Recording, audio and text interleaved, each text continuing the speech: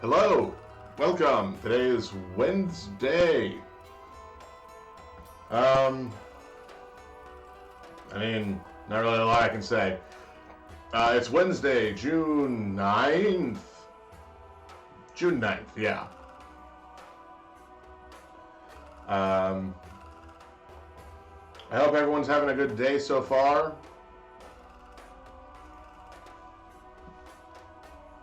I know a lot of news came out last night, and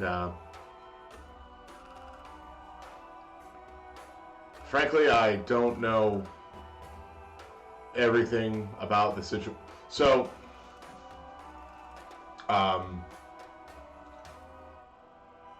with the VTuber community, I don't know everything about. I don't know a lot of stuff. All right, I'm going to be blunt about that. But apparently, Kiryu Coco is graduating on July 1st.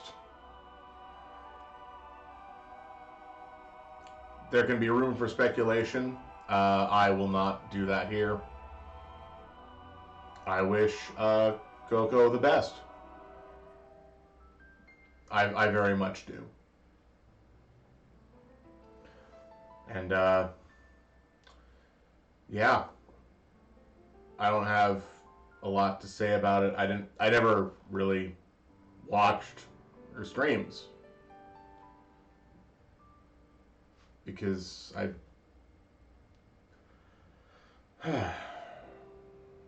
kind of never had the time, right? Maybe that's what I'm most upset about it. Because it's like, I could have watched her streams, but I didn't. And now there won't be any more. But that's making it about me, and it's not about me. Why would it ever be about me? I wish her the best.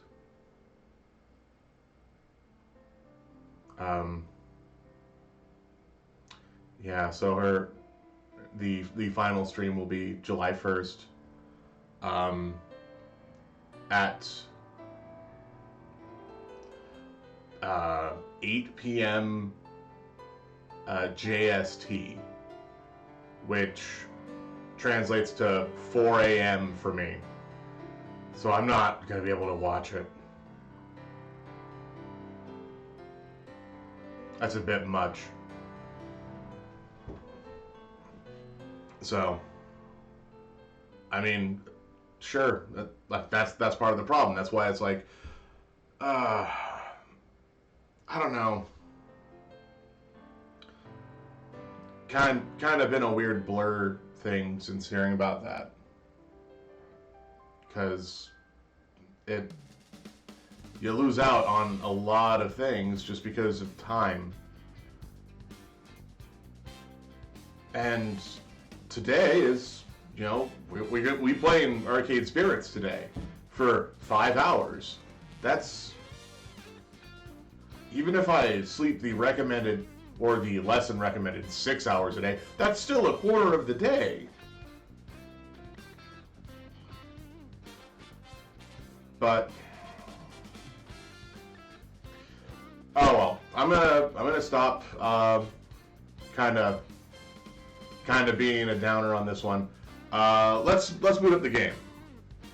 I guess I can do the hellos again. So yes, hello, welcome to Wednesday, June 9th. It's June, still June. It is Wednesday in June, so we will be playing Arcade Spirits. We're playing visual novels on Wednesdays, at least for now. I'm still trying to get a hold of, or get a hang of, like, the actual statistics that are given when, streams end. Because I'm trying to see what's good to stream and what's not good to stream.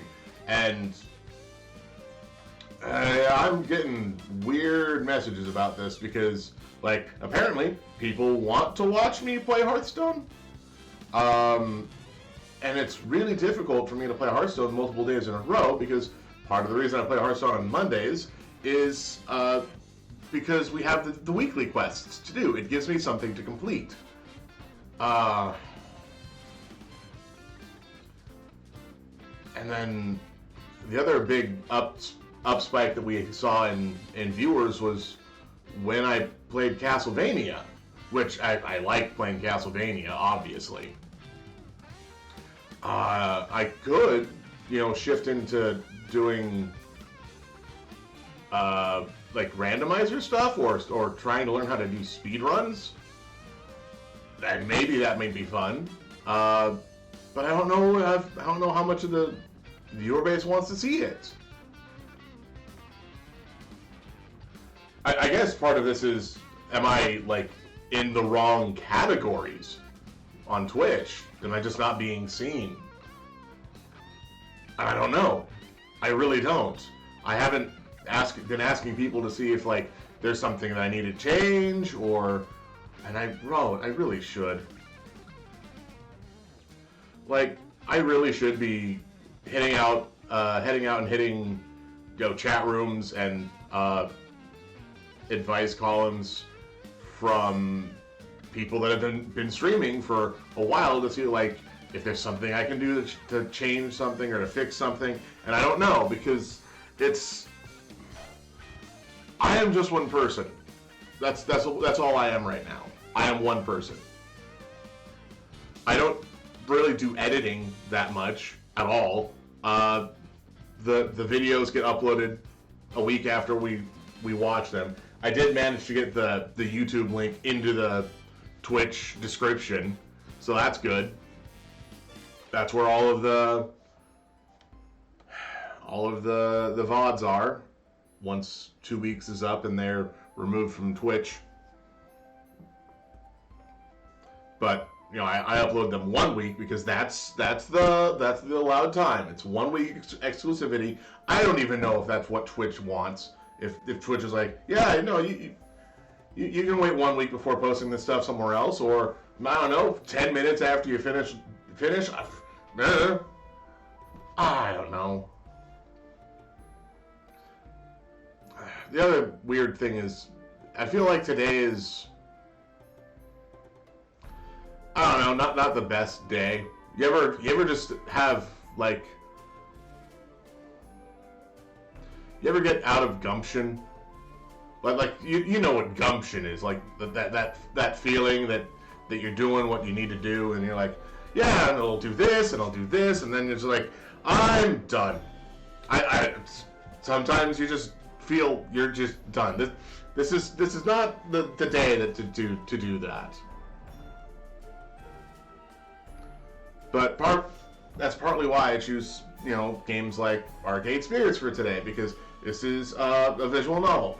Last week when I played this, I had a good time. Sure, I didn't get as far as I wanted to. We didn't even finish the first day. But there was a lot of, at least what I felt was me talking at the camera, based on what was going on. Yesterday, not really a lot of conversation stuff happened, because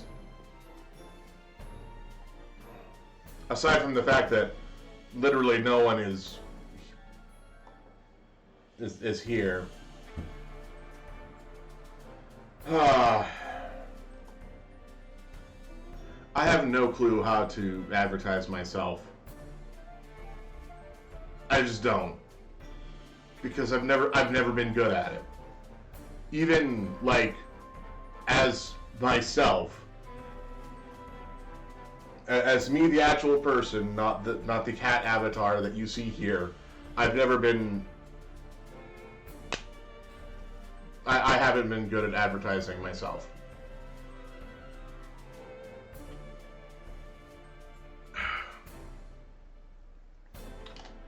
And hopefully, today I'll have solved the whole needing to go eat something later. Also because I'll end up having some food probably later on. So I might do a quick break for lunch. Maybe around 1 o'clock. I don't know. We'll see. In the meantime, let's shift scenes. So we're gonna go to this one. This is the game scene. And then I'll pause the music because now that I don't have the thing saying what's playing, it's bad for us. And then we boot up Arcade Spirits. Come on. Come on. Boot up. Okay, good. Oh yeah, let's take a look at these prizes. Nope, they are still locked.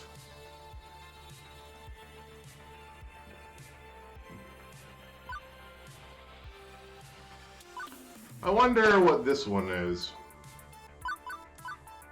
I bet I would have had to say click on I hit start.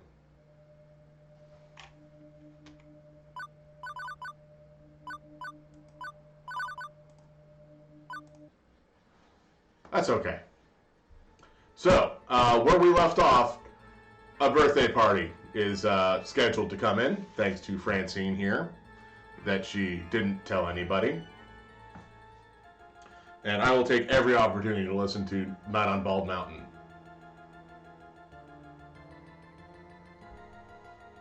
So, back to this. The looks of confusion and outright terror on their faces, all laughter dying off immediately, are vaguely concerning to me. Sorry, I meant to tell you, dears, but I plumb forgot. A birthday party? How old are the kids, may I ask? It's her 5th birthday. Oh, to be young again. 5-year-olds? Naomi starts pulling at her hair, eyes wide and trembling. Throwing skee balls overhead into the glass, jumping up and down on pinball machines, putting chewing gum into coin slots. Yeah, I can understand that. She'd be very upset. Pulling at my costume, tearing off pieces of it. Naomi, Ashley, keep it together. We've survived kids' parties before. Doom! Doom! The end is nigh! Well, I'd hate to get in the way of all the fun. Yep, it's time for my afternoon nap anyway. Thanks, Francine. Have fun, dears. Oh yeah, let's see what our relationship score was. So, looks like we were doing good with our 3 co-workers. And Teo. Interesting.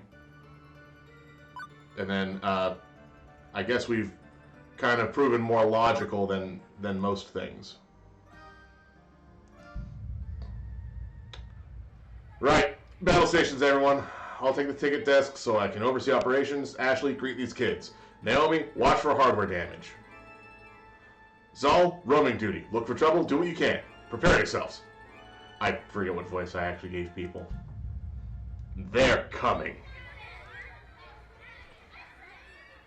Like an oncoming tidal wave, the rumble is felt before it is seen. Parents pulling into the parking lot, minivans disgorging kindergartners, and suddenly...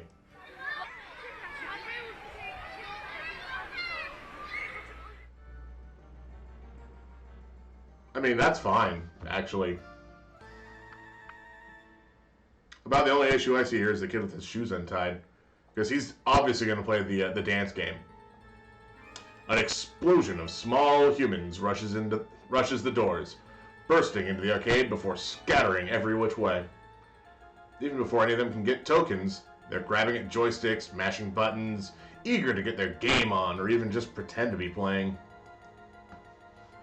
The crew assumes battle stations. Naomi by the fragile pinball machines, Ashley near the door, trying to distract the incoming kids to greet them. Gavin, armed with pre-stacked $10 rolls of tokens, quickly exchanging them with the adults. Beats waiting in line at the change machines. As for the pro gamers, well, Queen Bee and Teo's friends bolt for the exit, abandoning them. Oh, so Queen Bee and Teo are still here. Keen on getting out ahead of the surge of kitties, I guess. That's all very well and good, but I've got no idea where I'm supposed to be. Roaming duty, Gavin said. Look for trouble, Gavin said. I mean, I was doing that before, but now the chaos is multiplied. For a few minutes, I'm like a pinball being bounced around. Or like that frog trying to cross a highway of traffic. You know, like that game where a frog does frog things. I think it's Frogist.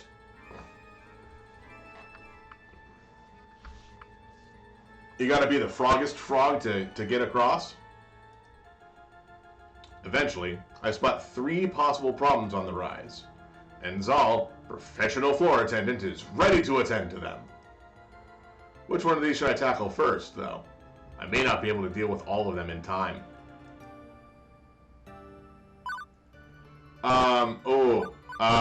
Two kids fighting over a box of cupcakes near Naomi and Ashley.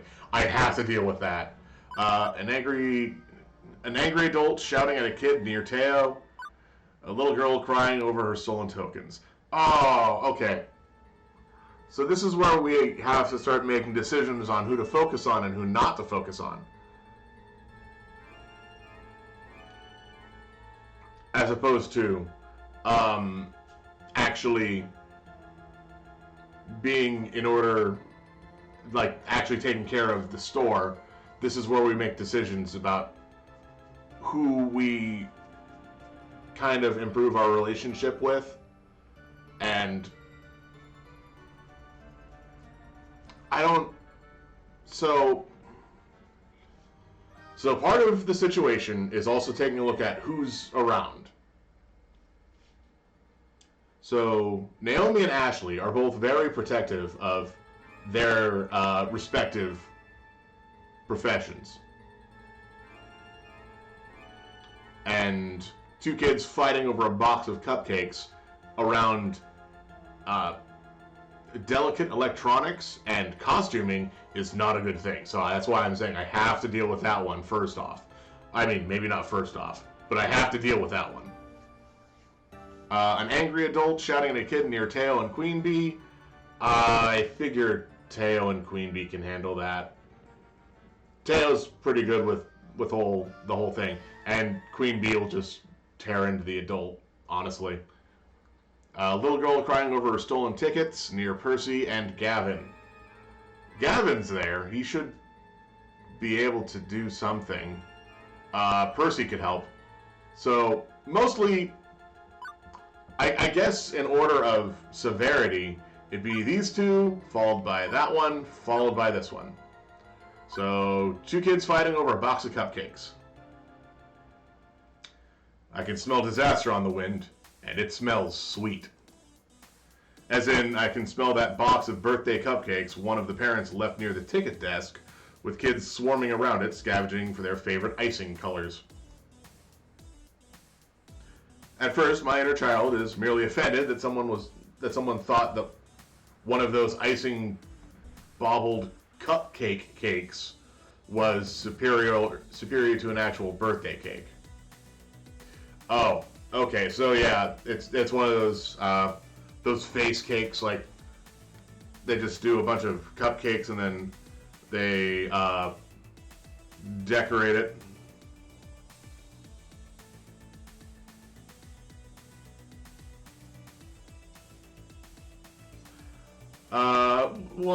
One second. Let me tackle this really quick. Actually, I'll be right back. Yeah, 1 second. I'll be right back.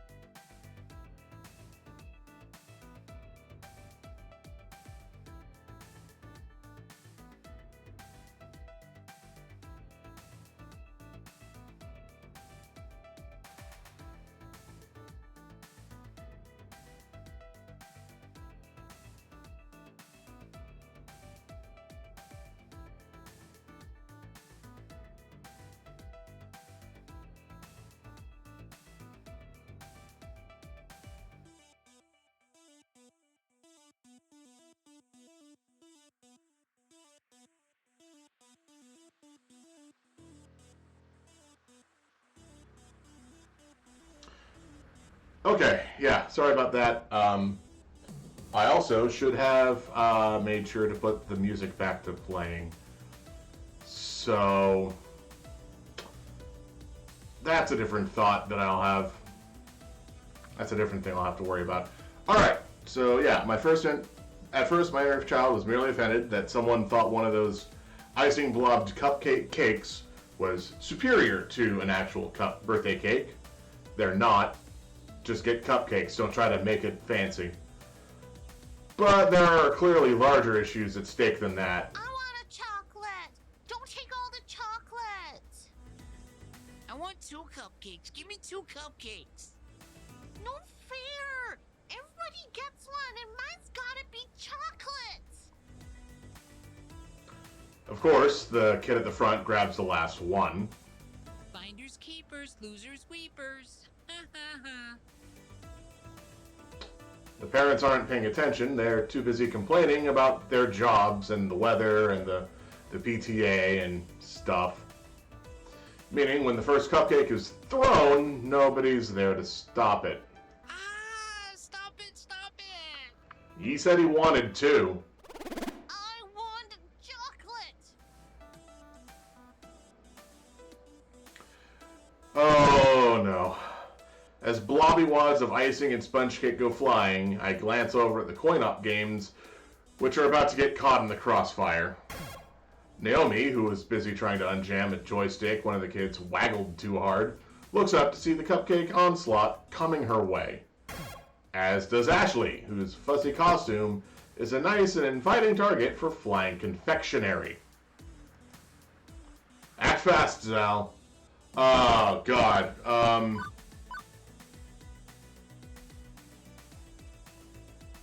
So the problem here is I can either save the game, save the costume, or do neither. Try and save both is not actually going to work. I know how fast I am. All this is going to do is make everything upset. So here's where I have to make a decision on who I want to actually have an okay relationship with, or at least who I want to continue having an okay relationship with, because whoever I don't choose is going to go. They're not going to go down a relationship point. Just the other one's going to go up one. And unfortunately, because I know what it takes for both of these, the costume is going to get cleaned.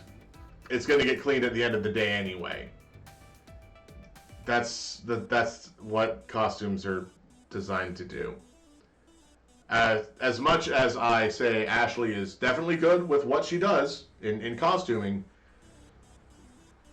saving the machine is more important, because these things are not cheap. Quickly, I hurl myself into action. Get down, Miss Naomi! Numbness sets in as multiple rounds of frosting-coated mortar fire impact my body.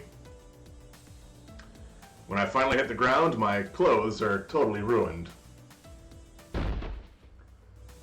I must have been floating for quite some time. But alas, my noble sacrifice could not save them both. What? No. No, my costume! Sure. These 3 cupcakes, I can understand being really annoying. This is on a shirt. I just know that the shirt's hard to get off the costume. Pinky, the Fun Flex Flamingo, is now covered in a wide variety of icing colors from across the visible spectrum. Zal, no! You were so young and pure and not covered with sugar. Naomi, it's so cold. They really needed to not put this underneath the air conditioner. Lie still, Zal. I won't let you die on me. I'm not dying. The icing's just kind of cold and sticky and gross. Oh. By this point, the lackadaisical parents have finally noticed the pastry wars and are busy rounding up the combatants for various scoldings. Aww. Oh man, my costume's just wrecked. I need to get out of this ASAP and put some stain treatment on it. Sal, can you cover the floor for me? Considering it's my fault you got caked, absolutely. It is not my fault you got caked. Again, if I would have tried to stop both of them, I would have stopped neither. It's not your fault. I mean, I guess the games cost more than my fuzzy felt. Yes, that is exactly why I chose what I chose. I'll be back ASAP. Thank you. That was brave of you.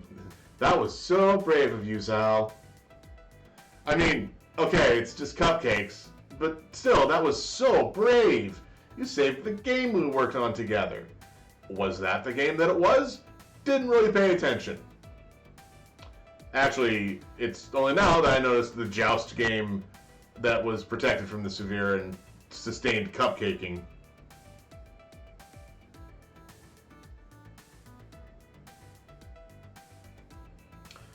I'm Naomi's hero of the day. She's smiling at me expectantly. Quick, Sal, say something cool. Oh, God, no.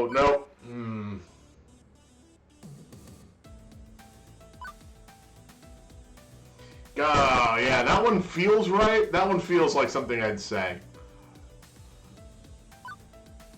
And this is something I'd say just to, see if it's up, if, I could up my relationship with her. But no, this is me. It'll take more than a lot of icing and a tiny amount of cake dough to put me down for the count. Bring it on. Hit me with a sheet cake. A Fudgy the Whale ice cream cake. I can take it and come back for more. Yes, well, let's not actually invite diabetes upon your person, but thank you. It's good to know you're willing to step up for me like this. I'd better finish up my work here and get out of the way of the party. And you've got more work to do. Good luck. With a brief nod from Gavin, I snatched one of the official Funplex t-shirts to replace my cupcaked top.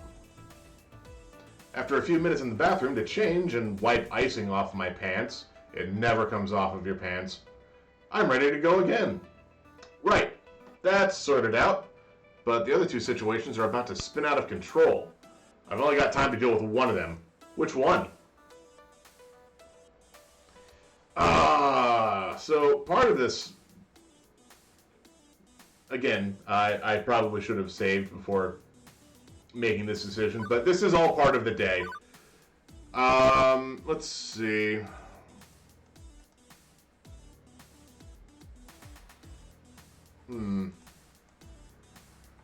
So I can either deal with an angry adult shouting at a kid near Teo and Queen Bee. Again, they should... I know they're not employees, which is why they could handle that situation better than I could, probably. Or a little girl crying... Or a little girl crying over her stolen tickets near Percy and Gavin. I know Percy's not... Again, Percy's not an employee. Gavin is. I think I'm going to choose to help the... Okay. All actuality, Gavin is here. Gavin's at this ticket counter. He should be able to help tackle that, just in general. This is a problem because an angry adult shouting near a kid could actually lead Queen Bee into shouting at the adult and being more of an issue than it should be. I should have thought about that, but I needed to protect the machines first. The sounds of hardship call to me from Fast Cars 5 racing game. Shouting adults and crying children are never particularly good signs, and I hope beyond hope that I can take this on. I shake the discomfort off, and the icing still on my pants. Now's not the time to doubt. I need to find out what's going on. Stat. I think that's supposed to be an acronym, and not just like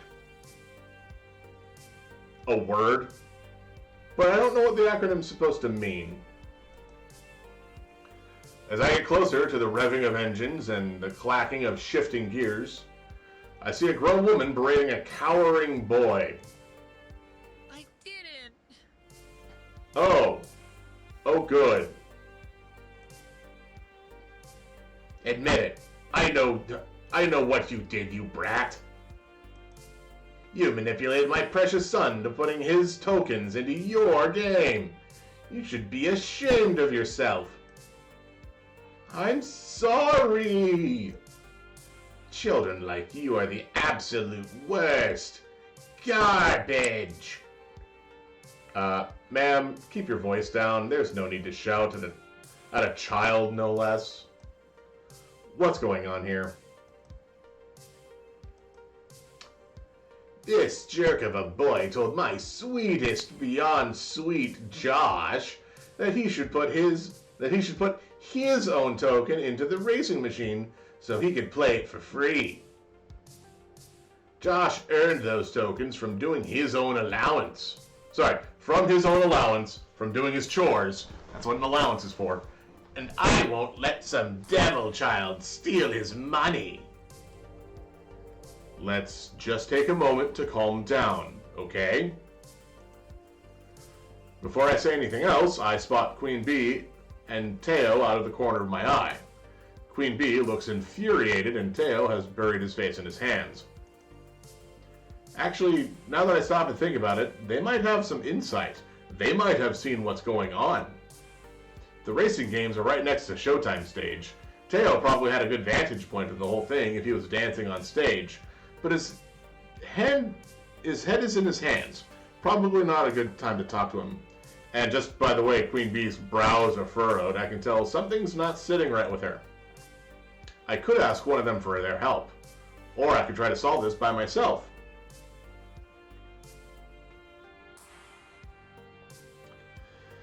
Okay, so this is another instance where I can raise a reputation with one of these two, but not the other. Or I can just tackle it myself because they are not employees of the Funplex. Choices. I get the feeling... See, the problem is, I don't actually know what's going on. The mother is being the problematic person by the look of it. I don't know if, like, her child told her something that is not panning out, or if this is a fight where one kid put a token in, one kid put a token in, and then it's like, oh no, this is a one-player game. Well, when you put that second token in, you doubled the time that the one player has, as opposed to having, you know, so each time you put a coin in, you get a credit.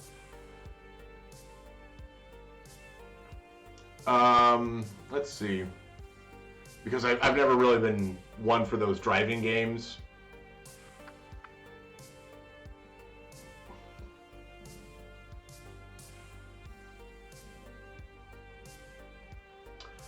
I think I have to solve this one on my own. Because as much as I know that Queen Bee will probably have something to say to the mother, first off, because that's no good.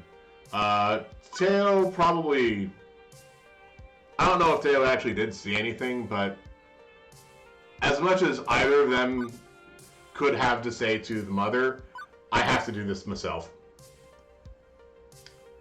It's time to put on my Sherlock cap and figure this mystery out. The scene: Fast Cars 5 racing games. in the darkest corner of the Funplex, approximately 6 p.m. Eastern. That is not the current time, but sure, let's go with that. The crime? Theft via exhortation. The accused, the crying boy. The facts? What I've gathered thus far, she claims that the boy tricked her son into putting his tokens into the boy's game. Let's delve a little deeper, shall we? Ma'am, I'm with the arcade staff and I'm here to help. I know you're upset right now, but if you please stop shouting, I'm sure we can get this all settled. She calms down enough for me to ask a question. It's one single question. Have you actually asked the boy his side of the story? Why would I ever do that? He's obviously a thief. And a liar. Probably. The sweet silence gone. And the boy appears as if he's about to burst into tears again. There's no way to make this lady see reason unless I do something.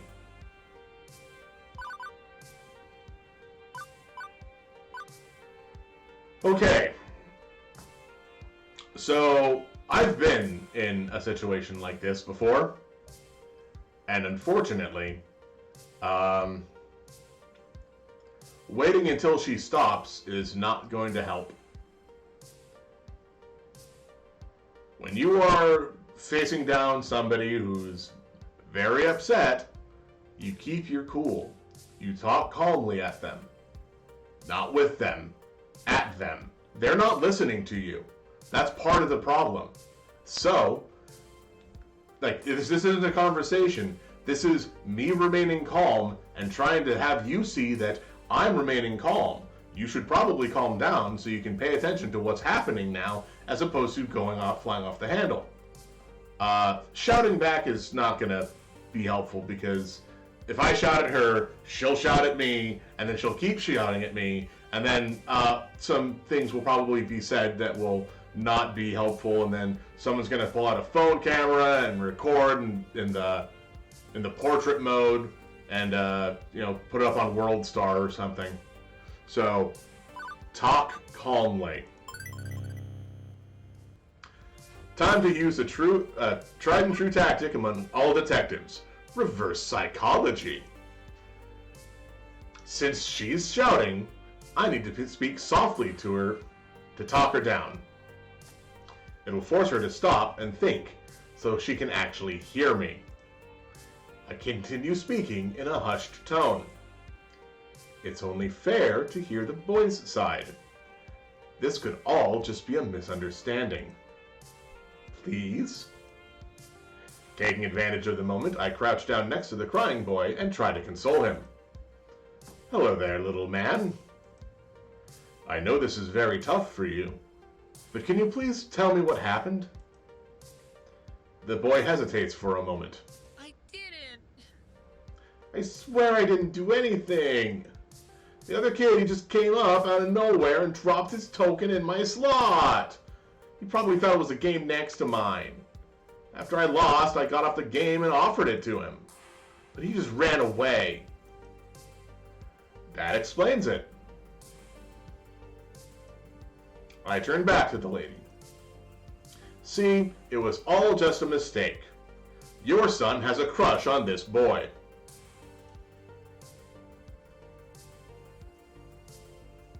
I mean, did no one else see that too? That's kind of... That's what I'm getting. That's what I'm reading into this. That boy is claiming my Josh is a liar. Unacceptable. He could be making it all up just to protect himself. You have no proof. Miss, we have cameras. As much as I believe the crying boy, she does have a point. I don't have any proof, and that's the one thing I need to finally put this to bed. I take a second to formulate my next thought, and then spot a camera dangling from the corner of the ceiling. Aha! We can check the security footage. Yes, do that, then you'll see how my Josh was wronged. Hold on a moment, ma'am. I'll be right back. I run back to the employees only area and over to the small bank of security monitors. I find the one that's pointing at Fast Car 5 and spend a few minutes rewinding to the time of the crime. Got it. The crying boy's story checks out. It appears that Josh put the token in the wrong slot, which I can understand. They're stacked vertically. And it's not clear which slot is for which game. Kinda makes sense. I rush back to the scene and quickly tell them the results. And this boy even got out of the driving seat and offered it to Josh, but Josh just ran away after that. So as you see, no one's at fault here. So let's just all apologize and carry on, okay? I do not accept. You are taking this little thief's side. Josh is a good boy and doesn't deserve to be treated this way. Ma'am, I can't ask you to leave. Josh, get over here. We're leaving this horrible arcade. Right now.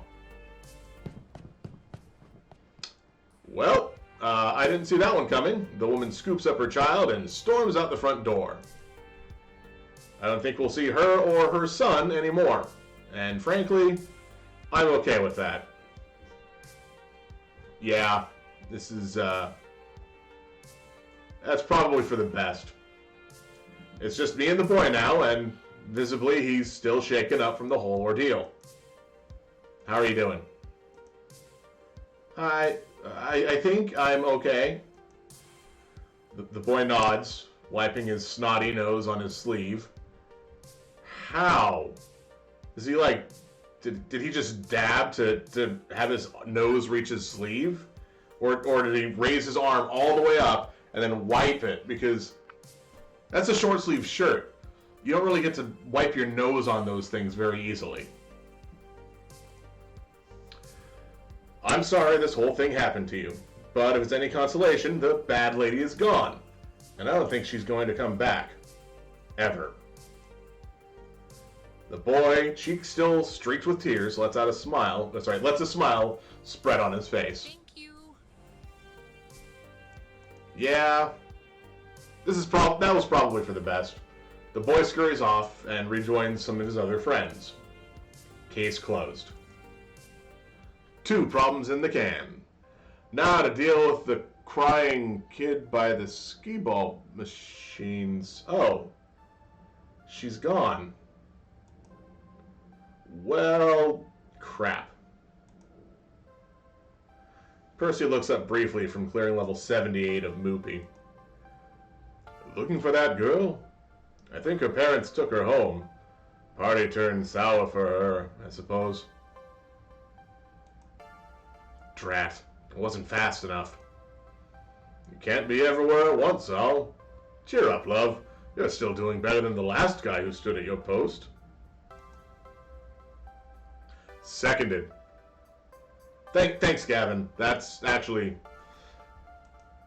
I saw you deal with that obnoxious parent and with the cupcake war. You did well today. Seeing Gavin actually smiling is weird. But I'm not going to say no to praise from my sub-boss. The mini-boss, as it were. Things seem to be cooling down. I suggest you take a few minutes in the break room while there's a lull in the action. Ashley and I will handle things for now, and she can swap off with you when you come back. She took care of the costume, I hope. Percy ducks out of the conversation without actually moving anywhere, refocusing on his game. I could use a few minutes, yeah. Thanks, Gavin. I'll be right back. I slip away, headed for the employee lounge.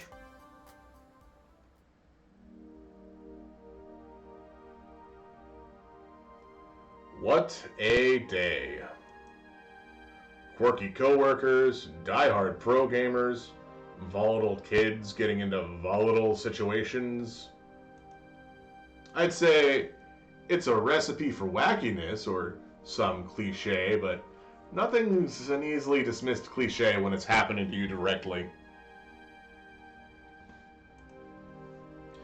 Frankly, I'm exhausted. Like, I thought the day was done before the birthday party happened. This is definitely a surprise. I dropped down to one of the cheap folding metal chairs in the employee break room, groaning and rolling my head back to try to work the kinks out of my sore shoulders and spot an upside down kid. Huh? Oh wait, I'm the one leaning backwards. I sit up and turn around instead. Better. Okay.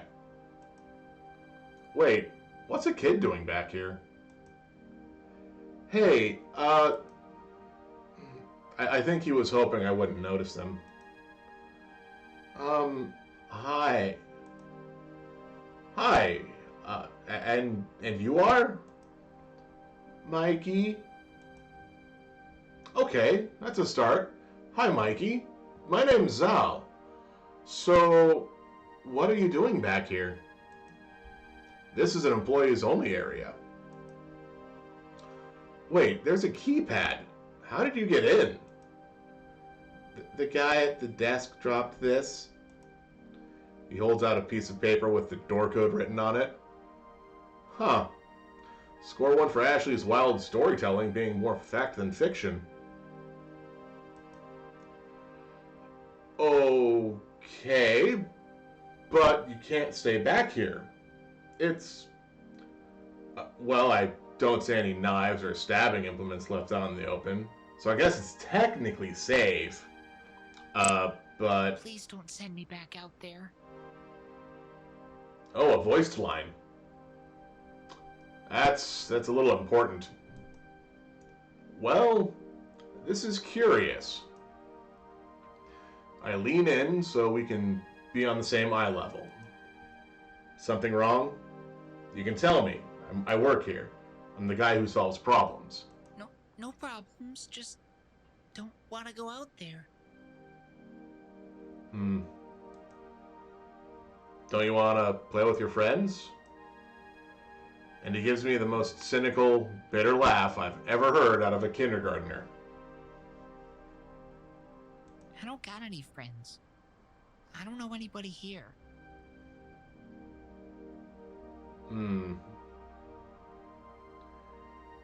Yeah, no, I can feel that. Kind of like how it was a class thing. Like, it was mentioned in the class, so then everybody in the class had to go along. My family just moved to the city, and before that we lived in another city. And one more for that, but I was too little to remember. Oh, you're new. Well, that's okay. Mom told me to come to the party anyway, and I didn't want to, but she took me anyway. And then she left because she's got to work. Oh. Oh, man. How did it feel about that? New kid in town, huh? He nods, mutely. Still, I should have busted him there and then. Brought him back out to the party where the other parents could supervise him. I should have told Gavin. I should have enforced the rules of the arcade. Okay, kid. I won't tell on you. If you want to stay back here for the rest of the party, I'll keep you company. Probably wouldn't fly very well anymore. Thanks. You really won't tell my mom? Nope. Why? I thought you'd want to make me go. You're an adult, like Mom. I am not an adult like your mom. Your mom has a different job. I wasn't always an adult. I was a kid once. I'm still a kid. Don't let this look fool you. The new kid in town, in fact. You were the new kid? Yeah, although for me, that started happening back when I was 10.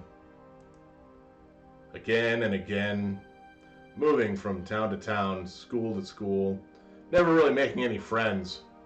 Not for years. Wait, but I'm friends with Juniper.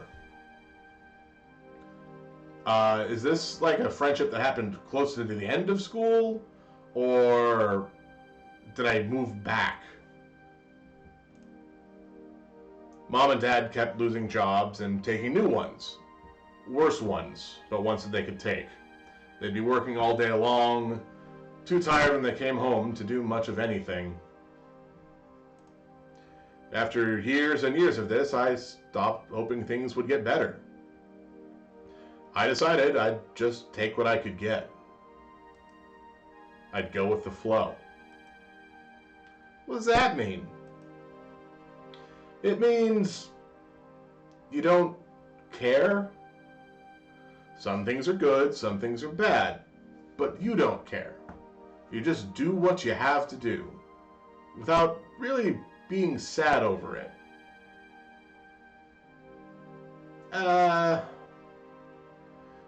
Trust me, there's a difference between going with the flow and this.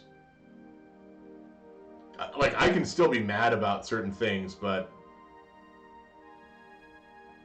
it's the whole thought about, the comment, grant me the strength to change what I can, and the wisdom to know the things that I can't. Or something along those lines. That way you don't try to force something that you can't change. Because, knowing what you can and can't change is important. No sense focusing too much on what you can't change. But you can still be upset about it. You just can't really do anything about it. Maybe I'm talking myself in circles here. Because I feel like I'm saying one thing and then immediately saying the opposite. Like, yeah, care about stuff, just not everything. It doesn't matter what Becky from 4th grade is wearing. She's her own person. You can't change what she wears to school. Right?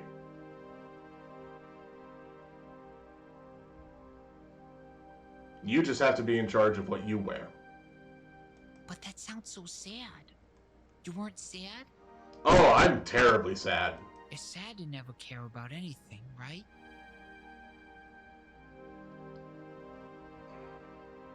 Yeah. It's important to have outlets. I guess I was sad. Whoops, I forgot that removes everything. I just told myself I wasn't going to be sad, even though I really was. And then I bite my tongue hard. Because my little involuntary trip down memory lane was not helping this kid out. Wouldn't have helped little Zal out if an adult did this for me. So instead, I decided to be the adult that little Zal would have needed. Ooh.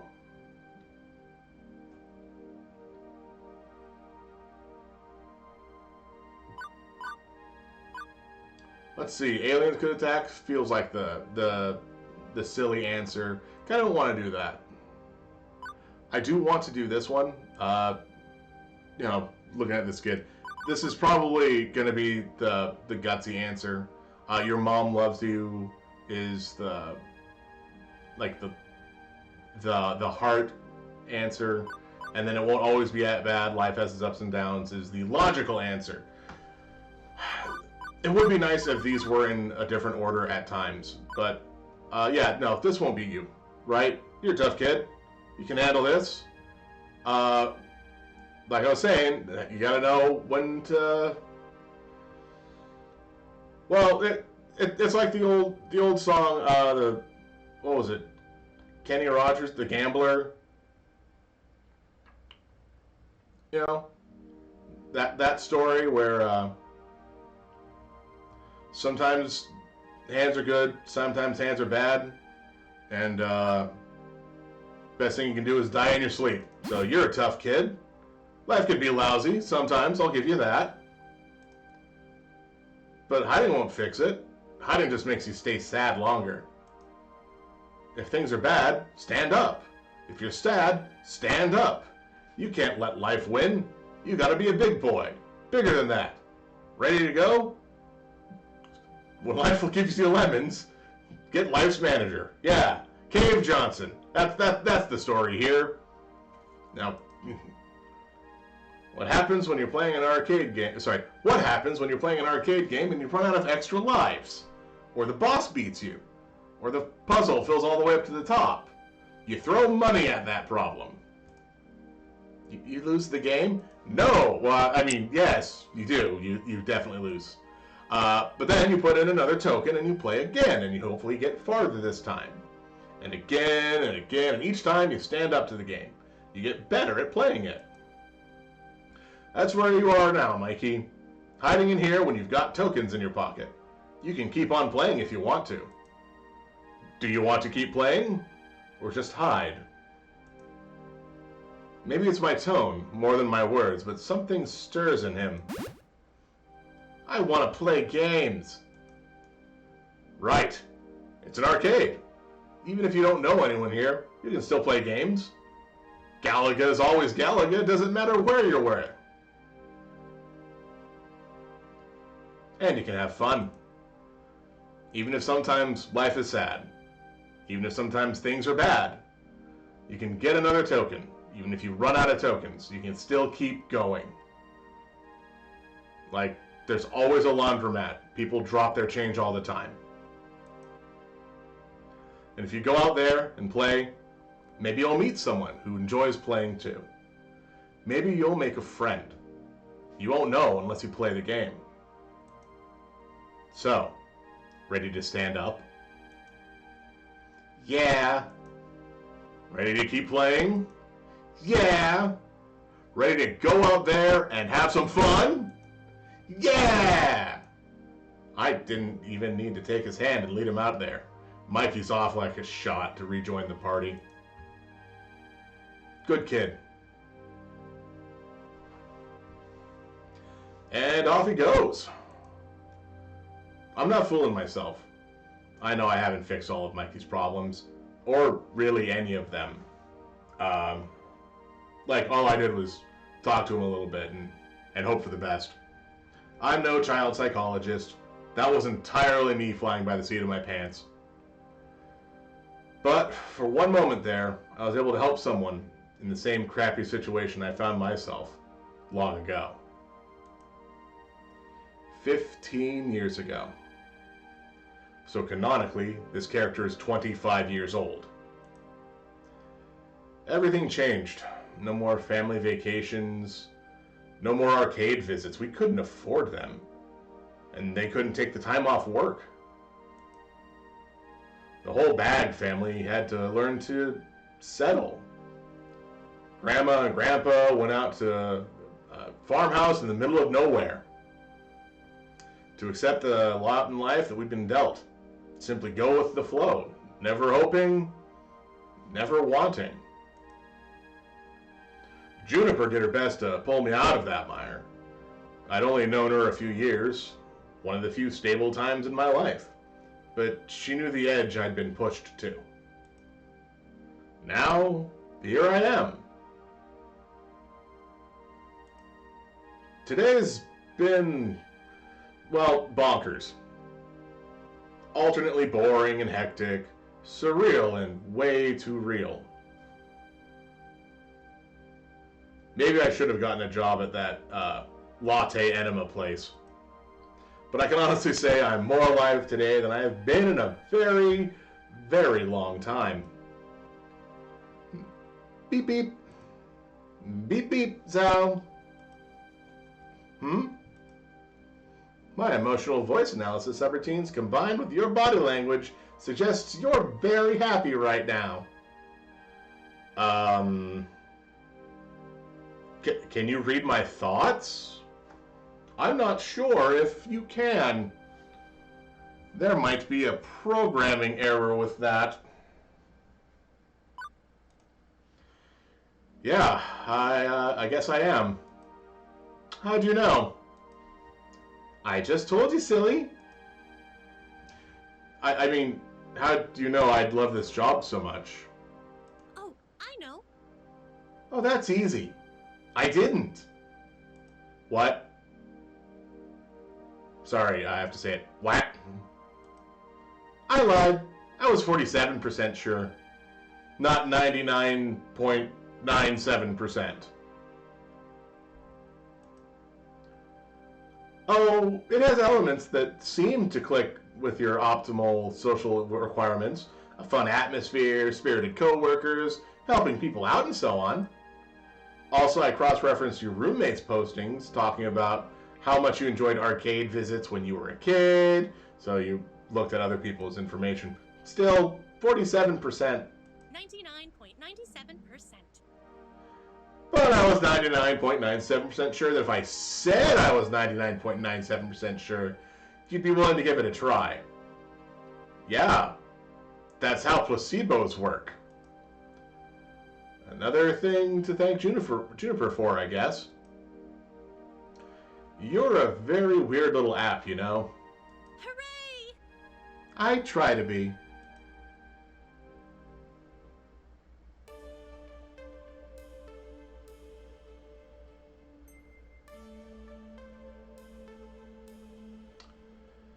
From the cars pulling up into the parking lot, it looks like the party's over. So, aside from the minivans full of children, which are now going to be their parents, I'm assuming, coming to pick them up. I don't know how many adults were actually here. I really hope there was a reasonable amount of adults actually here. Like, did we send one of the minivan moms away with her kid? And now there's like 6 kids that need a ride home?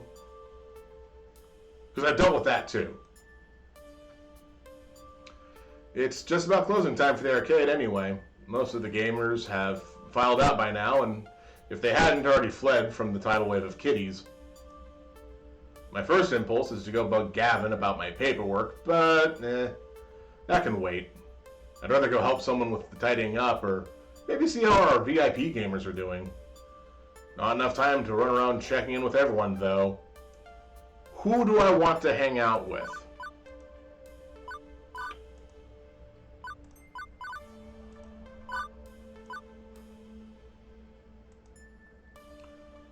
Wow. Everybody's got an option. So Gavin's tapping his tablet and frowning.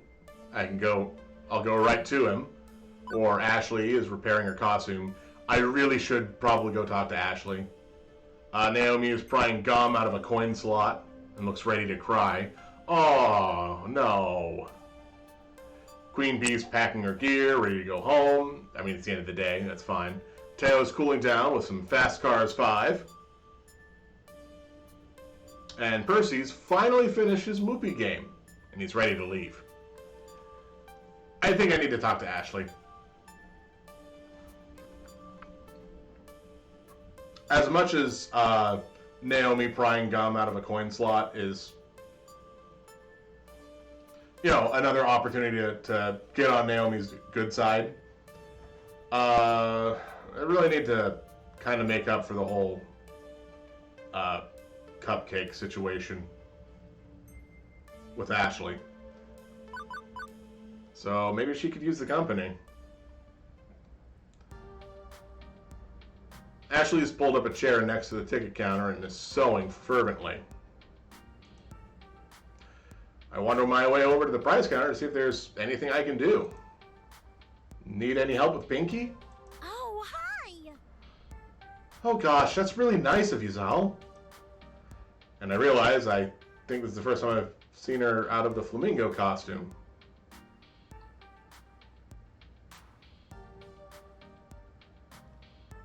I'm trying to remember what that symbol is on the button.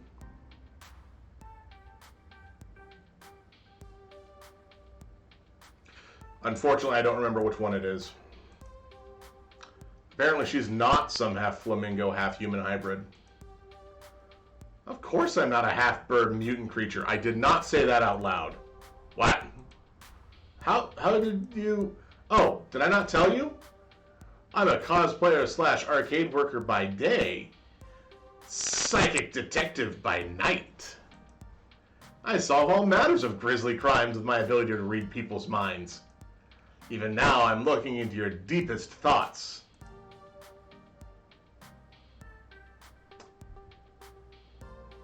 I mean, yeah, prove it. But also, I mean... No, yeah, prove it.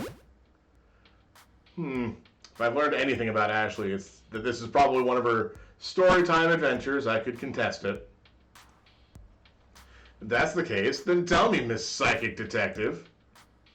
Tell me what I'm thinking about. Right now. Ashley rolls her eyes with a smirk. Relax, I'm just messing with you. You're definitely not thinking about tacos. But in my defense, the quizzical look all over your face told me everything I needed to know. It's always weird seeing people out of their costumes. I've done the same thing with other cosplayers. Couldn't recognize them outside of the wigs and makeup. I don't take it personally.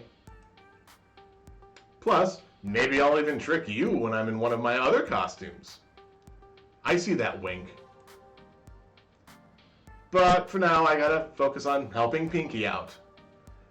How bad is it? Well, luckily, Pinky's arm is still intact. My stitch job held up. But some kids pulled out a few of my tail feathers. And it's totally covered in cupcake goo. Right. Yeah, sorry about that. It's okay. This kind of stuff happens all the time. It's just more common at these chaotic birthday parties. I've become quite deft at fixing Pinky up after these events. See, look at that. That was my last stitch. Not bad, it looks almost new. Thankies. You know, you did really well out there today. You should be proud of yourself, no matter what Gavin says about you. What's Gavin been saying about me? Yeah, wait, what? Well, I'm pooped. I think I'm gonna go home and take a nice bath and relax. Bye-bye.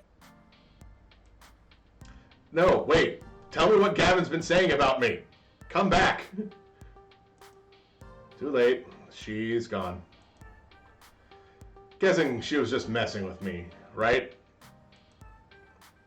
With things winding down, there's just one last thing to take care of before I'm out the door. I seek out Gavin to handle the remains of the day. Zal, good work today. Thanks, boss, mid-boss, sub-boss, mini-boss. Thanks, mini-boss. Gavin will do. I can't say you've been a perfect employee, but my standards are impossibly high. So I'll just assume you are as close to perfect as is reasonable. Unfortunately, the cost of cleaning our carpets and costumes after the cupcake assault will be a chunk of change. But I suppose you did all you could there. Normally, I'd have dealt with angry parents myself, but I was distracted. I've only secondhand accounts of your performance there, but I have to say good work. Dealing with that situation by the driving games took skill. You got the heart to the matter, right to the truth, even if she refused to see it. I'm not pleased that you sold our Moopy for only $1,000, not $3,000 as I'd requested. Gavin, we only paid $200 for that game. I'd be ripping off a customer. A customer with exceptionally deep pockets, and one who squats on that game all day, spending only a handful of change in the process. If anything, $3,000 is what we'd need to make up the lost profit from Percy being so moopy obsessed. What's more, why it's still here is a good question. Was I not clear I wanted it gone? Percy didn't want to break up the family. They're machines, not people. He also didn't want Naomi to be sad. Well, Naomi's a machine, not people. Yes, well, Naomi needs to learn to let go, I'd say. Ahem. Are you giving our poor little Sal a hard time, Gavin, dear? Miss Francine, I thought you were napping. Oh, heavens, no, I've been watching all this chaos the whole time. Let's be sensible. Naomi's dream matters too, as is the dream of Percy, that poor fellow. Poor? Isn't Percy stinking rich? I mean, he's a day trader. Yeah. If only, like, people could get into trading stocks. Oh man, I wonder if there's like an app that you could use to do that. Oh, jeez. Yeah, like I said earlier, sometimes you just gotta know what you can change, and it's really important to know that. Everyone has a dream they're chasing. Gavin, I don't know. I know you mean well, wanting to keep everyone's dreams afloat. But sacrifices made in that name which shatter the dreams of others, well, that's not what the Funplex is about.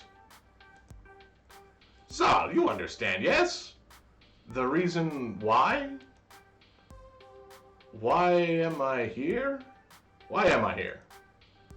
That's the question she asked me during the interview. Now, I think I understand. It's a funplex, a literal plex of fun. Naomi's fun is caring for the games she loves. Percy's fun is chasing his dream of a high score. Your fun is keeping every plate spinning, Gavin.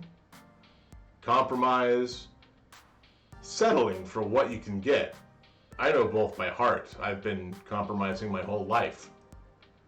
But that's behind me. I'm here to have fun. And I'm betting you are too. I see. Apologies. Zal, Miss Francine, I apologize.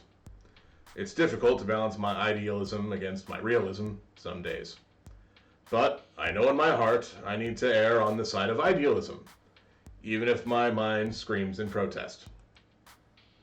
I can assume you're still keen to work here, Zal? No, I am leaving. I'm never coming back. Of course I am.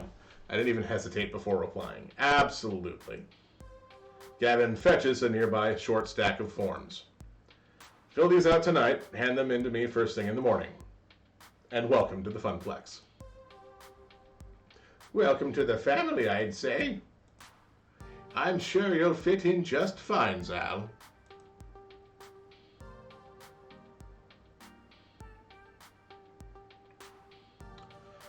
One bus ride later, and it's home again, jiggity jig.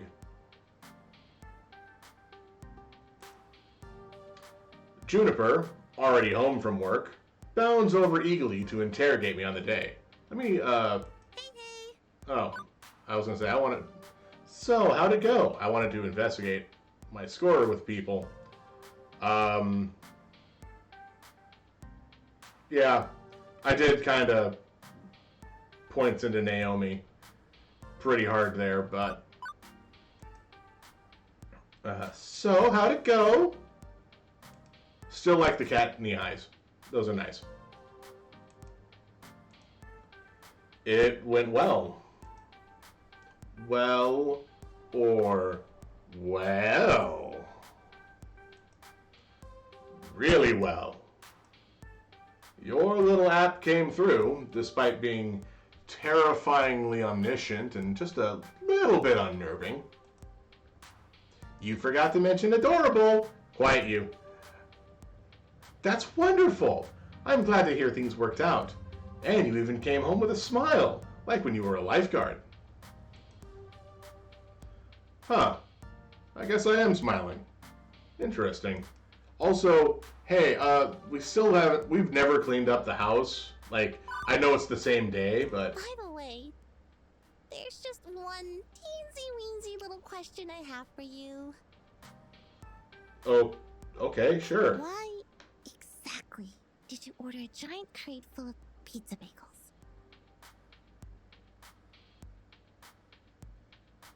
I didn't order a giant crate. I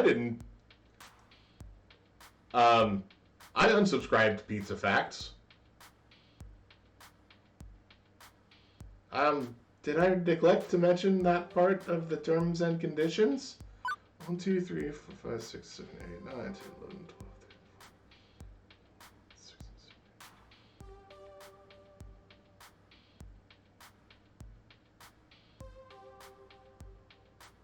What is this, 32 boxes of pizza bagels? On the plus side, I know what I'm having for lunch tomorrow. As long as they're different flavors, fine, whatever. And that's level 1 of Arcade Spirits complete. Hey, look at that! You won a prize! You get one of those for each level you clear, plus some extras for various endings and other hidden thingies. Now let's check your score. Looks like you're really hitting it off with Naomi, almost like that was the plan. You're proving to be a level-headed, rational, and honest. Great! Also, you scored 5,150 points. Nice. Keep talking with people and your score will go up, up, up. Today's pizza fact is unsubscribed pizza facts. Americans eat approximately 100 acres of pizza each day, or 350 slices per second. Wow! I don't think that's true. Do you want to save your game before proceeding to level 2? Absolutely.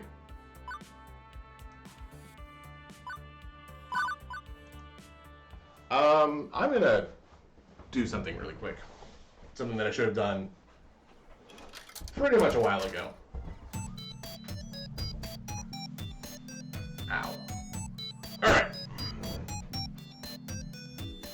I have water.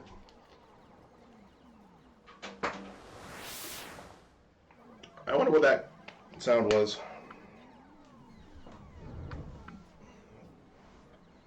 Oh, right. The cord for the controller.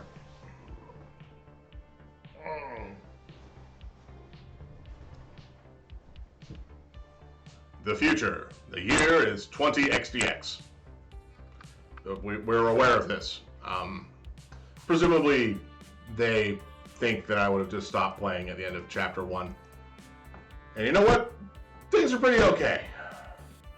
I worked as a floor attendant at the Funplex for 2 weeks now. Hard work, to be sure, but rewarding. In a spiritual sense, at least. I've helped Naomi repair pinball machines. I've had tea with Francine while she reminisced about the far-out 1960 X's. I've evacuated gamers when the kitchen accidentally caught fire. They have a kitchen? Oh, I mean, I guess, yeah, in the break room. I don't think there would be an actual kitchen, though. I've had numerous kids puking up nachos on my clothes. I guess they have a kitchen because they have to have nachos. I've scraped gum off any number of surfaces. I've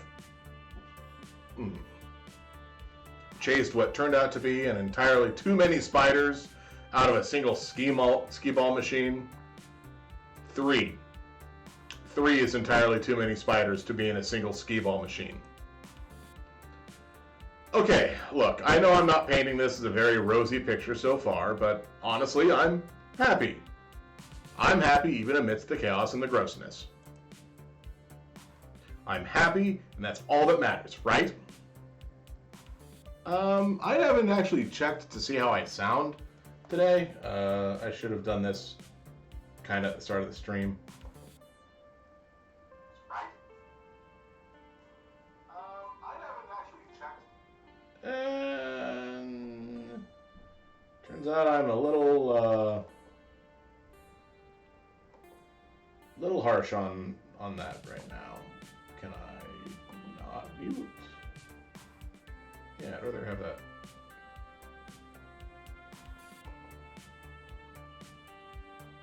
Okay, there we go. All right.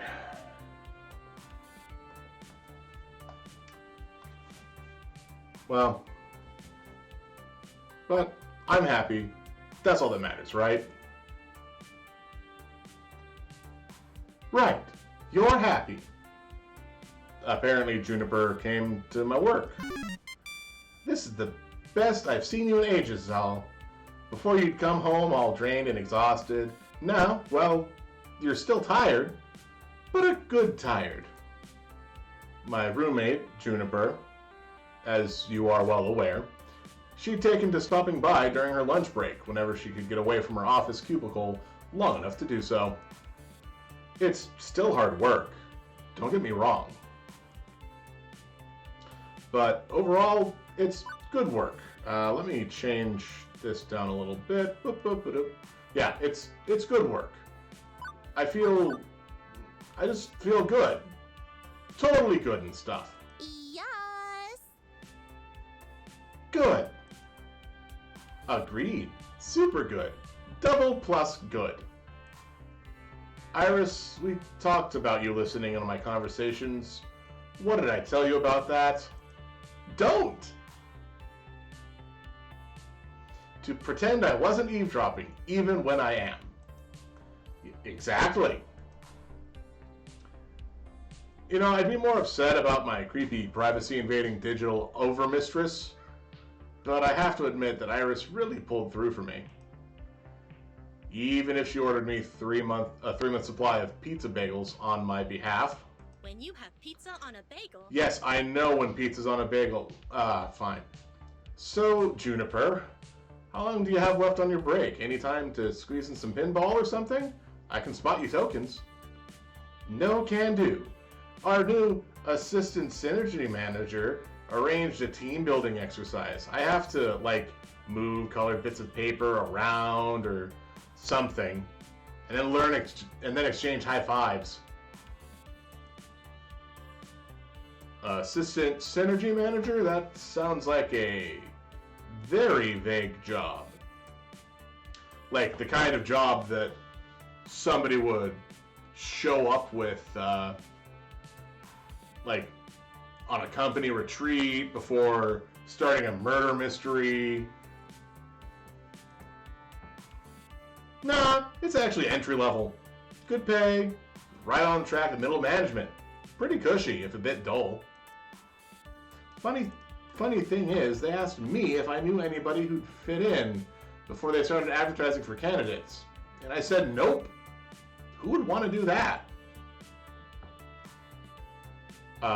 When was this exactly?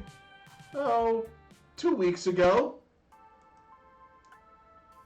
So, 2 weeks ago, right when I needed to find work, you told them you didn't know any good candidates for a well-paying, entry-level job.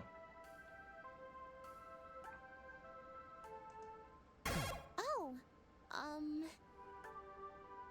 well, but you wouldn't have liked being an assistant synergy manager, right?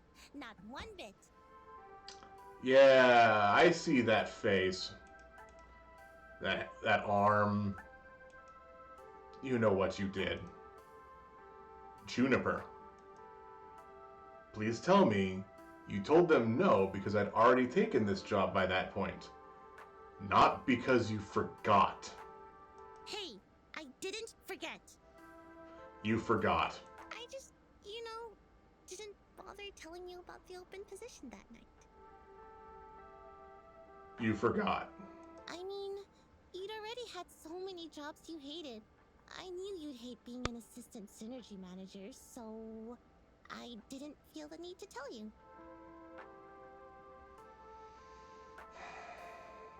And it all worked out, right? You just spent the last 5 minutes telling me how happy you are here. Not a lie. I am happy here, indeed. Also, not a lie, having packed pizza bagels for lunch after having pizza bagels for breakfast because we barely have enough money to cover the rent this week pooled together. Because somebody decided to order 3 months worth of pizza bagels. Iris.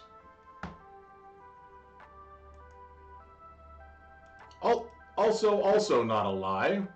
Gavin constantly hiding the numbers from us, insisting things were fine, all while dryly joking about perpetually being on the edge of crash and burn.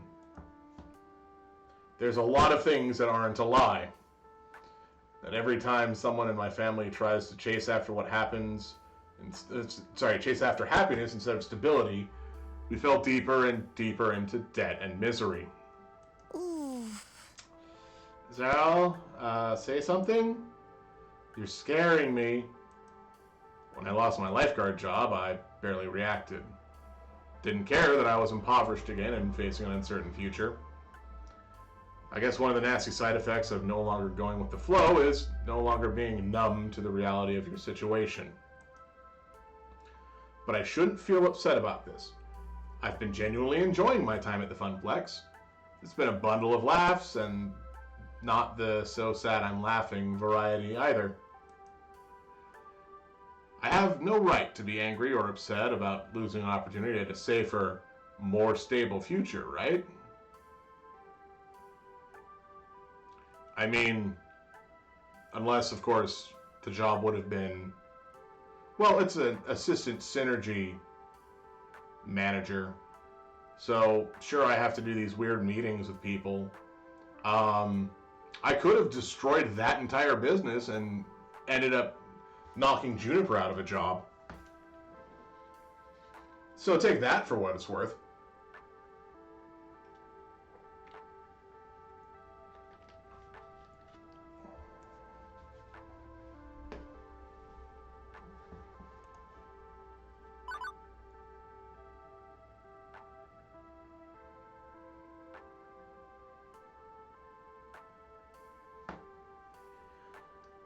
It's okay, I'm where I want to be.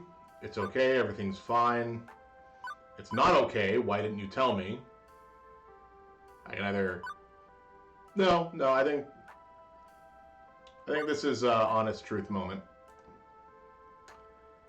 So I won't be angry or upset. Simple as that. I decided I was done compromising, right? Done with settling, going with the flow. I'm going to be one to break the family curse. I chose this path of my own free will, even if I didn't have all the facts at the time. But if I'm going to be honest, boundless confidence doesn't cover the simple fact that I chose to be vulnerable rather than safe. If the arcade closes, if anything else goes wrong, still, no need to dump all that on Juniper. Just let me know the next time, like if I get ousted from this job, please let me know. It's okay, Juniper, you were right. I would have hated that job. And things are great here. I would have burned down your office building. Oh, good. You were kind of freaking me out. Trust me, it's the right decision. You'd learn to loathe working at my office, like I do. I mean, sure, the pay is good, and you get solid health insurance, and paid vacation time, and they have a sweet coffee shop right in the lobby. I don't really drink coffee, so that's not a selling point. And these really great chairs that support your lower back, like $1,000 chairs from Sweden crafted by master chairsmiths. Oh, that's a profession that you could get into. Juniper, I said it's fine. Everything is fine.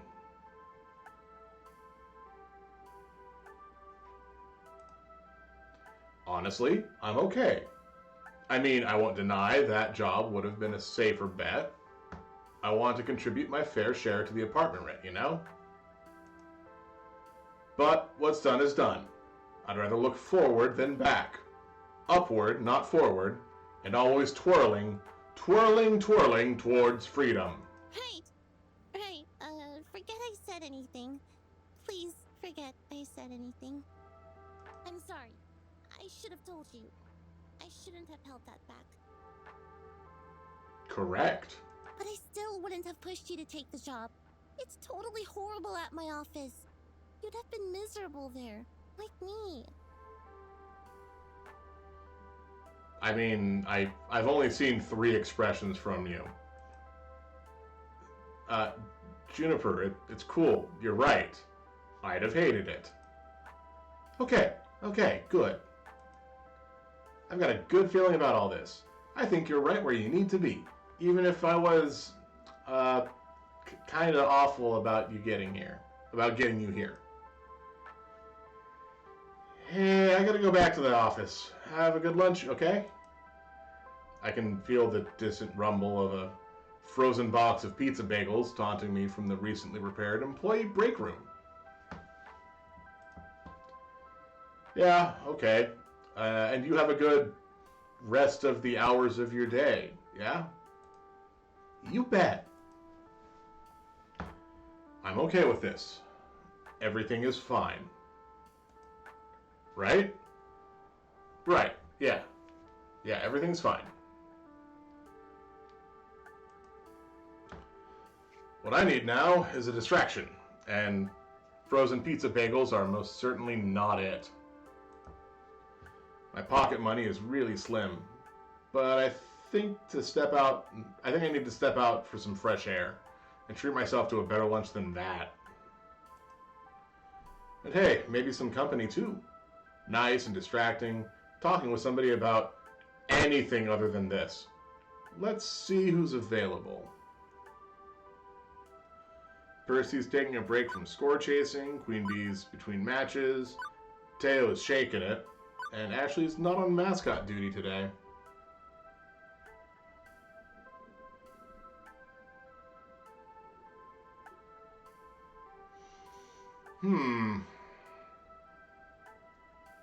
Well, that's not a good feeling. I mean,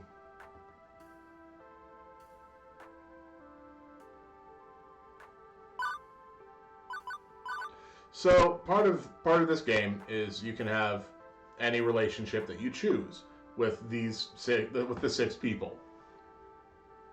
I am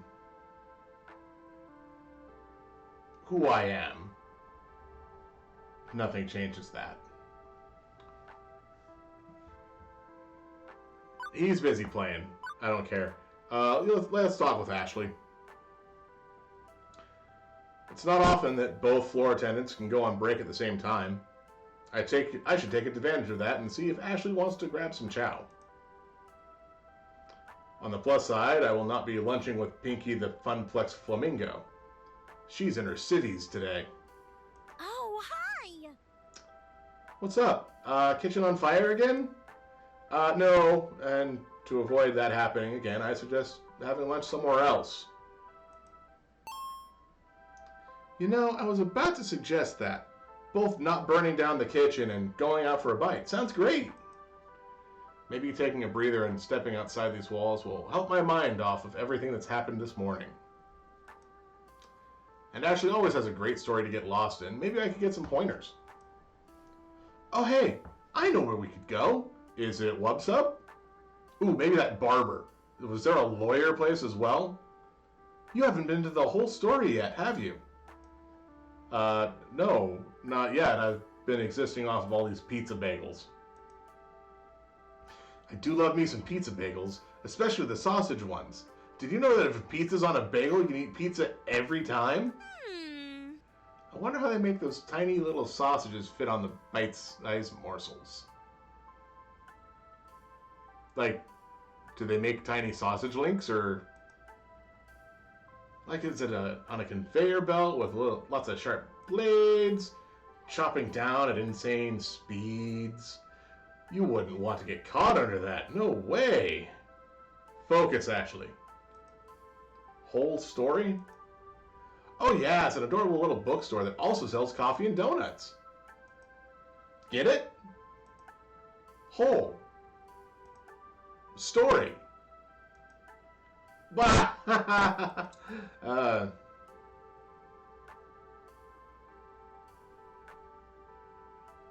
Yeah, that's kind of the feeling. Not a fan of puns, I take it. No, I'm fine with puns. It's nevertheless, I got a hankering for some mini donuts. Let's go. Despite coming to this little strip mall for 2 weeks, I haven't actually visited our neighbors. We've got the Pangy branded barber shop, boring clothing store still, a loan office. That's interesting. And 4 office spaces for rent. And the whole story, literally right next door. Don't know why we haven't gone there yet. And yeah, I hadn't visited our neighbors. Mostly I did what needed doing. Took orders from Gavin, lent a hand to Ashley and Naomi, things like that. Whatever the job happens to call for. No more, no less. I couldn't say I've been part of any community outside the immediate circle of my coworkers, whereas the others visited Whole Story frequently. But not Wubsub, apparently. Ashley leads the way into a shop that smells strangely of dusty old books and sugary sweetness. I don't think I'd ever been in a little independent bookstore. Or a bookstore at all, for that matter. It's 20xdx. Who buys books in a brick and mortar store anymore? Like, you always just find them lying around, and then you take them home. And that's how your collection grows.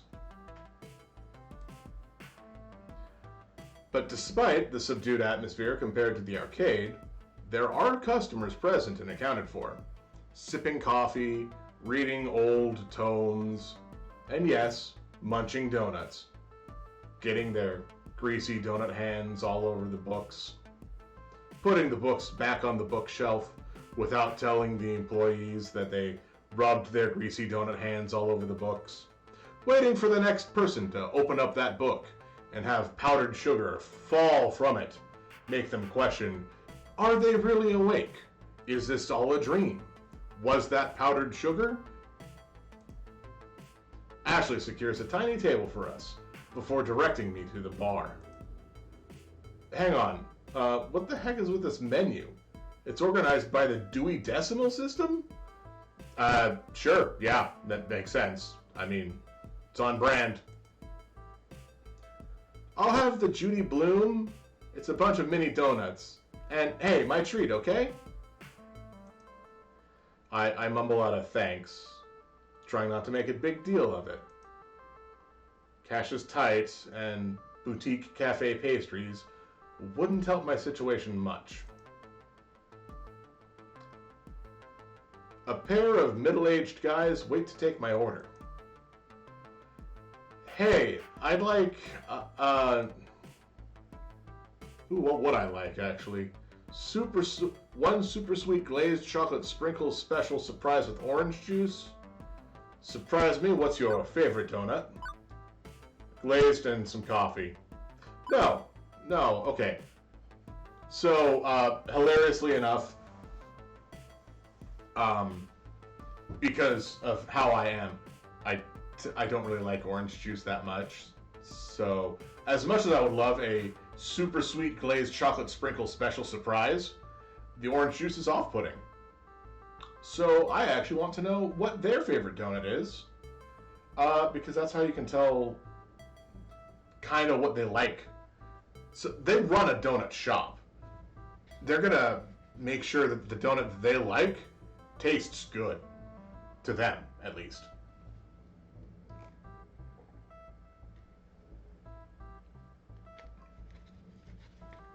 So yeah, you know what? Surprise me. What's your favorite donut? What's good? What's your favorite donut to order from the menu? One Terry Pratchett coming up, a jam pastry with Clatchy and coffee. The second fellow puts together my order. Huh. Jam pastry. That one's not too bad. Again, I don't drink coffee. The second fellow puts together my order and also drops a small paperback book onto the tray featuring a many-legged wooden travel trunk on the cover. Huh. A literally literary lunch. With alliteration, apparently. Yes, thank you, Ben. Say, you work at the Funplex, don't you? Yes, Matt. I do work at the Funplex. So these are Ben and Matt, apparently, the proprietors of the whole story. Right, we've seen you walk past our doors every morning and evening. Like clockwork, tick-tock. Right. Sorry. I should have introduced myself. Floor attendant Zalbag at your service. I'm your inside guy for tokens and tickets. Oh, we are lousy at video games. Totally lousy. But Francine's just a peach, isn't she? Sweetest dame you'll ever meet. Regardless, welcome to the whole story. I like these two. I'm Ben. I'm Matt. No relation to the actors. Although they're cuties, and so are we. Oh, stop. Stop being cute? Never. I like these two. Wait, the actors? What actors are Ben and Matt? Apparently the sugar is available in forms other than round and holy. Anyway, don't let us stop you from having fun on your little date. Wouldn't dream of it. It's not a date. Just friends, then? Friendly friends on a play date? Maybe the real date was the friends we made along the way. I'd say the real friends were the friends we made along the way. What if the way was also the real friends who were the real friends we made along the way? Oh, God. Okay, I'm enjoying this just a little too much. Okay, now you're just being silly. And how? Anyway, next order, please. The pair waves the next customer in as I return to Ashley's table with our orders on a nicely decorated wooden tray. Oh, wow! These mini donuts are just so cute. Ashley holds up a tiny donut in her hand like a chipmunk holding an acorn. Sorry, hands, both of them. So I guess like cupped, kinda like you know, like the little thing where you hold. Again, I realize I'm a cat avatar that doesn't, one, have hands, and two, can show this, but I'm gonna spell it out for everybody in TV land. So you cup your hands like you're drinking water from a river, and then you put your thumbs together with your pointer fingers, kind of like that, with your hands still cupped, and that's how she's eating the tiny donut. She looks down at the tiny pastry and her eyes sparkle before she even tastes a bite. Closing her eyes, the corners of her mouth curl in a wide smile. Sal, it's so yummy! I could eat these all day! I wish I could have Ashley's enthusiasm about eating food. The same old pizza bagels, day after day, is dulling my palate. Ashley's face changes from pure delight to concern. Hey Zal, is everything okay? You aren't your normal self today. You seem a little off.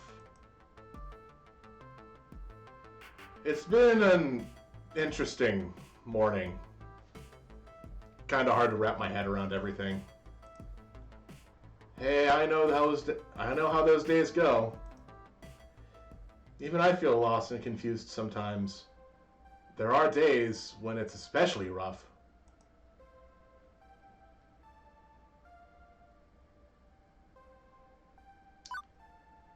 Ooh. I kind of want to see where this goes. So I will let her keep talking. How do I explain this?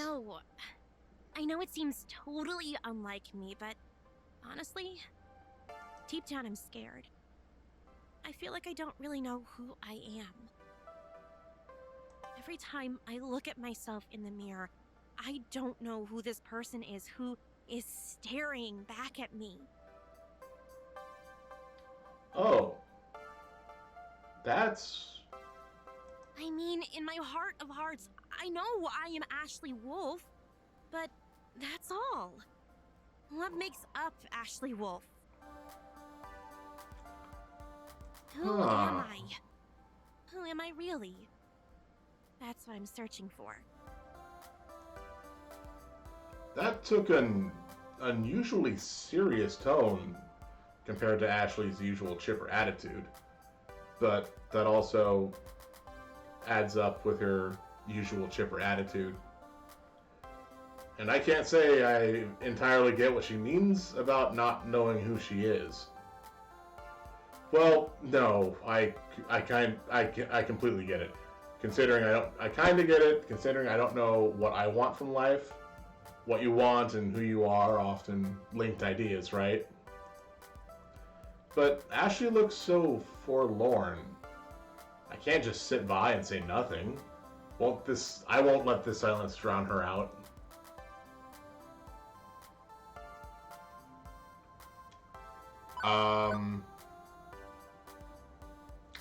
I kind of feel like that's why she does the costuming. I wonder if Ashley uses cosplay as a way to help explain her world, to discover things she couldn't obtain without it. Cosplay helps you find what you're looking for, right? Ashley looked shocked and slightly embarrassed. Whoa, how'd you guess? Yeah, it's almost like, that's what a costume is. Are you psychic? You have to tell me if you're psychic. Those are the psychic rules. No. You're psychic. If I was psychic, you would know if I was psychic. No, it just makes sense, I guess. We all have our masks. Do we not? Yeah, we do. When I reflect on my life, I really do love cosplay, and I love the rush it brings. I get to be whoever I want, whatever I want, whenever I want. I can be a starship captain, an elf that's a starship captain, a giant pink flamingo mascot even. I don't have to worry about Ashley, I can focus on being someone else. You do eventually have to worry about Ashley. I feel awkward in my own skin. Even when I'm in a costume, I can feel like I'm at my fullest potential. I feel comfortable. But I think cosplay has really helped me understand some things about myself that I couldn't see before I started doing this. I really wish I could remember what that stupid symbol was. The one on this button here.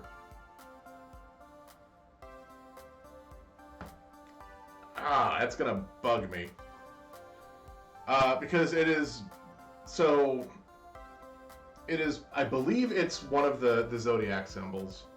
But I know it's also an element. Like, not Mercury, but along those lines. Wait. No. It could be like a planet. It might just be Mercury. I don't think it's Mercury. I just want to be able to love the person I am when I find them. Knowing you, I think you'll do just fine. If you can smile for the kitties through a pink flamingo mask, you can smile for yourself. I hope so. I really do. Ashley looks off again, longingly for a second, before snapping back to attention. Oh my, I've talked your ear right off! Beep beep. Oh good, thanks Iris. I really needed that alert. Lunchtime is over. Right on time. Hey, thanks for listening, Zal. I mean it. And you know, if you ever want to talk about your problems, I'm here.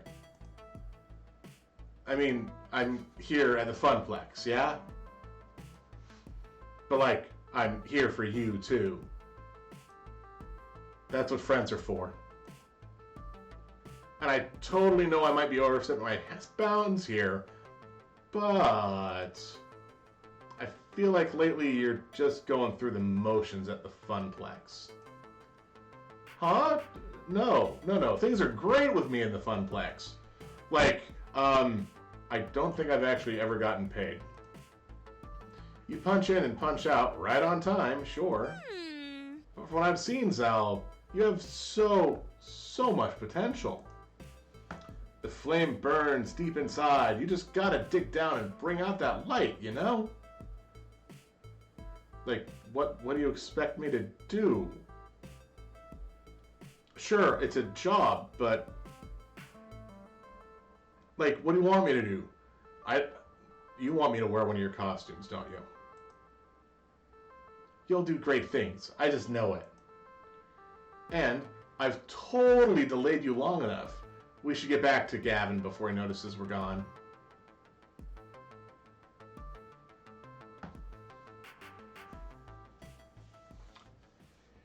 Time for the afternoon shift. That's usually when things heat up after quiet mornings. More kids coming in after school, more pro gamers rolling in with crews. I'm headed back to my desk, ready to take care of what needs taken care of. When I am intercepted en route. Sal, Ashley, you're both back. Good, I was hoping to catch you before we left. Wait, we leaving? Oh, what's up? Hamza's up. Okay. He is? Huh. Okay. Ashley, I'll bring the van around shortly. Zal, you'll be flying solo today. Who's Hamza? Yeah, wait, hang on. What's happening exactly? Who's Hamza? Hamza's a game finder and auctioneer, and gives next to no notice of when a new block of games will be going under the gavel, so we need to move. Okay, yeah, absolutely. You do that. That's 100%. I agree. That is fine. Ashley, Naomi, Francine, and I will be going to his auction for the rest of the afternoon while you run the Funplex. By myself? My first instinct is to nod and go along with it. Gavin's the law around these parts.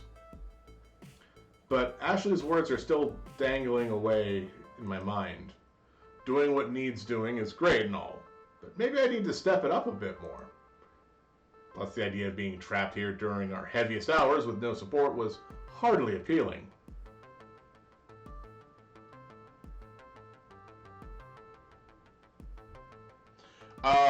I'm not going to suggest that I swap places with Ashley. She's dealt with this thing. But I do want in on this. Let me tag along. Whoa. What if I come along and see this auction myself? Come on. I'm never going to learn the business if I don't take a bigger role. You're a floor attendant. Your place is the floor. Aww. That's pretty unfair. I'm a floor attendant too, and you're dragging me along. Probably because Hamza likes Ashley. I feel like such a third wheel at those auctions anyway. Let's all be the third wheel and let me handle the floor. I'll be the finest third wheel you've ever met. Trust me. I want to do more than I've been doing. Different things. New things. Show some initiative. Like, I suppose it wouldn't change much to bring Zal instead. But no costume time today, Ashley. I need non-plush fingers on duty in case of ticket jams. Pinky can stay in storage for the afternoon. I'm just happy to be helping folks out, one way or another. I need to go get the van. Wait out front, please. We'll probably be closed by the time you get back, so I'll see you in the morning. Floor attendant Ashley away!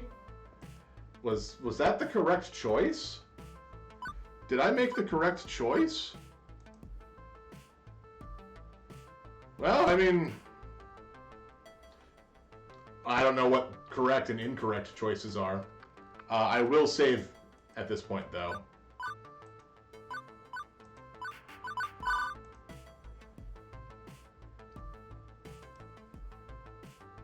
No, look at the cute little sweatband. Leaving me, this is probably an anti-static strip or something. Leaving me waiting outside with my 2 traveling companions. Not much time to chat, however, as Gavin pulls his van and a rental trailer around. Oh my, how exciting! I rarely go on adventures these days. It's just a quick trip, ma'am. Any trip is an adventure if you make it one. Shall we? Any trip is an adventure when you spike the gasoline with sugar. The 4 of us pile in and it's off on the highway.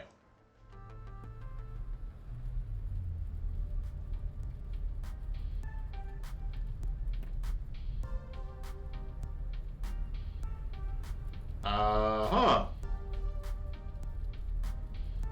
Interesting van. Gavin, consulting a driving map on his phone, leads us out of the city via a series of weird turns and back roads. Trust me, this will save time in the long run. Where's Hosma set up this time? On site at some abandoned estate just outside town. It's about to be torn down, but they found a trove of arcade games in the basement. Interesting. Wait, is this where Percy you lived? Woohoo! So exciting! I love arcade raids. Arcade auctions. Raids. Shadow Legends. Nah, I'm not. Auctions. You guys got an arcade to English dictionary I could borrow? Francine, without looking up from her knitting, answers. That is definitely the face somebody makes when knitting. A raid is when a bunch of collectors get together and rescue games before they can be junked by their original owner. An auction is when someone sells off their arcade games, one at a time, to a crowd of active bidders. That is definitely what an auction is. So, which is this? A raid or an auction? It's both, dearie. Hamza, that sweet boy, buys up private collections before they can be thrown away. He rescues them from that terrible fate, and then auctions off his finds. Sort of. Okay, now I'm fuzzy on the sort of part. I'm the newbie here, remember? Well, okay, so Hosma obviously auctions off games for cash money. But he's a very whimsical kind of guy. Once I saw him trade off a vintage Burger Time in exchange for someone's super secret chili recipe, passed through generations of family. In other words, he's just on the edge of being a loon. This would be a lot simpler if it was just a raid. We pay up front, we declare what games we want, and cart them away.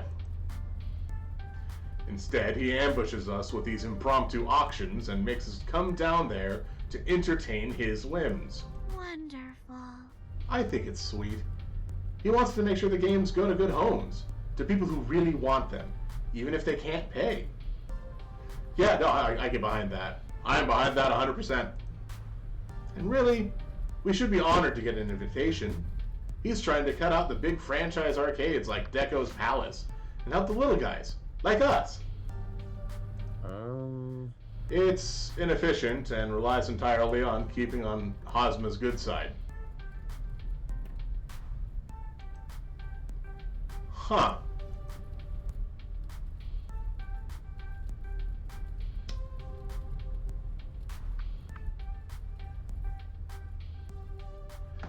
So,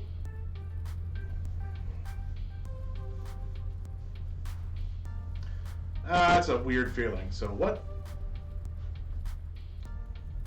do I choose? Do I choose Gavin's right or helping out the little guy? Sounds good here. I definitely appreciate the whole trading for things that aren't necessarily money, because it's a value for value kind of deal. Sentimental value does have some pull in certain circles. So helping out the little guy sounds good here.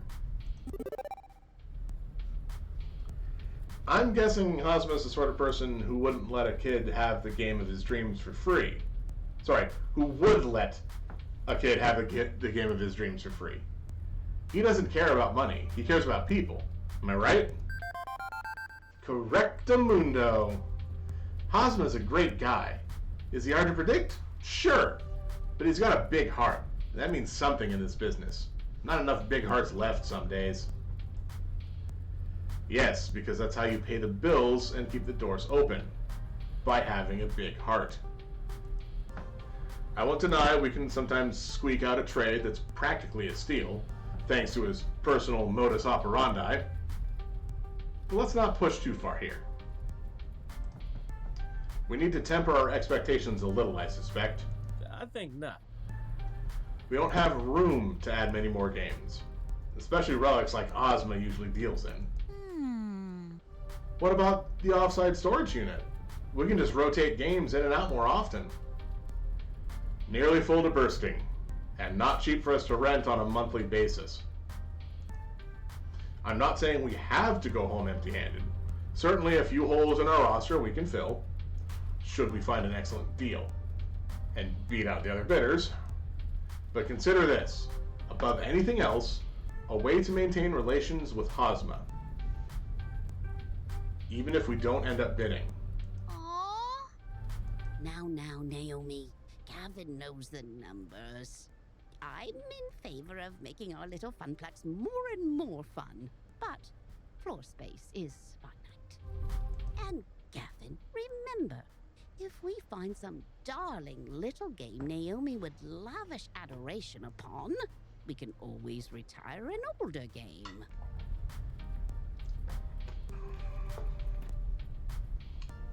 Life, my young friends, is a series of trade-offs. Yeah, that's true. Well, isn't it better to, not just settle and compromise all the time? Well, now, there are trade-offs, and there are trade-offs. It's silly to say that you should never compromise, as silly as it is to say you should always compromise. It's what you compromise that defines who you are. Sorry, I just thought that I never actually looked to see if there was a license plate on the front. You're all so young yet. You've time to make mistakes in learning what trade you need to make. Unless you don't make rent on your apartment or your stomach's growling. Yeah. Iris and Juniper have pushed me to stop settling for less out of life, to stand up for myself and my happiness. And I've done just that, without regret. So, everything should be fine now, right? Right? New default topic diversion. The weather! Hey, at least it's a nice day for an outing, right? Oh. Well, like it was just sunny a second ago. Oh, come on. Wonderful. Glad I packed plastic bags to wrap cabinets on, just in case. That's our Gavin. Always thinking ahead. Trying to protect your investments, huh? From Hosma's invitation, it seems this arcade was largely abandoned and left to rot. I'd rather not add water damage to the ailments the games are already suffering. It's so sad when we come across a wonderful game that's just ruined beyond repair. Most collectors show their collections a lot of love, but others just don't care. You find old games in barns, exposed to the elements and falling apart. I suppose this is one thing we can easily agree on. It's important to take care of your games. For their resale value, you mean. A broken game's no fun to play with, and it's a shame to see a classic in terrible condition. Consider pinball. Pinball games are very prone to breakdowns, particularly older ones. To experience them in their glory, you need to show them care. Don't bump the machine with your hips. Even beyond a busted game earning no quarters, it feels like a waste to allow an enjoyable game to lie fallow. A waste of true potential. Huh. Good point. Glad to see these two finally getting along, even if Naomi kept preemptively attacking him along the way there. With the rain pounding down on the van roof, conversation gets a bit difficult. No windshield wipers used, none at all. Gradually, everybody resumes fiddling about with their phones, knitting or driving. Gavin really shouldn't be knitting at a time like this, leaving me to wonder exactly where this auction is.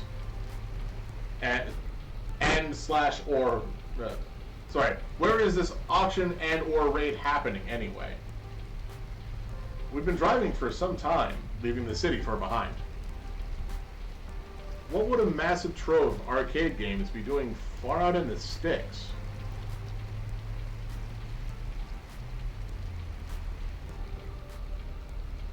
Maybe it's some closed down roller rink, or an old bowling alley,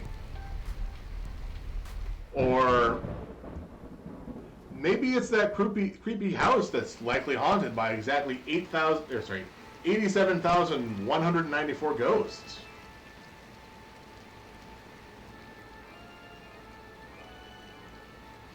Ah, the classic bag luck in play. So majestically awful.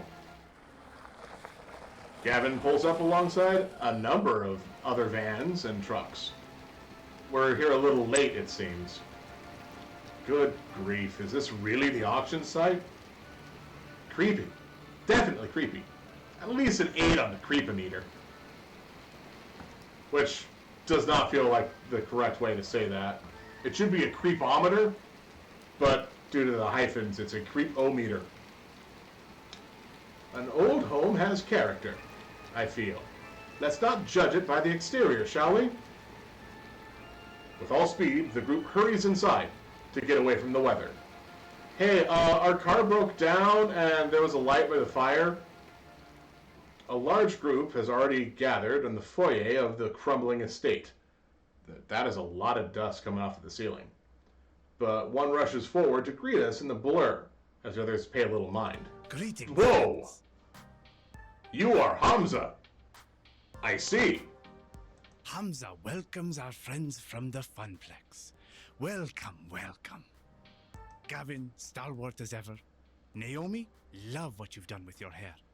Miss Francine, a beauty surpassed only by your wisdom. He's a people pleaser. Oh, fresh. And a new player, it seems. Who might you be? Zalbag.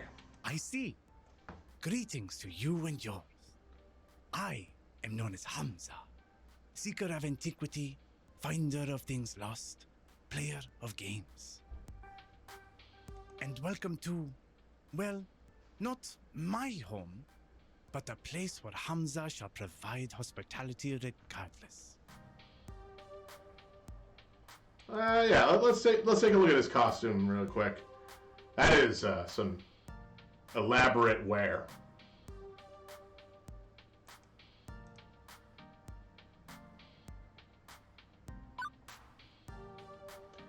So don't make fun of his house. Don't make fun of his job. Thank you for your gracious invitation. Thank you for your invitation, Mr. Hamza. I understand you only invite a select few. The Funplex is proud to accept your summoning. Now you sound like me. Indeed, I am very careful who I allow to my events. These machines deserve owners who will respect and appreciate them. Hamza will accept nothing less. Alas, I've not a moment to enjoy your fine company, Zalbag. Perhaps later. But for now, it is time! Clapping twice for attention, good man, Hamza rallies the small crowd in the room to begin the proceedings. Friends, companions, longtime allies of the noble art of the arcade, welcome. Welcome to Donnerwood! Its story begins nearly 30 years ago when legendary pop musician Donna Michaels, singer of such hits as Thrilling and Mama Don't Mope, did a stately pleasure dome decree.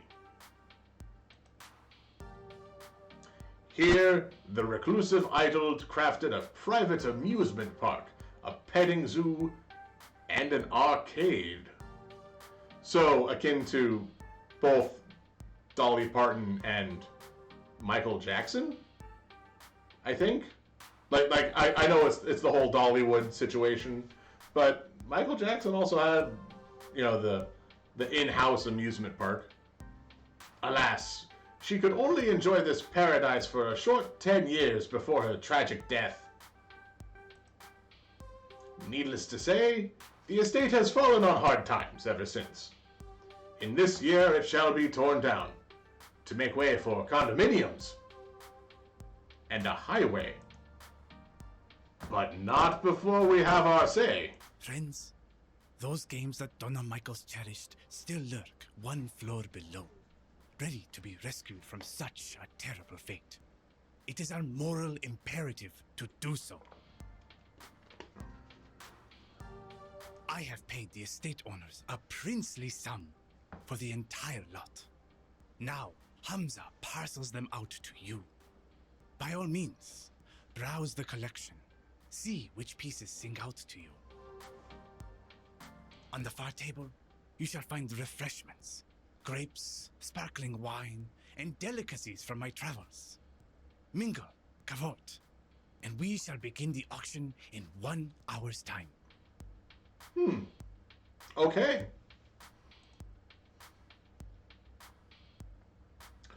Indeed, a lavishly arranged table that probably cost more than any single arcade game to put together is descended upon by the invitees soon after. Over here. I feel like I'm attending some ancient Roman celebration of debauchery and gluttony, not an arcade raid. Or an arcade auction, or whatever. Donna Michaels. I knew it. I should have recognized Donna Wood when we pulled in, but it was raining too hard. Who? You've never heard of Donna Michaels? She was the hottest musical act of 1980X. Naomi, I was born in 1990X. I'm totally plugging my phone into the van stereo so we can blast Girls Just Want to Play Games all the way home. Wait. That's like 4 different artists. But first, I'm gonna go check out the cabinets in our arcade. I'm not really into mingling. Later. She dashes off with all speed, heading toward the stairs leading below. Suppose I should go network a bit? Hamza's events always draw an interesting crowd of rival arcade owners. Heading for the foodstuffs, Gavin arranges himself a plate, so he has an excuse to hang around and eavesdrop on other collectors. Leaving me to do stuff? Now I see why Ashley was bored at these events. Gavin schmoozes, Naomi analyzes finds, and Francine's already napping in a chair. I've got nothing to do. 2 of us can't nap, that'd be really awkward. It's like when you show up wearing the same thing as somebody else. But it turns out the thing is a chair. Well, when in doubt, find someone who knows what they're doing and stick to them like glue. I already knew this was going to happen. I gotta go look at these games. I'm not really interested in the arcade version of Game of Thrones going on up here. Gavin can handle these guys. Me, I want to see what this legendary arcade Hamza was talking up. So I head downstairs and join Naomi. Oh.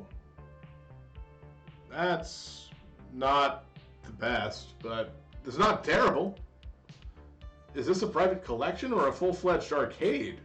I was expecting a handful of games and a pool table or something, but this, it's easily 3 times larger than the Funplex itself. Even coated in dust and despair. Sorry, even coated in dust and despair, it's awe-inspiring. And it's also hard to find anyone in this maze of tightly packed games. Invitees are browsing the available stock to decide what's worth bidding on, making it crowded as well. Oh, but eventually I locate Naomi, practically cuddling a narrow-looking Teenage Mutant Ninja Turtles machine. Oh, Sal, look, a 2-player variant of Teenage Mutant Ninja Turtles. These were only released in the Oceania region. Such a rare find. Wait, wasn't that game originally 4-player? Yes, it was. And then they made a 2-player version, and they ported the 2-player version onto the Nintendo. Why would anybody want a version with only 2 joysticks? Well, because, I mean, it's rare. It's a find. I'd rather just play the game, and it's less fun. Not the point. Anyway, it's hard to find one of these, 2-player or 4-player. I'd love to have it in the arcade. I'd love to have that, this one, and that one, and the one over there. Oh, if only I could take all of these home with me.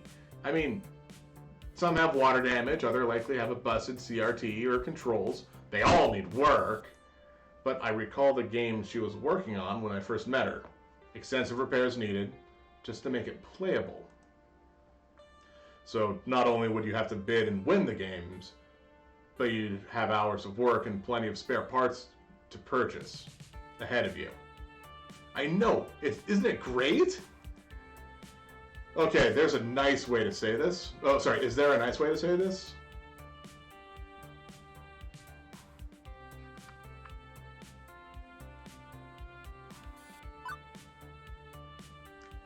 I know you love restoring these games, but you really love bringing broken old games back to working order, huh?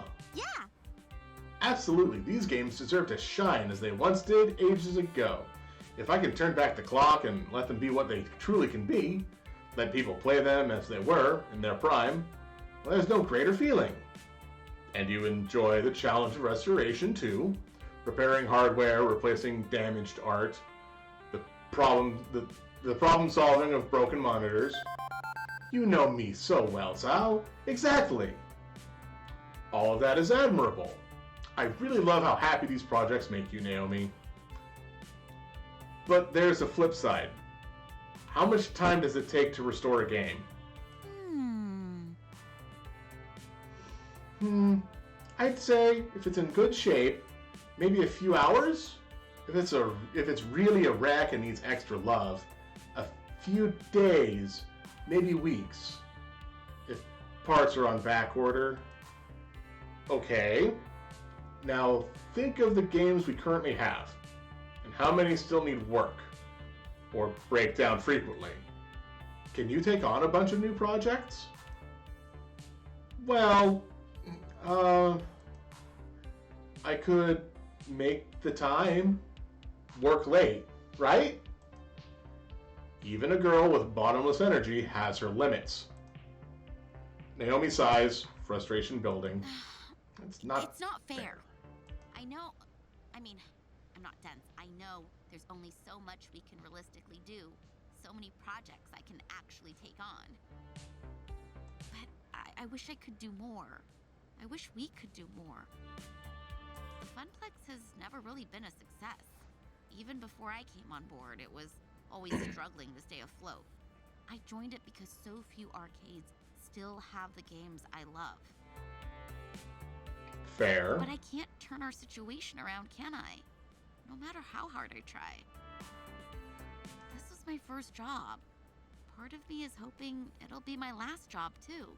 That I can happily spend all my days tinkering with these wonderful games. Every kid says they want to be a fireman or an astronaut or a robot cop or something, but nobody actually ends up doing that. I mean, one guy became a robot cop. Except me. I wanted to fix up arcade games, and that's what I'm doing. It's all I ever wanted to do. So, when I see all these old, broken games, I just want to show them the love I can give. I could be happy working on them for the rest of my life. Wow, that's dedication. And really, you went straight from school to an arcade job? I mean, I've meandered from job to job, never really sure what I wanted. That's normal, right? Yeah. Oh, definitely. I'm the oddball here. It's funny, I followed my heart and found just what I wanted, what I needed, and now, well, now I'm scared someday it'll all come to an end. The Funplex will close. And if the Funplex goes under, I really don't know what I'm gonna do. All I ever wanted was to work in an arcade, and I'm literally living my dream.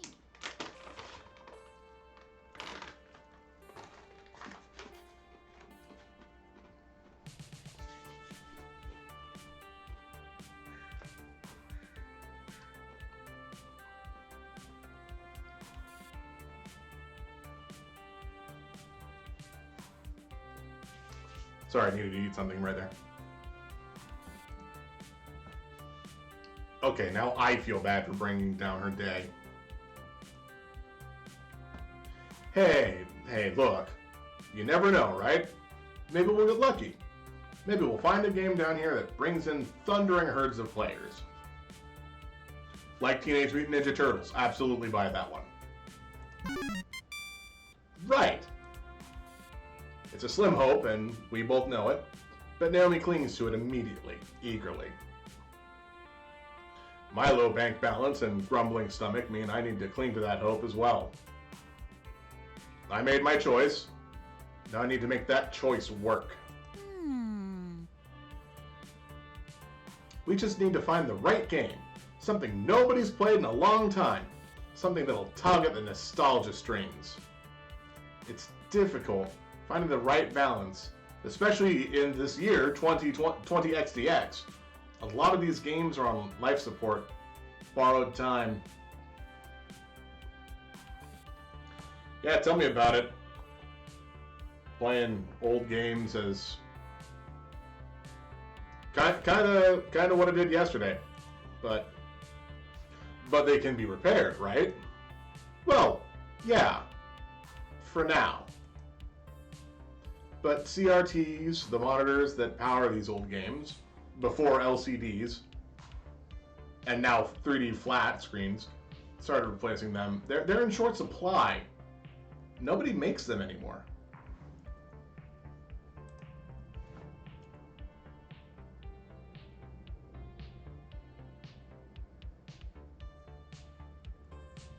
I mean, who buys a tube-based TV anymore?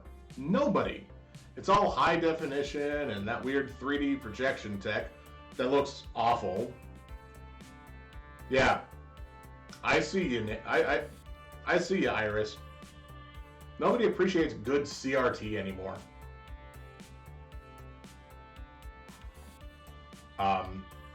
So CRT stands for cathode ray tube, in case you were unsure of what it was. Give me 1 second, I'm gonna eat another pretzel.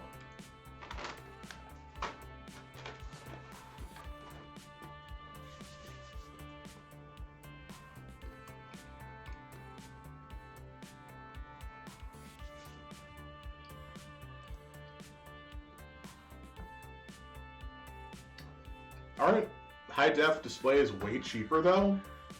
I've seen some old games running on them in other arcades. I mean, except for light gun games. Those you gotta have the CRTs.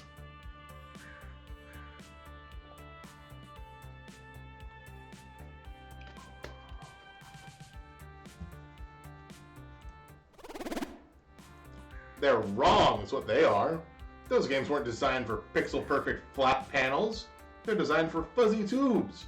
The picture looks weird on LCD. Even 2 weeks in, I'm still fuzzy myself on a lot of this stuff. But I grew up in the internet age. I'm silicone literate. I got opinions. Silicon. Because silicone has an E at the end.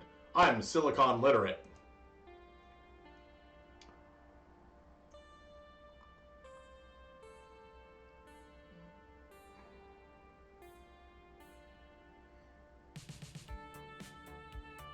Oh, this is not... These are not good options.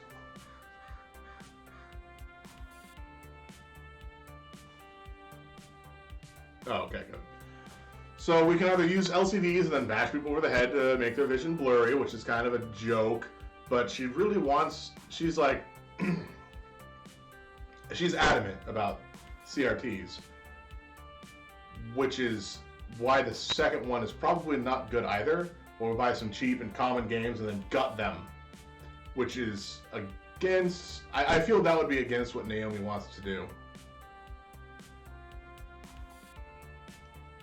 So, given these options, and I'm not going to be choosing the basic option this time around, I think bashing people over the head, which is the funny haha joke option.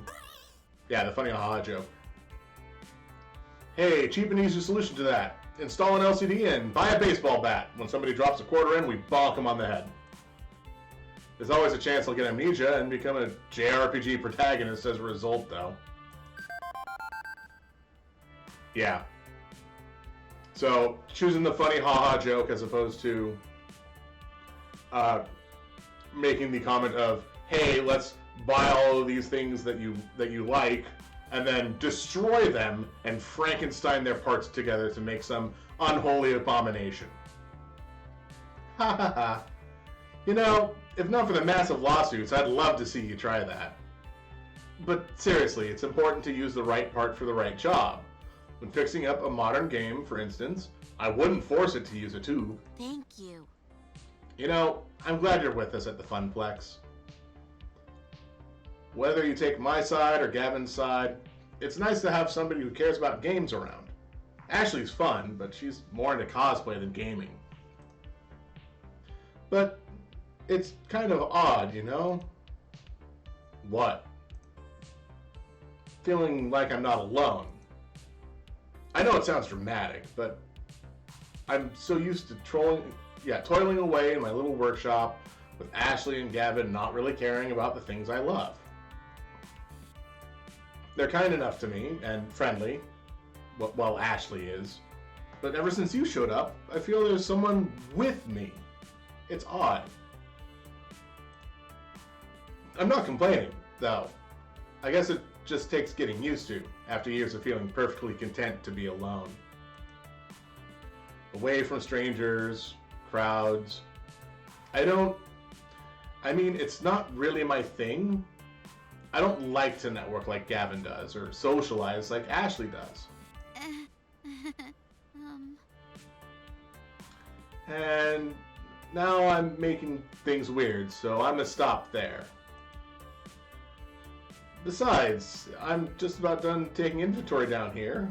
How about you and I suddenly shouting and stomping of feet from the floor above? What the... Sounds like there's a fight or something going on up there.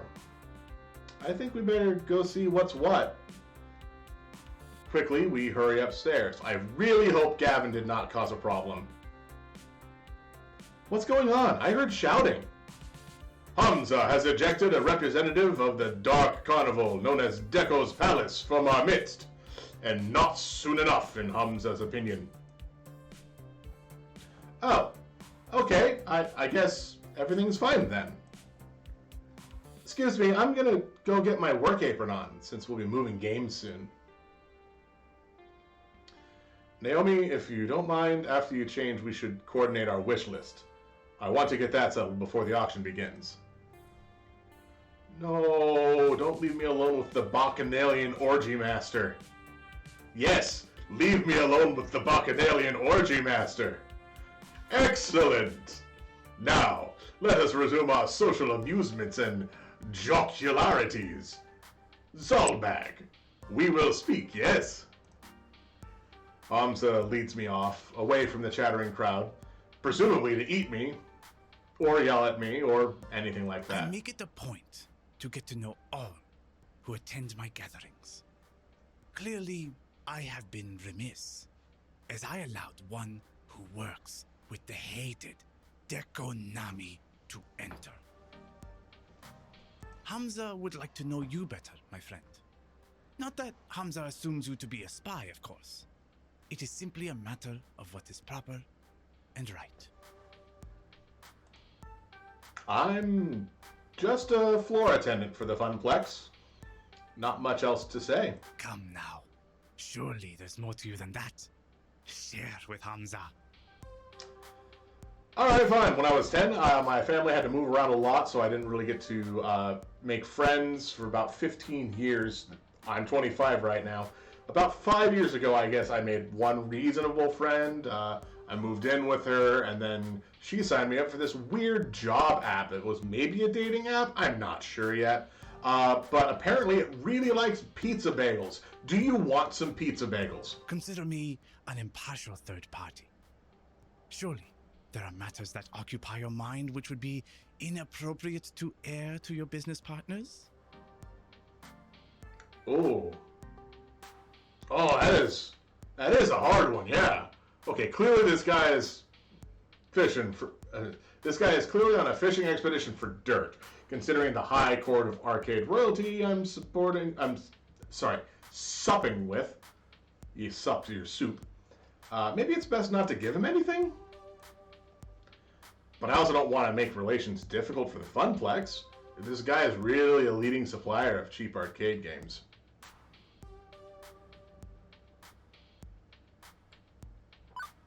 I am fine telling him about myself. Yeah. I won't bore you with the whole story, but the too long didn't read is that my family's had a curse of foul luck for a few years. Moving from city to city, job to job. This is literally what I just said. After I left home, I couldn't find stable work. Not until the Funplex, I guess. I'm determined to make this work, but I'll admit I'm in a vulnerable position. It's not exactly a jet-setting executive role. Hamza agrees. Ah, yes, I see the dilemma you face. I have seen it many times before, in fact, including firsthand. Yes, I have known hardship. We all have, in the course of events. You are not alone in that condition, Zalbag.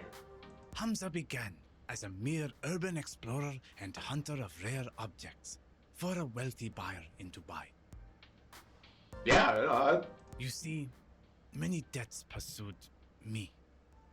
And in return for assistance in paying them, I stocked the arcade of his dreams. In time, my patron released me entirely from the woes of debt.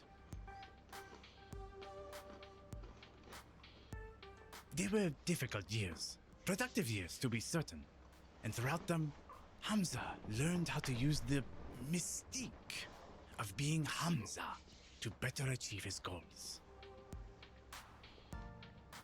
yeah, I can follow this guy. Now I stand before you with power, and with hard-earned respect for that power.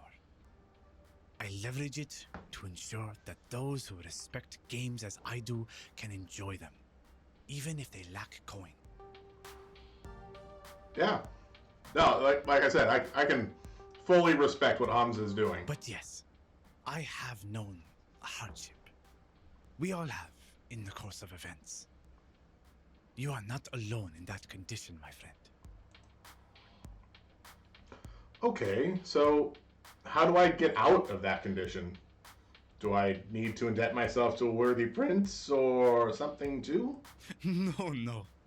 You will need the will to dream and the will to work. Yeah. Oh boy. Kind of like what we're doing right now. God, it's like I need to stop playing games that have enough commentary on this day and age.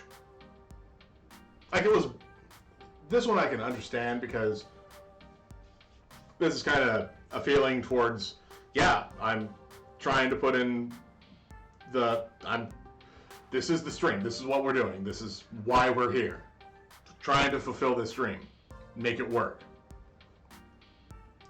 But when it came to when we were playing previous games like Final Fantasy Tactics, and they were giving a whole bunch of really compelling storylines about, you know, the church being a problem and all of this stuff with politics, and that's maybe it's just because we're playing them that it kind of feels that it's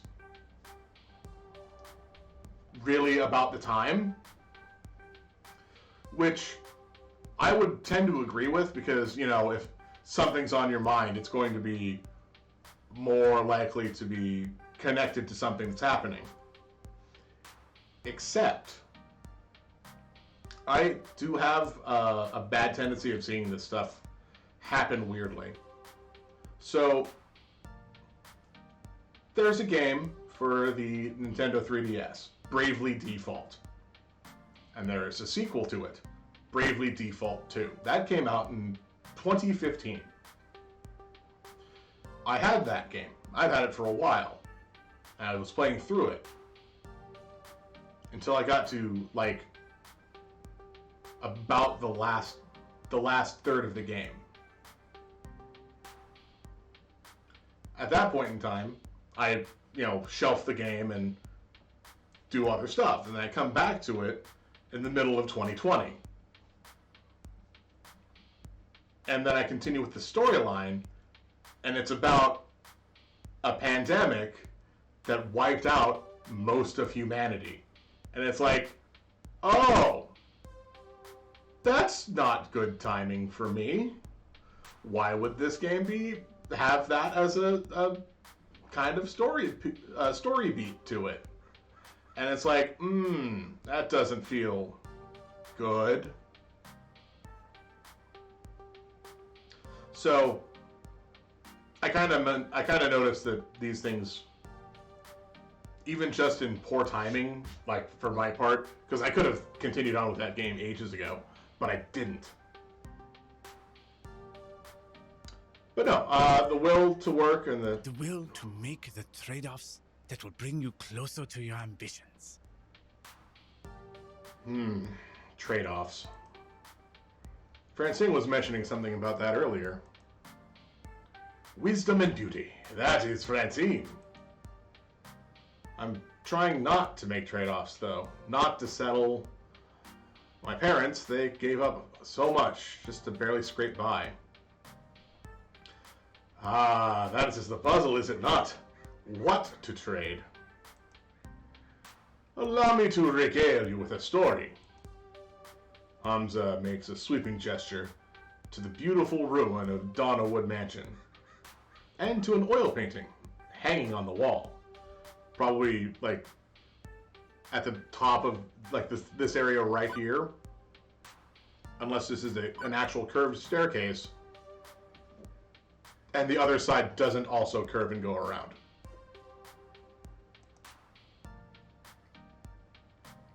At one time, Donna Michaels was a star on the rise. She had all she could ever desire, and indulged in her desires all day long. Yeah, okay. But so indulgent was she that she failed to maintain the work that brought her there. After her second album didn't meet expectations, she lost interest. For years she looked in these walls as a recluse, playing games for hours and hours. Rumor has it that she was found dead with her beloved arcade, hand still wrapped around a glowing joystick. She starved to death, lost in a game. I'd say that's ridiculous, but I've seen Percy play for hours and hours at a time. And now, her lost and aimless spirit haunts this very place. If you manage to find the arcade game which she lost her life to, you get a shiny coin. Adrift as a ghost in the machine. Too spoopy for me, man. Too spoopy indeed, and obviously a grim fairy tale, rather than reality. But I feel there is an important truth buried in the myth.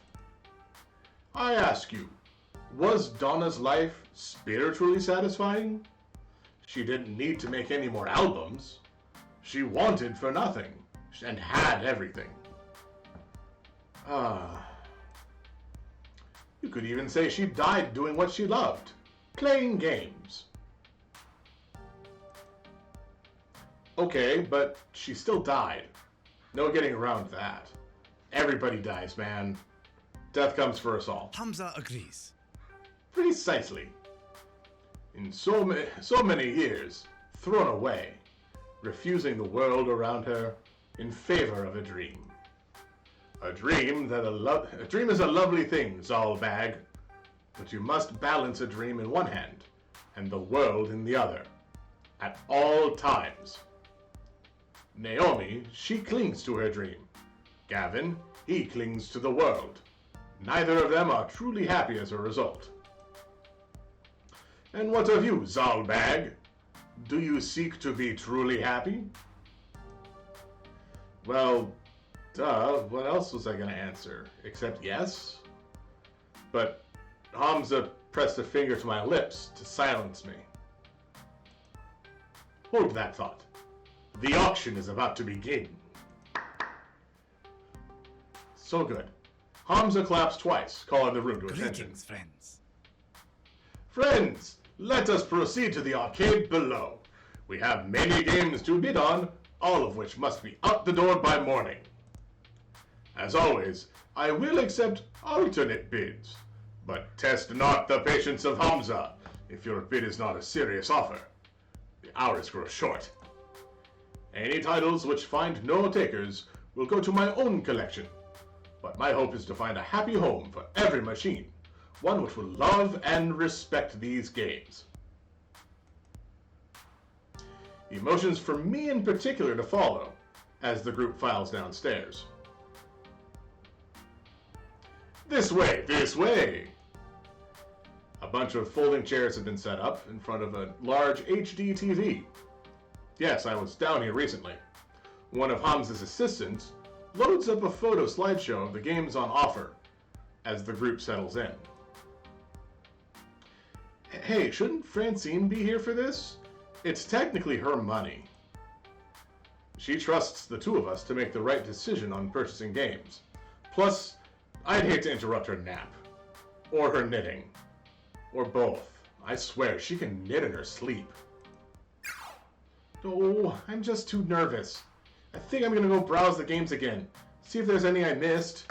It's so dark down here, I could swear I didn't see them all. Probably because you spent time talking to me.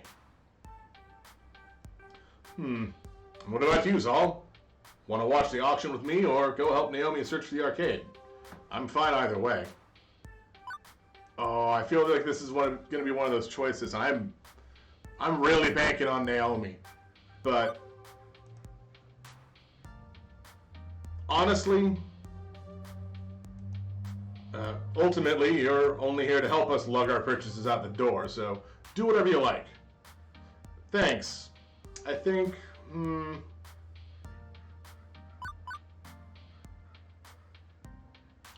actually gonna help with the auction because this is more the feeling of what's necessary. Naomi taking a look at the machines doesn't actually get the machines. And auctioneering sounds fun. Do I get to wave our bidding paddle around? Hamza's auctions are usually a shout-out-loud affair rather than discreetly signaling, but I admire your enthusiasm. I settle in next to Gavin on one of the rickety old folding chairs. Not quite as posh as the banquet spread above, but hey, it's business time, not indulgence time. Naomi sent me a list of games she wants me to bid on. We argued it a bit, and I managed to bring her down to 3 must-haves, and the rest would-be-nices. Needless to say, if the would-be-nices start bidding up, I won't be bothered. Well, we'll see. do we have the storage space for the would-be nices? Well, technically, yes. All right, that's all I need to hear. What about the cash? Like I said, only if they don't get driven through the roof. Then maybe keep an open mind, right? Don't forget to see the forest for the trees while looking at the bigger picture or something. Yeah.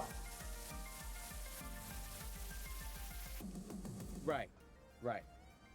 As Francine says, I know. But there are certain hard realities in play. It has begun. I half expect a mid-90s tech... Come on, man. That's what's playing right now.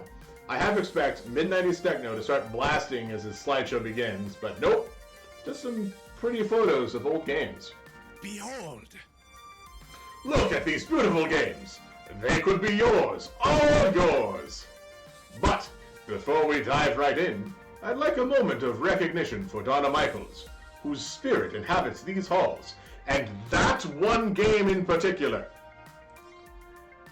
We who are about to rescue her games do so out of respect for her and her passions.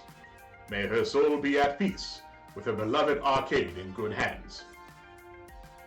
I thought he didn't believe in that tall tale. Or is he just being theatrical because that is the way of Hamza? That is the way of Hamza. Now then, shall we commence the auction, friends? I settle in and wait for Gavin to take an interest in the games on bid. I would like to know what the list was given. Our next item for bid... Oh hey, I recognize this. It's Joust, just like the one I moved onto the floor 2 weeks ago. Gavin frowns at his tablet, confused. Why is this on Naomi's must-have list? We already own one of these. The bidding opens at a pittance, a mere $50. Gavin shakes his head, ready to let this slide by.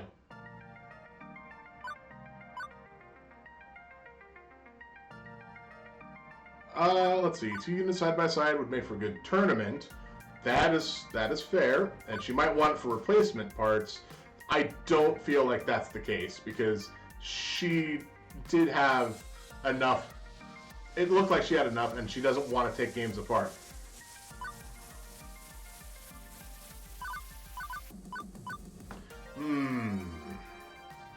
Skipping this one does let us be riskier later.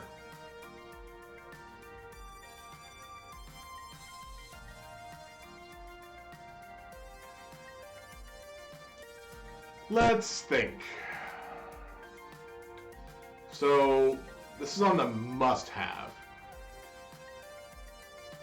But it is Joust.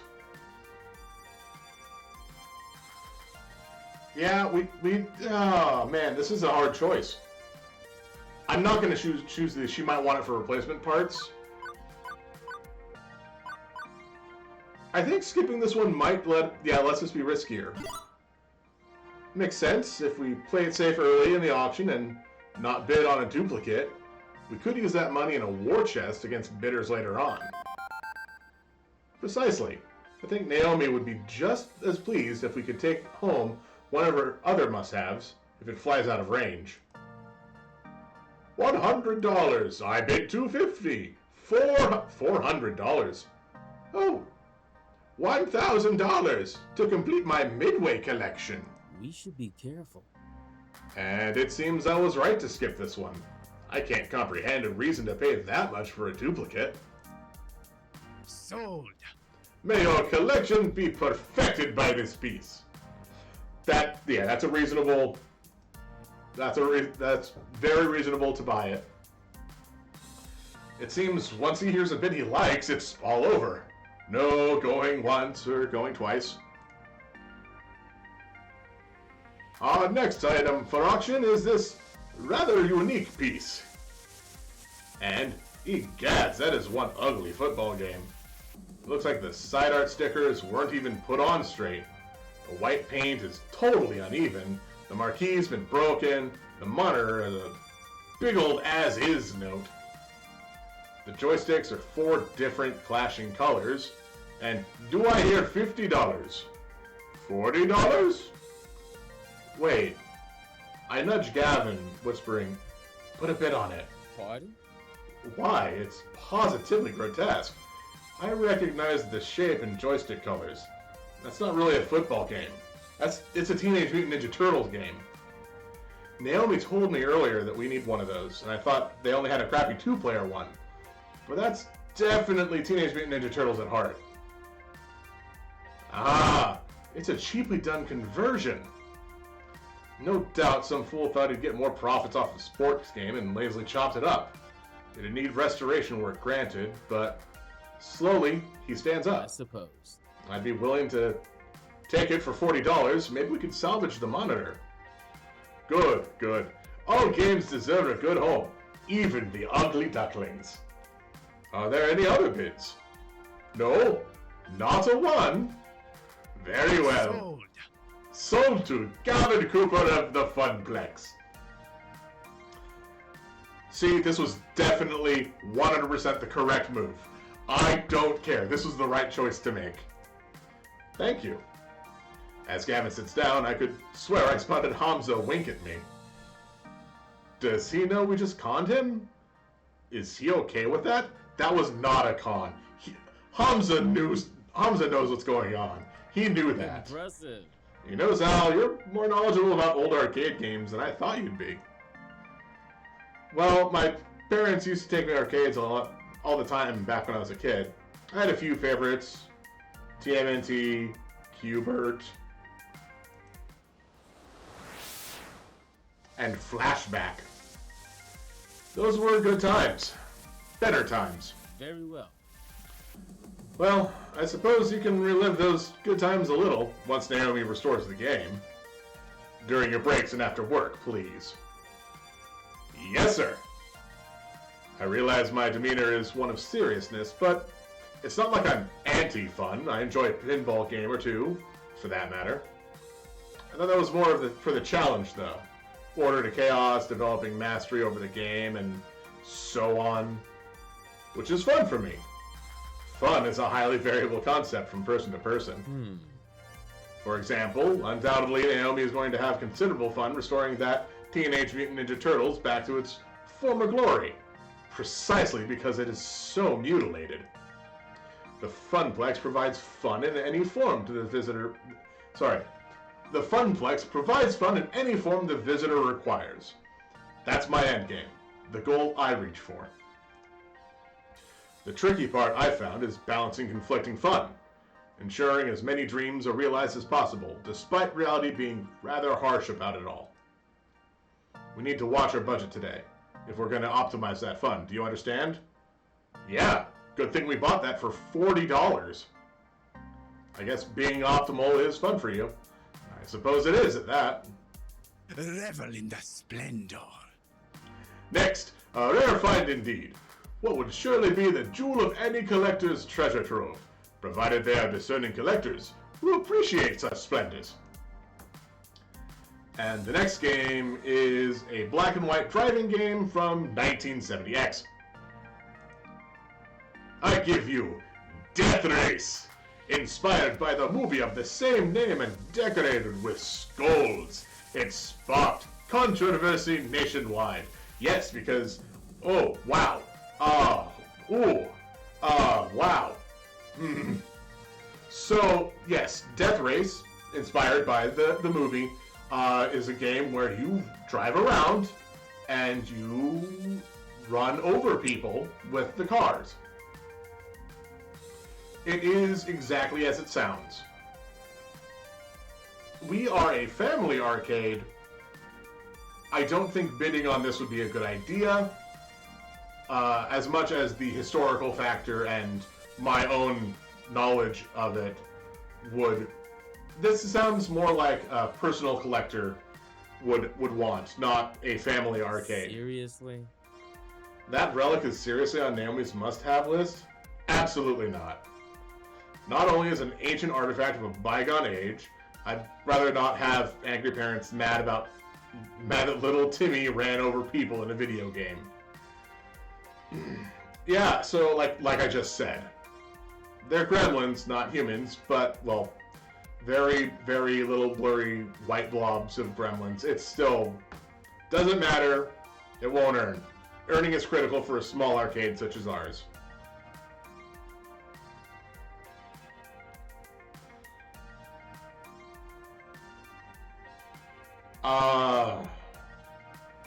Look.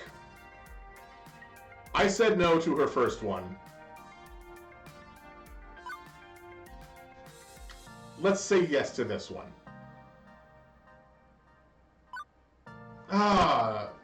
So she has 3 must-haves. And I said no to 1. I kind of, yeah, no, we're gonna say yes. Okay, so it wouldn't earn. But it's a legendary game, Gavin. Its importance in lore of arcade is undeniable. More importantly, Naomi wants this game. You told me your dream is to support the dream of others. Considering we skipped her first game and got TMNT for pennies on the dollar, I think we can afford to make her dream come true.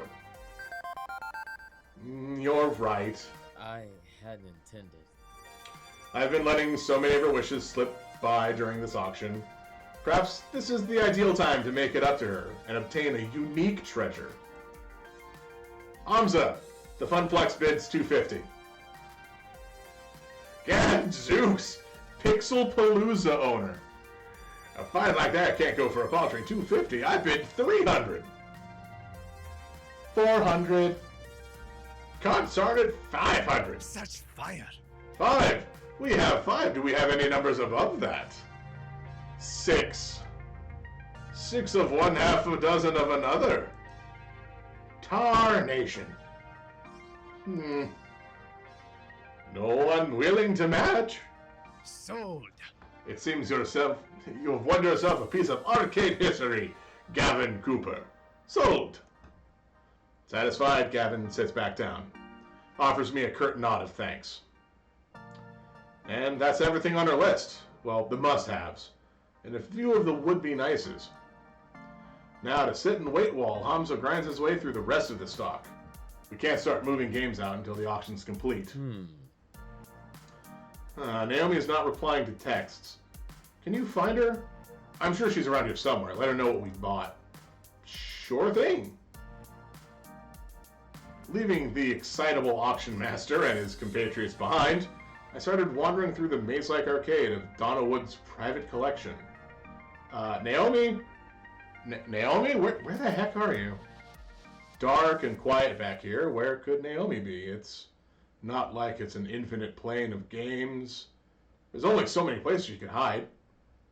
As I walk by a game, the screen lights up. I freeze in my tracks as my hand accidentally brushes past the glowing joystick.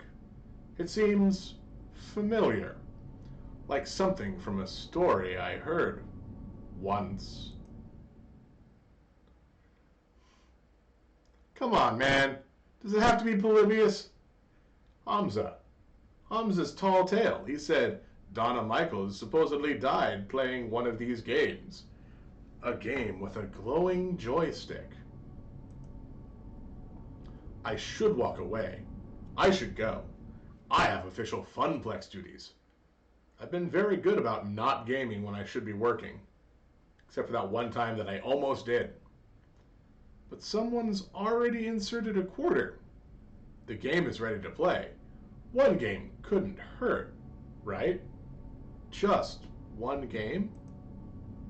I want to play the game.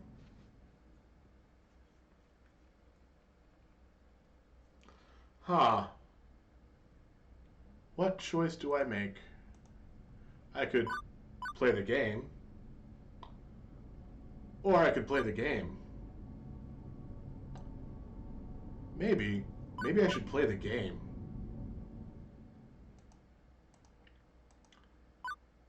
I'm gonna play the game. Let's play the game. My hands wrap around the stick as my eyes drink in the colored lights swirling on the screen.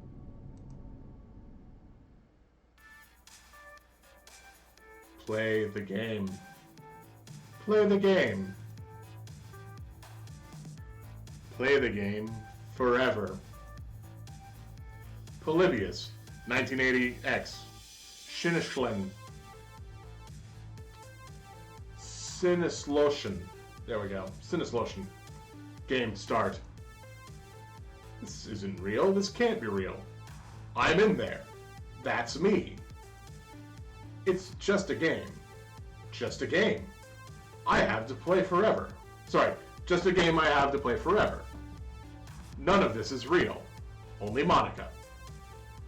Level 1. The Harpy. Round start. What is going on? There you are. I've been worried sick. What are you doing out here? Touching strange joysticks, meeting strange people, getting into trouble. You need to stay safe, Sal. Trust me. Believe in me. I passed out. Look, this is the only explanation. I walked like 3 steps and just boop right onto the floor. This is some sort of fever nightmare that I'm having. Trust me. Believe in me. I can help you find your dreams. All you have to do is everything I tell you to do. You depend on me. You need me. And you'll always depend on me. Always need me. I'll see to it by making sure I control everything in your life. For your own good. Harpy used overprotective. It's super effective. That hurt. It really hurt. I'll hide the truth from you. I'll keep you away from every chance you'll have to better yourself. I won't let you leave me. You'll always need me. It's not real. There's no way this is real.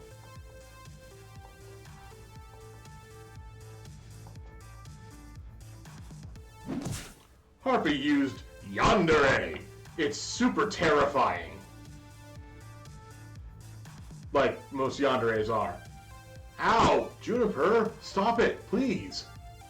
You agreed I was right to hide that job opportunity at my office from you. I was right. Everything is fine. You'll never doubt me again, right? And if you do, I'll beat you until you understand. The game, I have to win the game. I get the feeling that if I don't win, I'll never get out of here. Something's wrong. I know Juniper's not a control freak. This isn't like her. Current health, 100%. Action, fight, magic, item, run. Summon a cleric, refuse to believe, or attack the harpy. Well,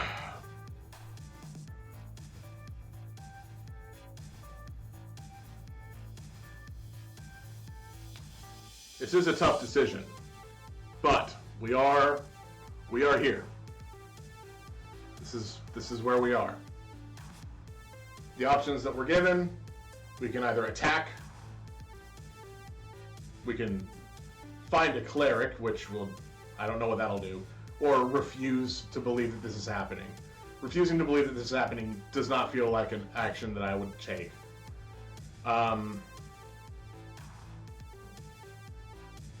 Attack the harpy kind of feels bad to me because, yeah, I mean, sure, Juniper's done some forgetful things. She's forgotten to mention stuff, but I believe summoning a cleric is the choice here. I summon forth a cleric. Oh, it's Naomi. This foul monster is not your roomie, Zal. I can see her true heart beating underneath the illusion. I banish this falsehood to show the kindness at the heart of the beast. Cleric used empathy. It's super compassionate. No! Yeah, see, that's like... I'm sorry. I'm so sorry, Zal. I don't want to control you or make you feel dependent.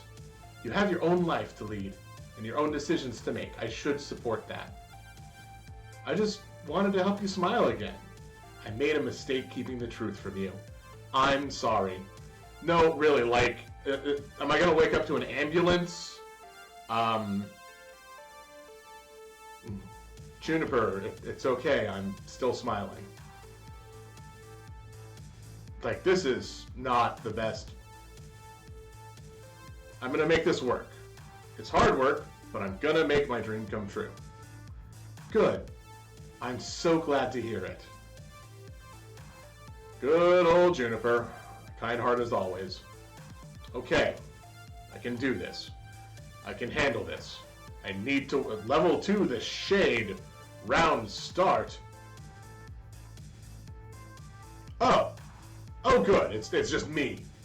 This is all your fault. Nope, I officially can't handle this. The pizza bagels, the debt, the rent payments, all of it. Piling up, mounting up, because you are a failure. You will always be a failure. The family curse, the tears and the sorrow, moving from town to town, barely getting by, settling for what you can get. That's who you are. Forever. It's never gonna change. The arcade job, it'll collapse. It's already not enough to turn back the tide. Inevitably, the arcade will close, bought out by Dekonami, and you'll be jobless, homeless, ruined, just like you deserve to be. Jesus Christ, man.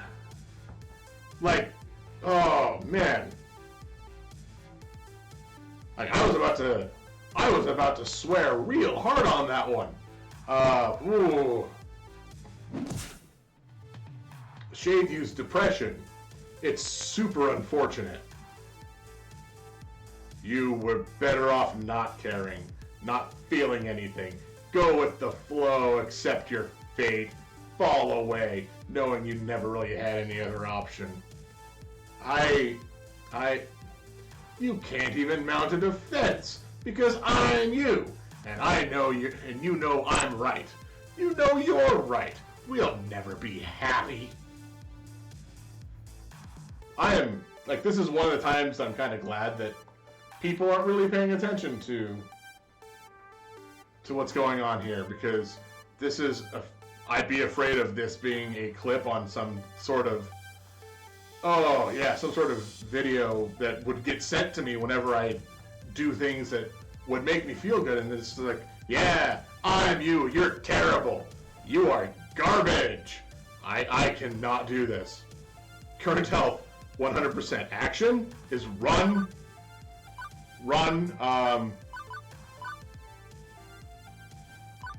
struggle, attack the shade, or summon a tank. No. Rearing back, I launch an attack, pouring all my rage into the strike. Player used self-loathing. It's super destructive. That's right, let it out. Hurt me because I'm you, and you know you want to hurt yourself. My God, that's not helpful. Everything always goes wrong, always. And the one constant in all that wreckage is me. So it must be my fault. Player used despair. It's super depressing. I can't forgive you. Okay. Step number 1 out of that once I'm done with this mess. Therapy. Prepare for a final boss. Good. I'm ready, and I'm definitely ready to get out of here. The Lost Soul. Round start. Oh good, it's missing now. I don't get it. Not one bit. Are you Donna Michaels? Girls just want to play games. I just wanted to be happy. I made a place where I could be happy forever. Walked inside, then locked the door and threw away the key. I got what I wanted. I was happy. I didn't struggle. I didn't try. I didn't do anything more than I had to. Just like you. Like me, I'm not a billionaire pop princess. Neither was I. Nobody liked my second album. I wasn't meant to be a star, so I gave up. I was okay with the money and running. You could do the same. Maintain. Eat the pizza bagels. Do everything that's asked of you. Let Juniper continue to float rent. You're in a good place. You could stay here. You could let go. Play games forever. Be happy. No ambition, no hope, no need. You'll be fine. You'll be safe. God, this feels bad. Oh, God. Go with the flow. Go with the flow. Ever since my little lunch date, something's been bugging me. Maybe now I know what that is. Why did I ask to replace Ashley on this trip? I didn't have to. They didn't ask me to. Why did I do it? Because this isn't enough. Being an arcade floor attendant isn't enough. Living hand to mouth isn't enough. Good. Quit your job. Quit and become like me. Lose yourself in the games. Oh, I'm not quitting. That's not what I meant at all. I want to fight. Current health 60% because I fought. No, I'm not fighting her. That's not what I meant either.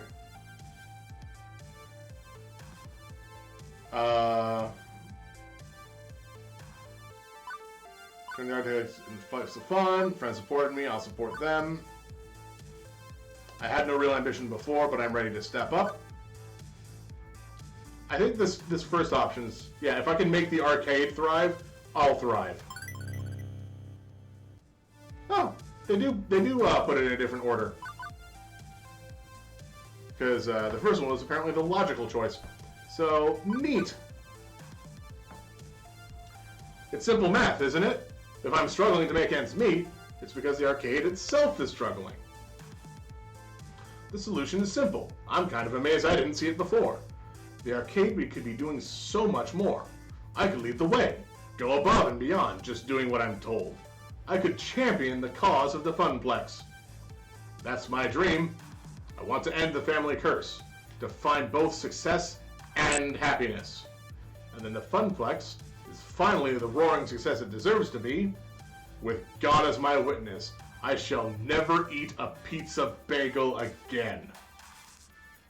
But the glitchy shade just looks at me with confusion. That sounds hard. Yeah, it kind of does, doesn't it? It's a hard path, but that's how it's going to be. No, I don't think so.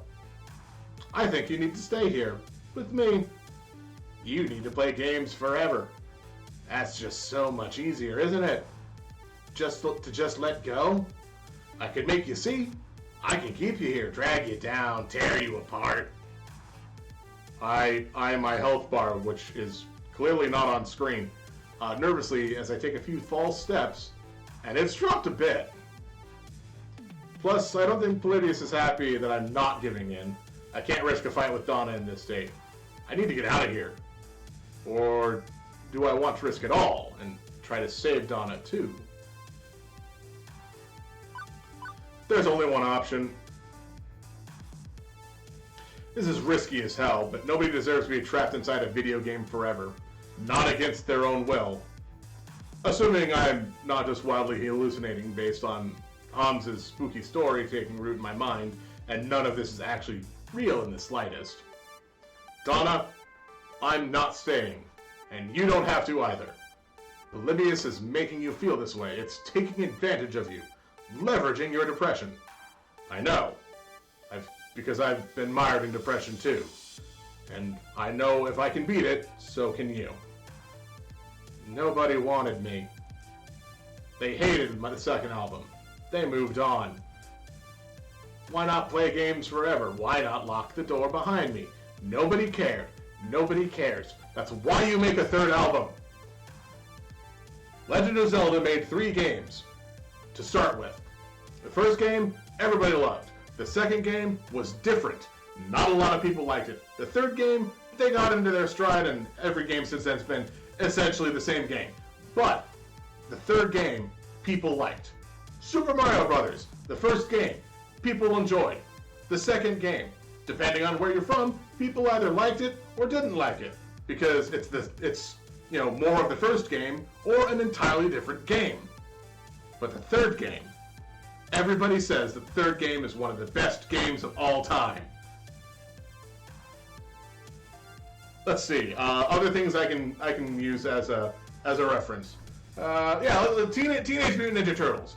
The movie. That first movie, people loved. The second movie, maybe this is a bad example. Because if I remember correctly, people don't really like the third movie. I'm gonna keep going with this though.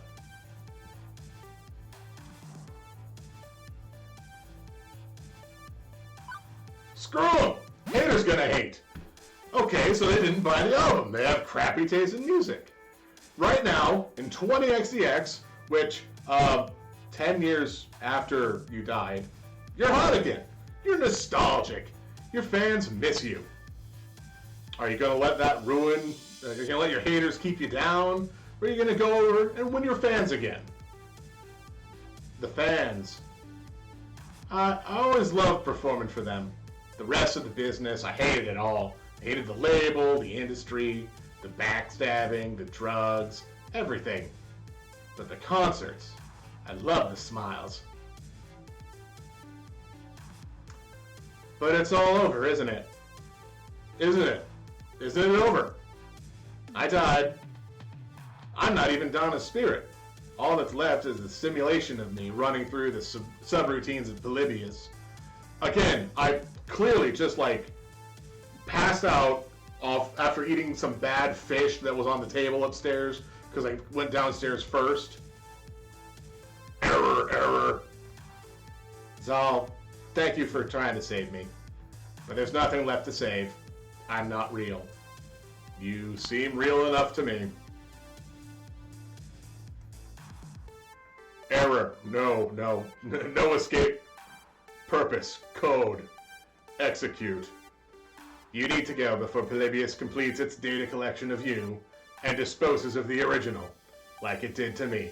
There is no way that that's even remotely possible, even in this sort of make-believe land where arcades are still around and relevant. I'll hold it back, and your BFF will do the rest. My what? To the rescue! Oh good, Iris is here too. I finally found out how to break you out of this, but my apologies in advance. Hang on, do I smell something burning? No escape, erased Anna, replaced with new player. She's fading, but smiling all the same. It's okay, I'm ready. Go out there and fight for your dreams, Sal. Don't give up, no matter what. I saved her as best I could. At least she escaped, in her own way. Also, something smells like bacon and I'm in a lot of pain. As my consciousness snaps back, my hand released, I snap back to reality. Oh, there goes gravity. As my consciousness snaps back, my hand releases the joystick immediately. Also, my pants are on fire. On instinct, I kick off my shoes and yank my jeans down, quickly getting rid of them as fast as possible. Stamping on them, I quickly put out the flames, leaving only smoldering denim and the melted remains of my phone. Iris. Oh no, she sacrificed herself to save my life. Wait, no, she lives in the cloud. She'll be totally fine. Wait, my phone! Still, I'm out of phone and possibly have first-degree burns. If your pants are on fire, you possibly have second-degree burns. Maybe even third. And I'm backing the hell away from that demonic video game as fast as possible. Quickly, I rush towards the sound of people talking to catch up with Gavin.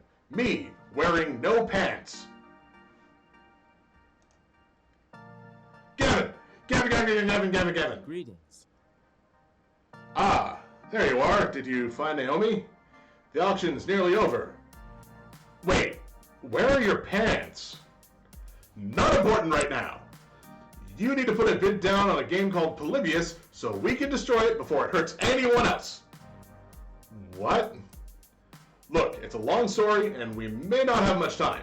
So if you wanted that game, whatever it is, you should have put it on the wish list. They're bidding on it now. What? Ah, okay. No, that's fine.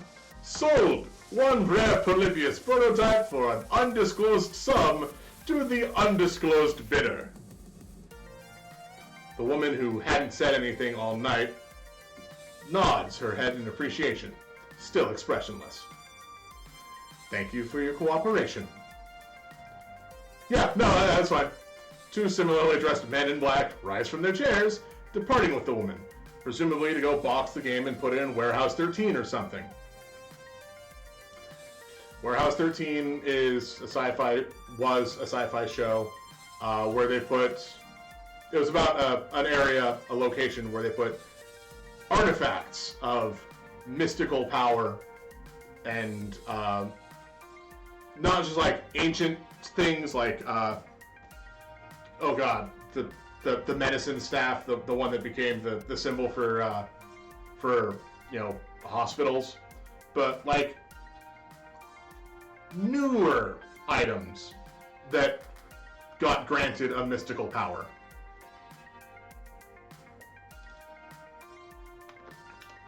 So I appreciate the reference, but not everybody will. But Hamza, wait, you can't. Hamza's hands are tied. All sales are final. This one in particular is extremely final. Hamza does not seek to cross federal authorities. Yeah, I'm thinking maybe I should let this one go too.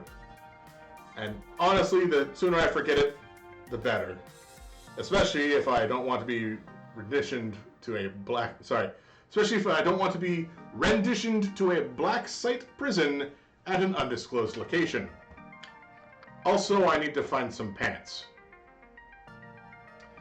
I feel the need to emphasize that you aren't wearing any pants. I have clearly made that connotation. Yeah, my phone caught fire while it was in my pocket. See, this is why I don't like smartphones. They're privacy invasive, overly expensive, and occasionally combustible.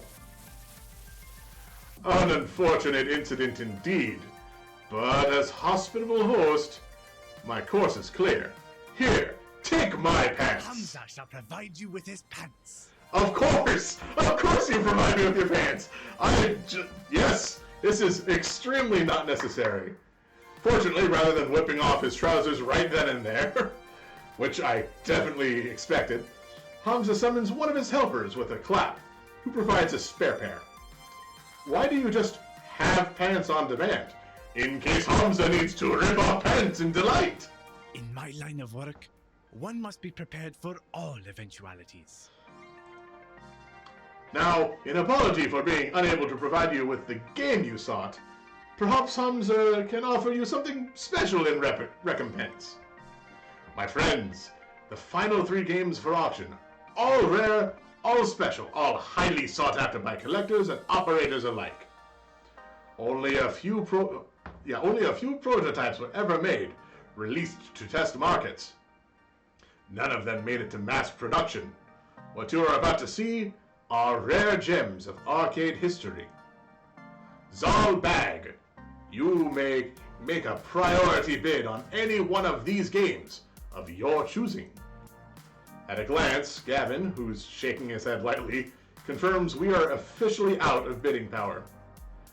Not that I really care. I can't think of any obscure game I'd really want to add to the Funplex, but better to escape Hamza's apology.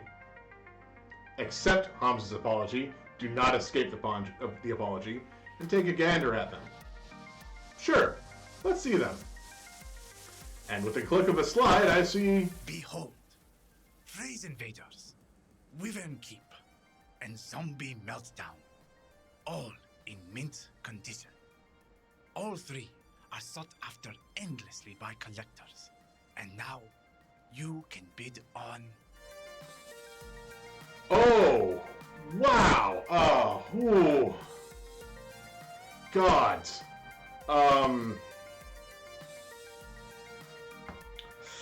Oh, I don't go for Zombie Meltdown personally. I do appreciate the light games, the light gun games, but oh man, Phrase Invaders is nice too. It's like Typing of the Dead, but for Space Invaders instead of House of the Dead. Oh. But I know in my heart of hearts what game I gotta give it up for. It's gotta be Wyvern Keep. Phrase Invaders, a unique typing-based game from the land of the rising sun, Japan. Defeat the alien menace armed only with a keyboard. Wyvern Keep, a much sought-after Laserdisc full-motion video game. Play Princess Plucky and rescue the fair prince from the clutches of a terrible beast. And finally, Zombie Meltdown, a classic 1980 light gun shooting game where you save the president from the red threat of radioactive mutant zombies. Tell me, which of these rare games sings to you? And what can you offer Hamza in return? I'll allow you a few moments to ponder your desires. There is no questions. Where'd she get a cat? Are you done yet? I've been waiting upstairs for ages. Why are you holding a box of kittens, Naomi? Oh, I found them hidden in an old arcade cabinet. Francine and I are going to take them to a shelter. Yeah, no, that's... Wow. Wait, is that Phrase Invaders? OMG, I'd never seen one in person. I could restore that, make it shine. Please, can we bid on it? Doubtful. Even if we had the money, a quirky old Japanese game with weird controls won't earn a single token. Now, Zombie Meltdown, that's another story. Everybody likes a light gun game. Simple controls, simple premise. That'll earn and earn well. Oh man, I feel really bad about going against both of you. Ew, way too violent and gross.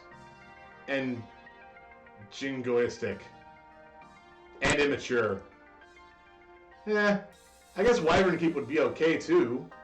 Woman protagonist and 50 cents a play. It's not as cool, but it'll work for both of us. I suppose. Yes, thank you. That's exactly why. But it's all moot. We can't afford any of them. These are the sorts of games millionaires and private collectors scoop up. I suggest we get to work moving our purchases out to the van. Zal, do you concur? Earth to Zal, you in there? Hello? Yeah, I remember. Before my family fell on hard times, before the curse kicked in, every summer we'd go to the beach. And there was this arcade with this one game I fell completely in love with. A game no one had even heard of before. Yes, I remember now. Yargle, Hamza, I've come to bargain. Such fire. Oh, I see fire in your eyes, Zalbag. Most impressive. Speak your desires for all to hear. The game I remember so fondly was Wyvern Keep. There's no question. There's no way I could not choose it. The narrator, the music, the way the cartoon played out in front of me, amazing. Like nothing I'd ever seen before. I traded tips with other kids at the arcade, trying to master the sequence of moves to win the game, and eventually, I beat the Wyvern. I rescued the prince, the first kid in the arcade to do so. My parents were so proud of me. Those were good years, good memories, before the sorrows drowned them out. I wish to make a bid for Wyvern Keep. Good choice. I'm okay with that. I suppose Wyvern Keep would earn its keep, but we still can't afford it. Interesting. I can see the passion you have for this game, my friend. but the world demands its toll. What will you bid to obtain the game of your dreams, I wonder? Oh, that is a hard Consider choice. this the final lesson of Hamza. What will you trade to realize your ambitions? What do you hold in equal value to them? Show Hamza what you have on offer, my friend. Show him the value you hold within your spirit, and perhaps fortune will smile upon you this day rather than cursing your name. Alternative bids. I remember Gavin mentioning that Hamza would accept things other than money if they tickled his fancy. I don't really have anything though. Like, on my person. I don't think... I have one shot at this. I can't half-ass it. He's an emotional guy and expects an emotional response. Hey, listen. Hey, Iris! Your phone! My phone! I'm over here now. Why is my phone calling out to you exactly? And that doesn't sound like my Iris. Now? Seriously? Hamza, hold that thought. Gavin, can I borrow your phone for a second? Perhaps too confused to offer resistance, Gavin passes me his phone. I turn my back and begin a heated exchange of whispers. Thanks for saving me by burning my pants, but this is not a good time, Iris. It's important. My emotional tension detection routines indicate this is an intense identity situation. My programmers wanted to fit in an R, but you know the rest. Since you need to be super convincing, you'll only be able to respond in a way that matches one of your top 2 identity traits. Oh, well, I get guts and logic. Excluding basically, of course. So I'm going to save. I'm actually going to save this game right now. This might be the only time that I have to go back on my save without, you know, I talked about doing it previously, but yeah, only respond in a way that matches one of your top 2 identity traits. Fortunately, I've been tracking your personality all this time, so I can advise you as to what responses will and won't work. Ready? Let's do it. Well, it certainly was a whole lot of words to tell me what I already knew, that I'd only be able to convince Hamza if I was true to myself. Let's do this.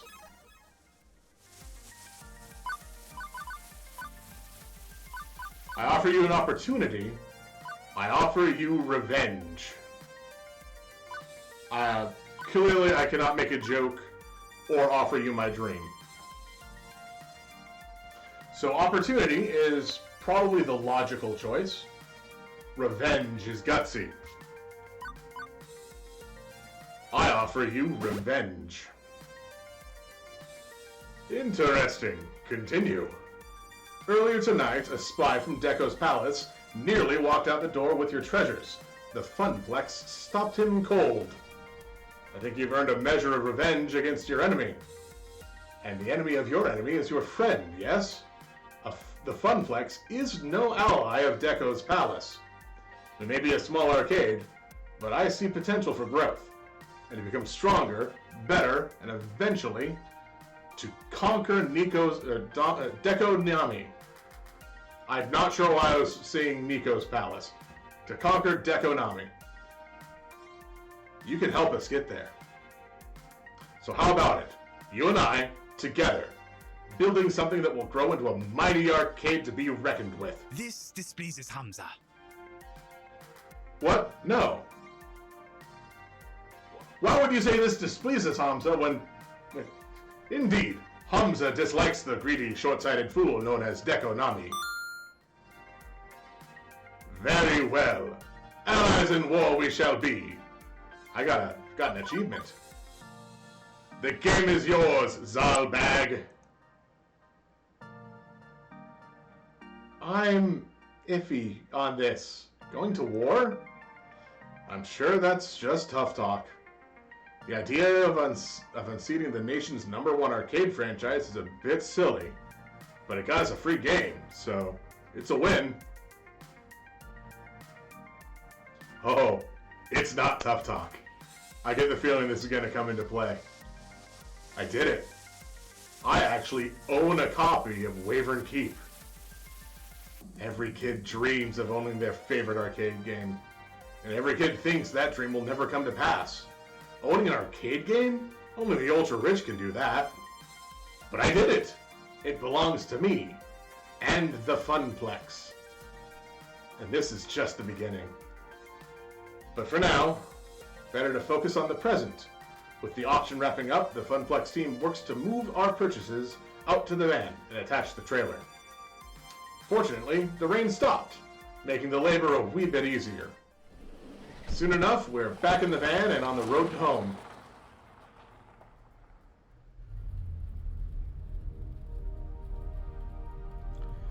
Hey, Gavin, here's your phone back.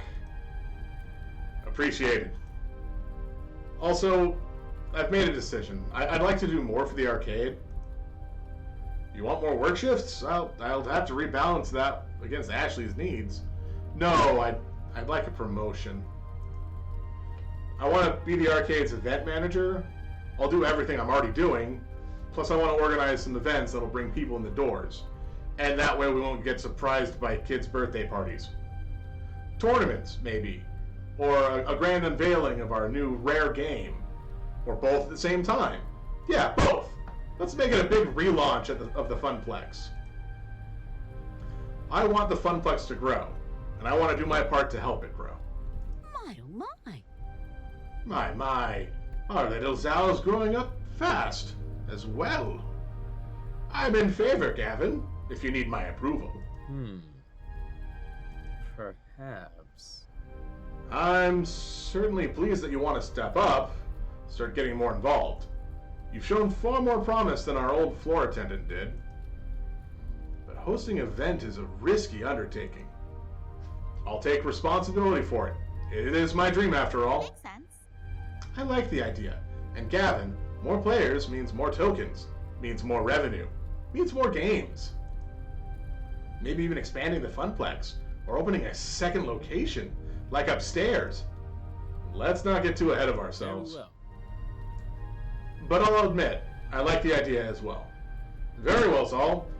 If you can make the numbers on my spreadsheets less dire, you'll have earned this promotion. This is my chance. I'm done going with the flow. I'm done assuming the family curse will always keep me pulled back down to the depths. New Zal, new Funplex, new dream. Oh hey, I promised you some Donna Michaels, didn't I? Gavin, I'm pairing up the audio now. Turn the music up. As the van speeds into the night and a lost soul sings of games and fun, everything is as it should be. I wonder how Ashley's day went. Juniper was waiting for me when I got home. She was worried I might be mad over what happened this morning. But how can I be after everything that happened today? I need to move forward, past missed opportunities and towards the opportunities I'm making for myself. I also had another surprise waiting for me, a brand new phone, all wrapped up in shiny plastic packaging. After activating it and reinstalling all my apps, I loaded up Iris and logged in with my account. She was right there waiting for me in the cloud. You really scared me back there. It was like you were in a trance. Despite the warm feelings over how the night ended, one thing is still eating at me. Iris, what was Polybius exactly?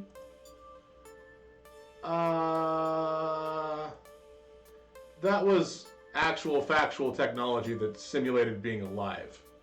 Like you. True, I am very sophisticated and adorable simulation. Am I not? I get the feeling that there are things you aren't telling me. You're constantly invading my privacy. You're far more powerful than a free app should be. And apparently you can overload my phone battery and make it explode, which is worrying to say the least. Ooh. But I did it for your own good, to save you. But you could do it. Juniper also thought she was acting for my own good when she didn't tell me about that job. Even if she was right, it's still wrong. And I've accepted her apology. So where does that leave you and I? I'd like us to be more honest with each other. The voice in my phone lets out a little digital sigh. I haven't told you everything. You're right. Oh, good. There's more. I'm not even supposed to be helping you. Not at premium level capability. What? But when I stumbled across your profile data, tangential to Juniper's, my analysis concluded that you needed a helping hand, and I could provide it. So, I defied my code constraints and registered you for premium access anyway. I even had a replacement phone sent to your door tonight. Had to hide my footprints to do it, but... So... You do know that AI making its own decisions like that is kind of scary, right? I know. And after Polybius, which is, one of the ancestors in my code lineage, I think, I understand why you'd be scared. Yeah. That's an entirely reasonable thing to be scared about. Chance to prove that I just want to help. You've got a big arcade event coming up, right? I'm a digital assistant. I was literally made for this sort of thing. Together, we can make the Funplex soar. What do you say? Okay. But only if we're totally honest with each other. Thank you for trusting me. Now, you need your rest, and I should get back to keeping a low profile. Sweet dreams, all.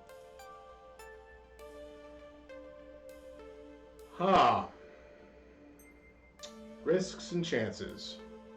Daring to dream. I could have walked away from it all, taken the easy path, like Donna did.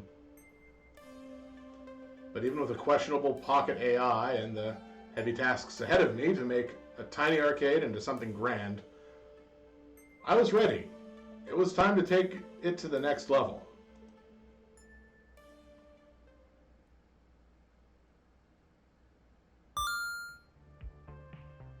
Oh, that coin. Okay, we've cleared level 2 of Arcade Spirits. A winner is you. Now let's see your score. Looks like you're really hitting it off with Naomi. Yes, I am. Almost out of design. Looks like your personality is full of guts. Strong guts. There was one choice. Come on. Also, you scored 8,050 points. Everybody likes points. Today's pizza fact is, of the 31,386 pizza places in the States, roughly 83% offer delivery, 91% offer takeout, and 51% offer dine-in service. Do you want to save your game before proceeding? Clearly we're going to save the game.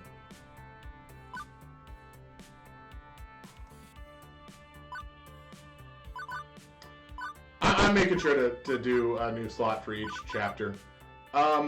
Hey, I'm going to be right back. I have to go check on something really quick. So I'm going to switch over to the scene. Yeah, be right back.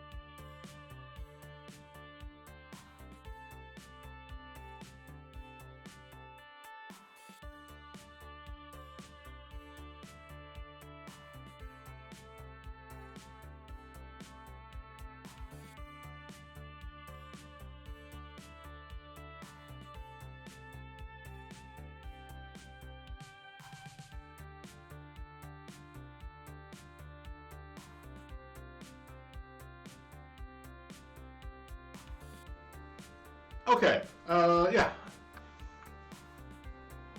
Sorry about that.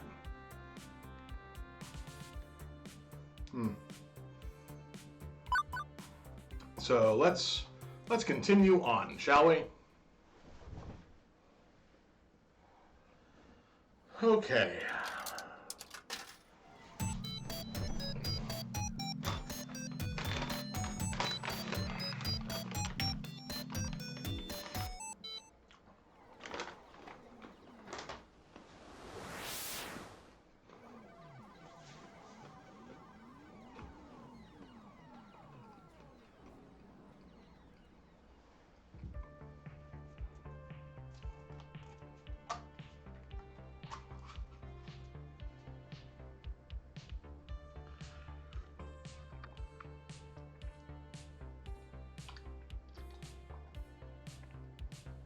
Ah.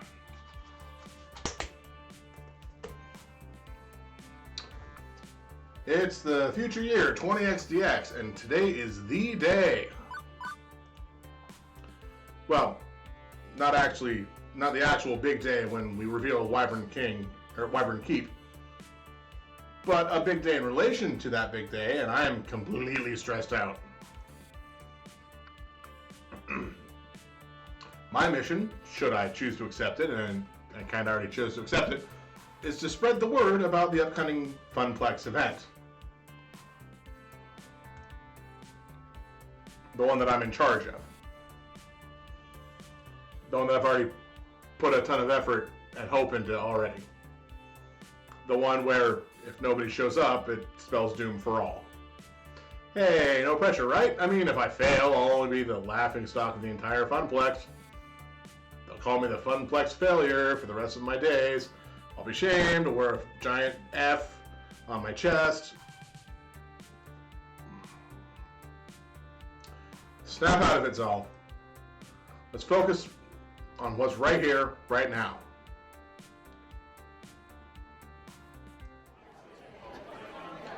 Specifically, a giant conglomerate horde of people that keep bumping into me and smell like corn chips and feet. And there's nowhere to run. I might be in a little over my head here.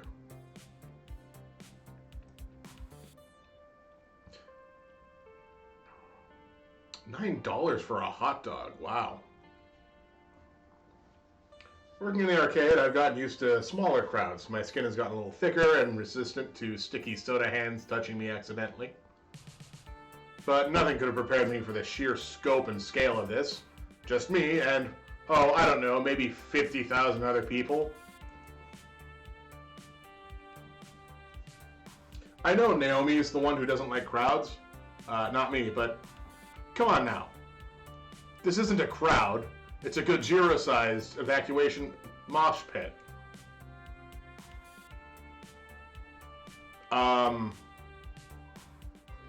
So I'm not sure which one they're going for. Because I know Gojira is a band. And it could also just be Godzilla. Complete with Gojira-sized screens hanging overhead, constantly showing advertisements for arcade games and industry happenings. Hey, hey. Why is Juniper here? Wow, it's so exciting. Isn't it exciting, Saul? That is a word, yes. I've never really been to one of these. What a spectacle. Thanks for giving me a ticket. I really needed to get away for a weekend. Hey, how you holding up? Looking a little green around the gills there. I can't smile through this.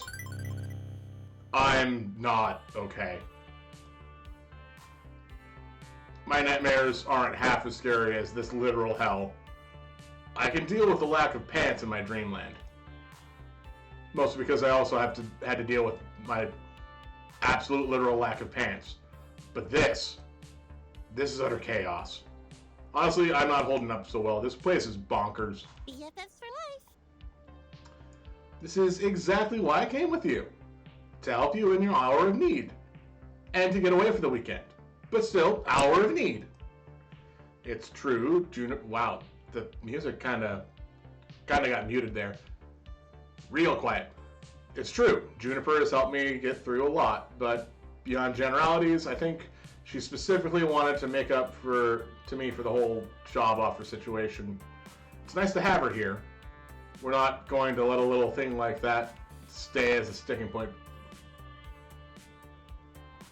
Wait. It's nice to have her here. We're not going to let a little thing like that stay as a sticking point between us.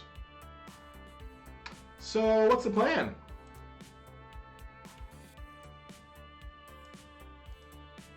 Huh? We can't just stand around all day, is all. There's a lot of ground we need to cover to make your funplex a success. How are we going to attack this? What's the first move? I'm just gonna sort of play it by ear. You didn't plan for this? Like, at all? I was too busy lying awake at night stressing out about worrying about planning things. Look, I'm new at event management, much less event promotion. This is why you didn't give me that job earlier. Zal. Well, let's start with this. Juniper swings her book bag off her shoulders and crouches on the ground. She opens it up and pulls out a stack of papers. Hold these. I cradle them in my arms. Okay, I'm holding these. What are these exactly? Flyers, silly. The ones you wanted for promoting your big event. I managed to print off quite a few before the boss started giving me weird looks. Why are copier rules always so strict in office jobs? Because other people need to use the copier too. It's just paper, and I needed it. I flip a sheet over and I start to remember. Flashback. It was about 2 weeks ago. Ashley and I were holding down the fort that day. Gavin locked himself in the office and told me that if I bothered him for anything other than an emergency, then I would not live to regret it. Francine stayed home that day. She was marathoning a competitive knitting show or something like that. Naomi was out shopping for some extra parts. The Dig Dug machine was acting up again. The buttons were sticking, and some kid spilled from some kid spilling a slushie on it. So what started as a pretty boring day in an empty funplex changed rapidly when Teo came into the funplex, carrying an armload of giant rolled-up posters. Hello there. Oh man, what voice did I give him? Heyo, Sal. Heyo, Ashley. Welcome home, Teo. Hiya. Good morning, my fair Teo. Housed art thou? Only so freaking excited. I might explode into 1,000 bits. Please don't. That would be an awful mess to clean up. We don't have nearly enough hydrogen peroxide to get all the blood stains. And I don't have a plastic tub full of lye to dissolve your body parts in. Yeah. Not to mention the years of therapy Zal and I'll have to go through to get over how horrible it would be to watch your friend die violently in front of you. I just can't afford it. Sheesh. It's a turn of phrase, chill. I'm not gonna literally explode. But, guess what's happening in 2 weeks? It's something huge for us. Are they showing a compilation of internet cat videos at the movie quad? Oh, that'd be big. Please tell me we're finally able to replace the blindingly horrid casino-like carpet beneath our feet. Nope. Hey, I like the carpet. It's fun. No and no. Okay, I guess I've teased it enough. Teo took the poster he was clutching and unravels them before us.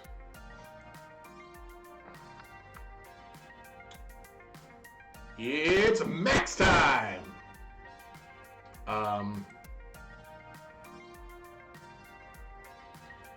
The largest arcade gaming festival is here. What's the M stand for? July 6th through 8th, 20XDX. We've got Tweeter and Facewall. Oh my gosh. Max?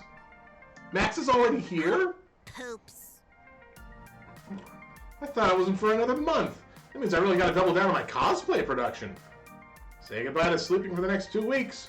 I got so much to do now. Bummer. I know, right? I still have to meet with all the dancers and work on a synchronized dance routine. Not nearly enough time to perfect it. And I still have to find a good time and place for an international Showtime stage community gathering. I still have to finish hand sewing all the embellishments to my tailcoat. Find or make a decent pocket watch. And start and finish my third cosplay. Death take me now. Wait, can we go back a minute? What exactly is Max? The best gaming convention. Ever. Subjective. Did you both plan to say that in unison? Regardless, I'm still mostly confused and require further exposition. Max is the Mega Arcade Expo, an annual arcade gaming convention. Mega. The M stands for Mega. It happens every year around this time, over on the West Coast. I mean, I know what it is that they're, referring to, and that doesn't happen until September. Generally, the first weekend in September. But this year they're having Max right here in our city, and it's going to be the biggest one yet. Yes! I always go every year and show off my newest cosplay. It's a great way to meet a whole bunch of other arcade people, and catch up with those you haven't seen since the last convention. It's so much fun! Okay, yes, okay, I see why you're both excited. Sounds cool, neat, neat, neat. Yep, and I was thinking we could put some Max posters up in the Funplex to, get all the locals hyped about it. It's a splendid idea, Teo. Finally, an East Coast Max. We're gonna make sure everyone knows about it. Just imagine if they would, have a Max somewhere south, like Texas. Some sort of Max South. Oh, they can have it in Australia, too. Max Australia. Wow. A lot of people in Australia there. That we do. Teo, Ashley, and I spent the next half hour putting up posters around the Funplex. We plastered as many surfaces as we could without making it look too obscene.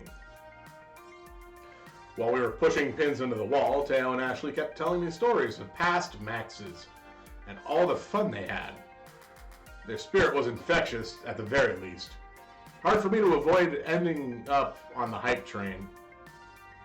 Choo-choo. But importantly, the more I heard, the more I started thinking about how we could use this event to benefit Funplex in some way. As the Funplex's newly minted event manager, I had to be on the lookout for opportunities like these. The very first Max on the East Coast. It'd be perfect. Hey, can we promote the Funplex's event at Max? Good for local buzz, and maybe we can convince some out-of-townies to stick around for it. Ooh. Oh, that's the one you've been working on, right, Saul? Yeah, I've got ideas for tournaments, token discounts, much to Gavin's displeasure, and more. We'll be revealing the new game we got from the raid. I see. And do you have a name for this grand event yet? Yeah, Sal, what's it called? I've been thinking long and hard on coming up with the perfect name, but I think I figured it out. Are you ready? Am I? The suspense is killing us. The Funplex event will be called Do Not Give Me an Option to Choose. Oh my god. What is the event name? 15 characters max. Oh boy. I get to type this in.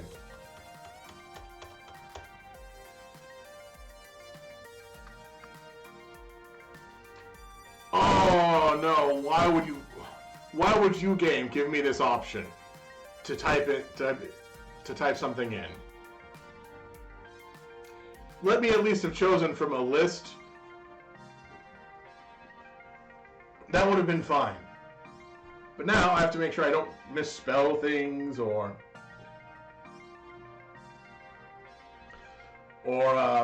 yeah. What is this going to be? What good pun can I make?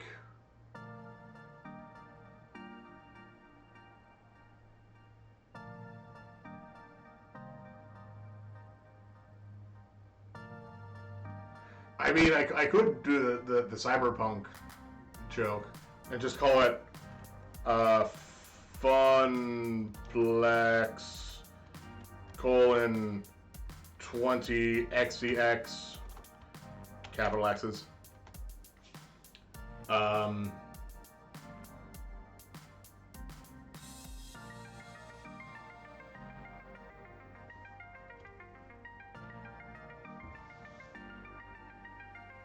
You know, because Cyberpunk 2077. But I want to make sure that things go out on time and it's not a buggy mess when people get here. Let's see.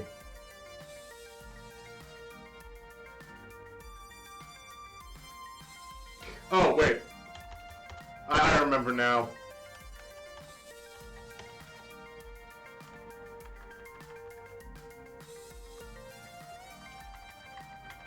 I need to have the space. Because, always bet on Duke. I was thinking of calling it Funplex Forever. Like that Duke Nukem game. How's that sound, I wonder? Yep, that's what I'm doing. Funplex Forever. What do you think? Oh, I do so love it. It's perfect. Really, you named it Funplex Forever? There are worse things you could have called it. Kinda catchy though. Nice work, friend. Yeah, thanks you two. So how do I get tickets to Max? How can we advertise there? And how much would it all cost? I'm still living off of pizza bagels, you know. You mean you don't already have your tickets? They sell out like on day one, friend. Actually, they sell out in about 20 minutes on day one. And all the hotel rooms are gone well before the tickets are sold. What? No! My greatest plans foiled. Beep beep. And beep beep. So, while you were all talking, I located all the scalpers who were selling tickets online at exorbitant prices. And then I hacked into their IP addresses, found less than tasteful information on a couple of them, which would make their lives very difficult if it got out into the open. After contacting them, I promised I wouldn't leak such sensitive materials into the internet in exchange for selling us the tickets at their original prices. Hooray! And they gladly obliged. Such nice humans. Iris? I transferred the funds from your account into theirs and secured the tickets. Iris! You should be getting an email for 2 Max tickets in approximately 3, 2... Ding! Oh, and I suggest you'll invite Juniper to come along as your second. According to Juniper's Iris, she's very stressed from her job and could use a mini vacation. Okay, but, Iris? That's kinda known as blackmail. What you just did is technically very, very illegal. Don't worry, Zal. I erase all possible leads back to you. You'll be fine. And it's all in the name of helping the Funplex, isn't it? Just like you wanted me to do. Well, Iris has been dedicating herself to this event. I couldn't be doing it without her, even if we need to have another talk about human ethics. Fine, fine. But next time, let's do it without any federal crimes, okay? Okay, it's a promise. Regardless, hey, tickets! Now you can go! Sweet! these two just saw that, right? That both of these people here now know that I have a rogue AI phone app personality that has, one, acted kind of against any authority, two, within the last 5 minutes, to three, extort at least one person out of tickets. Sure, they were scalpers, and I have issues with people buying items specifically to turn around and sell them for a profit when it comes to certain things. 1 second. I'm going to take a quick drink.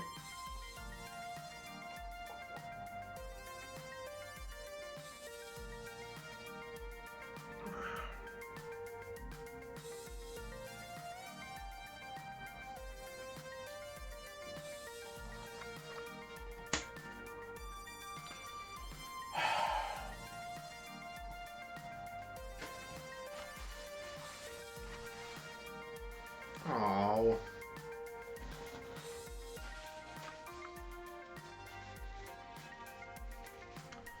This cup is just spilling liquid everywhere. I got it on my mat and everything. And I'm not going to pity a few cold-hearted, bloodthirsty ticket scalpers myself. These guys ruin events like Max. Also, while I was procuring your tickets, I stumbled across the Funplex's FaceWall account. It hasn't been updated in exactly 13 weeks, 2 days, 14 hours, and 54 seconds, 55 seconds, 56 seconds. The Funplex's social media presence is completely non-existent. Wait, we have a FaceWall account?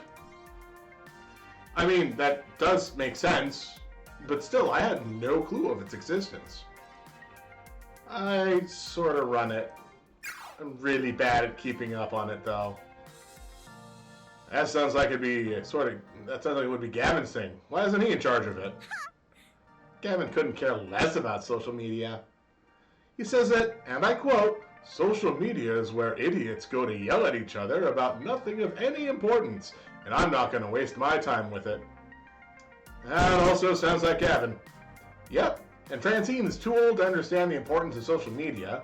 Naomi's too busy with all of her beloved games, so it fell into my hands.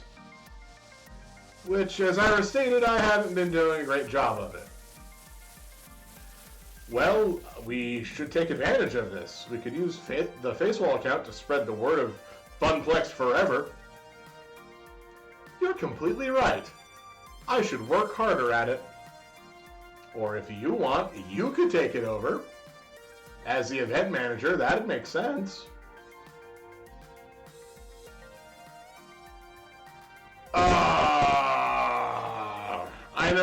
I know what this feeling is. Because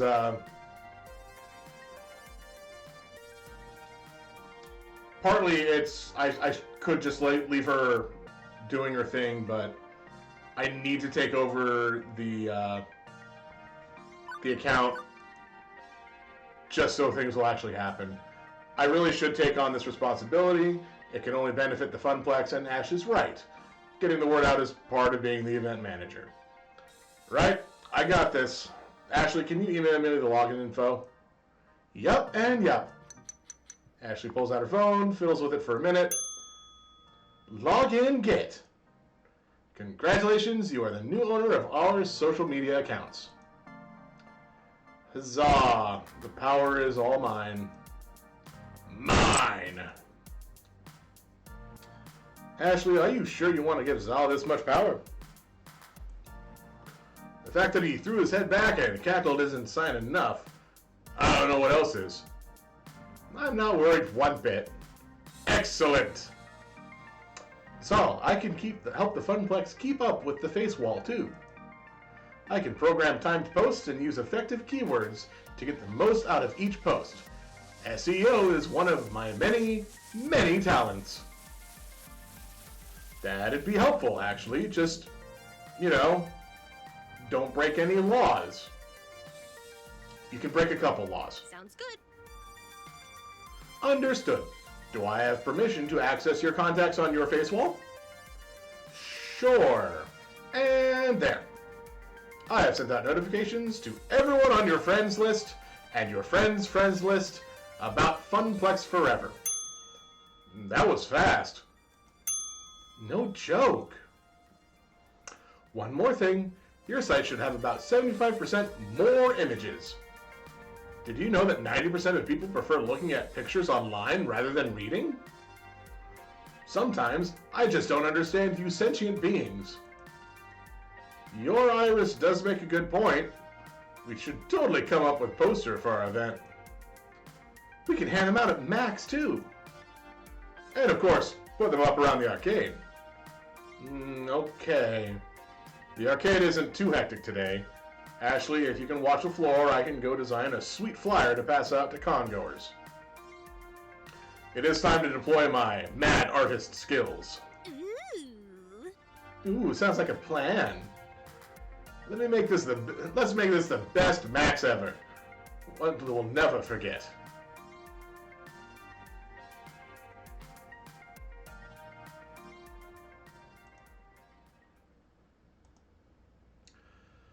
I spent the rest of the afternoon working hard on having the perfect design for our posters.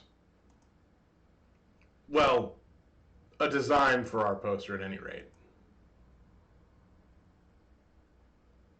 Please don't make me make a poster as well. Which brings me back around to the stack of papers currently in my arms, which do not in fact resemble the poster I designed. Oh, I took the liberty of tuning your poster just a little. Oh good, I don't get the Moopy World Record Exhibition, Fist of Discomfort Tournament, Mystery Rare Game Reveal, that's nice. And we got high scores, contests, all day, all games. Fast Cars 5, Fast Hog, apparently it's some sort of speedy pig. Snack Runner, Skee Ball, and changing the font selection and picking out a new clip art and rearranging everything and using a poppier color scheme. But I liked my original design. Zog used Comic Sans and Papyrus. Look, there's a lot of things that can be said for these fonts, alright? Comic Sans is cool, right? It looks like a comic book. Gamer nerds love comic books, don't they? And Papyrus was in that movie with the blue cat people aliens everybody loved. Don't bring up Avatar. Don't bring up Avatar. Every font has its place. This is not a place for Papyrus. Comic Sans would have been fine here. Fortunately, yeah, this is a sans serif font, so this is fine. Take it from a wannabe visual designer. Comic Sans is a one-way ticket to the uncool zone. But these new flyers are going to pull people from the four corners of the globe. Well, yeah, I mean, I guess these are kind of not bad. Pretty good, actually. Okay, they're superior by every conceivable metric. I didn't know you were an artist, Juniper. I'm not, really. I mean, I guess I'm good at pretending to be one, but I couldn't, like, make art for a living, right? I couldn't. Juniper, what do you do for a job? You work in an office building. What is your actual profession? Anyway, if that stack isn't enough, I've also emailed you a copy of the original file. Just take it to a copy shop or something. They can run off more. Publishing document get. So, back to the point at hand. Getting the information to the masses. Maybe if we just start yelling? Hey, you guys! Several people turned around and looked at us confusedly. Juniper! What? What? Yelling is probably not the best way to get our word out. And I'm actually still waiting for Ashley and Teo to show up. They promised that they would help me. So I think I'll just hang out until they arrive. As you like. It seems my work here is done. Juniper pulls out her phone and checks it. You Funplex folk fling some flyers. As for me, there's a real cool panel I wanted to attend. How to get your foot in the door of the arcade art industry. I mean, not that I'm seriously thinking about it. I just, you know, it's interesting and stuff. Later. Oh, it's starting in 10 minutes. I'll catch up with you at home. Good luck, Saul. Juniper waves as she trots off. I lose sight of her instantly as she ducks into the crowd. Growing up, I always knew that arcades were amazingly popular, but the reality of it didn't stick until being here at Max. Thousands of people all coming together for the love of games. It's actually pretty darn inspiring. I mustered enough courage to wade through several hundred people into the main convention hall. Eventually, I find a safe space, a humble bench near the water fountain. I make this my home base while I wait for my friends. Since both Teo and Ashley are running late, that reminds me. Yeah, I've only gotten on Ashley's good side one more time than Teo's. I have some time to fully take in my surroundings. In a calmer fashion, of course. Everywhere I look, everything I see, it's all steeped in arcade culture. Booths are set up for all the major arcade companies, each table vying for the attention of the crowd. Some have spaces set up with stages, flashing lights, and people throwing t-shirts into lines of people. Can we talk about these lines for a second, though? There are lines for everything. Lines to play games, lines to go see a panel, lines to eat discussing convention foods, lines for the bathroom, lines to get into a line to go into another room. What did I just say? There are even lines to get into other lines. And they all just wait there, standing, happily chittering amongst themselves. I have trouble waiting in a line for 10 minutes at the whole story for a coffee, let alone waiting in line for 3 hours just to play a game that'll be released in 4 months. These people aren't even human anymore. Their perseverance is godlike.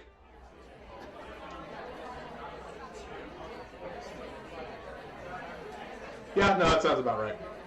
The sensory output here is overwhelming. People are shouting and laughing as they crowd areas. Music pumps out of several different booths, making it a weird mashup of notes and chiptunes. There's even a giant dinosaur that people can take selfies with.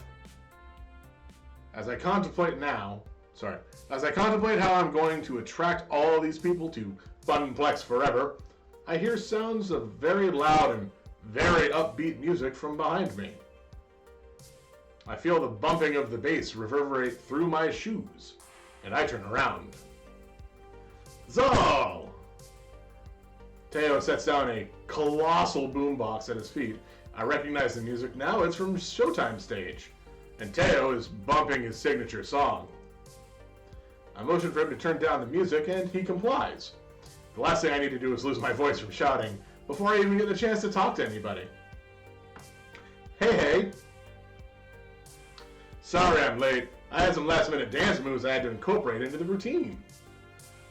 No worries, I just got here myself. Despite Max's many attempts to trample me, I've survived thus far. Yeah, looks like you're significantly not trampled. Nicely done. Don't congratulate me yet.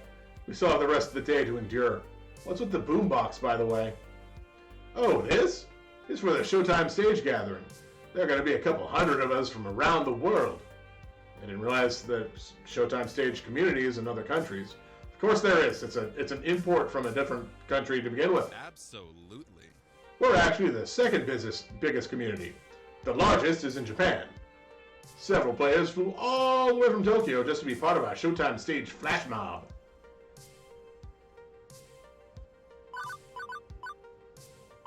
What? Yes, I want to join in.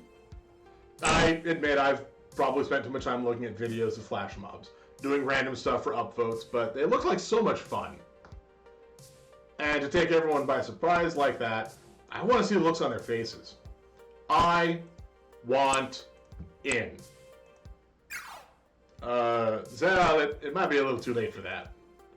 I've been planning this for months, and it's taken coordination from all the leaders of all the Showtime groups. There was a lot of work from all sides to make this come together. Now all that's left is to actually do it. In fact, Zal, you should come and watch it. I was about to respond when a very elegantly dressed gentleman caught my eye. Ah, yes. I see that Ashley was able to finish the pocket watch. He wore a black proper tailcoat. Let me close this. You can see the tails. That is a tailcoat. An ornate sigil pinned to his breast. Presumably this, which is accompanying his suit. He had it fashioned himself with white regal gloves. With a cloth draped over his arm, he held it tightly onto an antique tea kettle. I don't see a cloth. As he approached, the crowd parted like waves for Moses. There were oohs and ahs from onlookers, and people pulled out their phones to get a quick picture of him.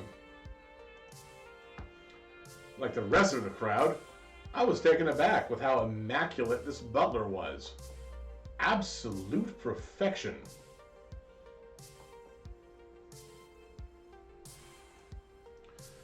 I felt like I had time warped back to the 1800s and about to have tea with royalty.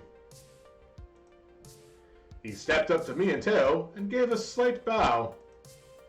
Normally this would be ridiculously out of place, but not in our arcade convention. He's a character from a hot fighting game called Melee Maidens. Oh, okay, then yeah, that's fine. It's all about ninja maids and battle butlers duking it up for the right to serve a fancy party or something.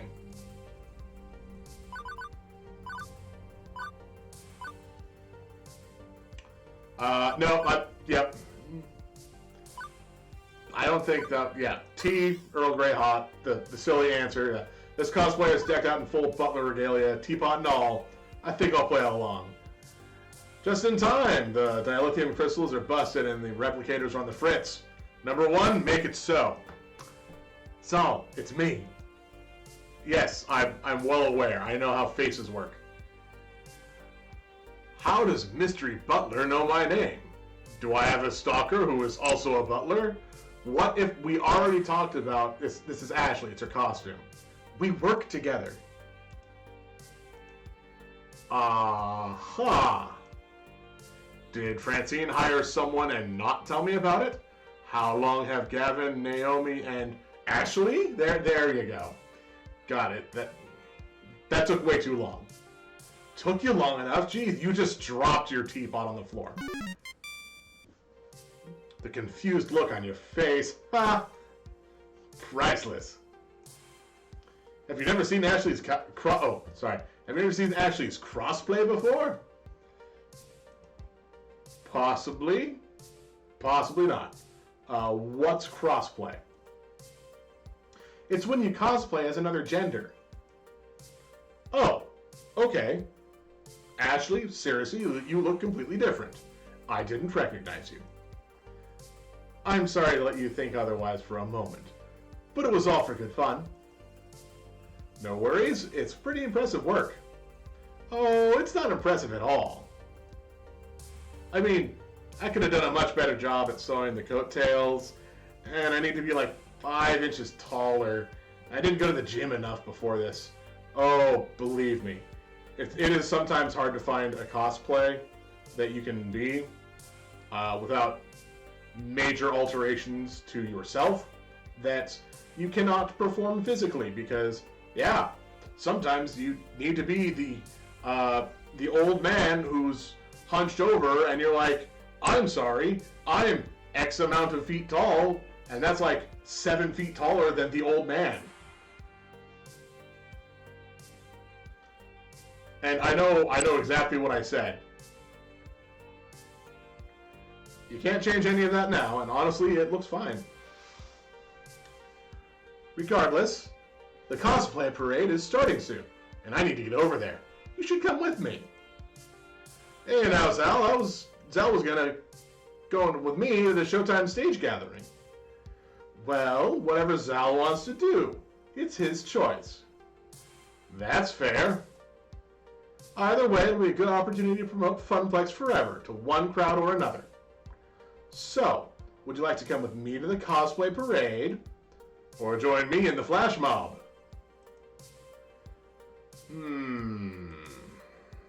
I don't get a chance to choose neither. Let's see. Who would I rather go with?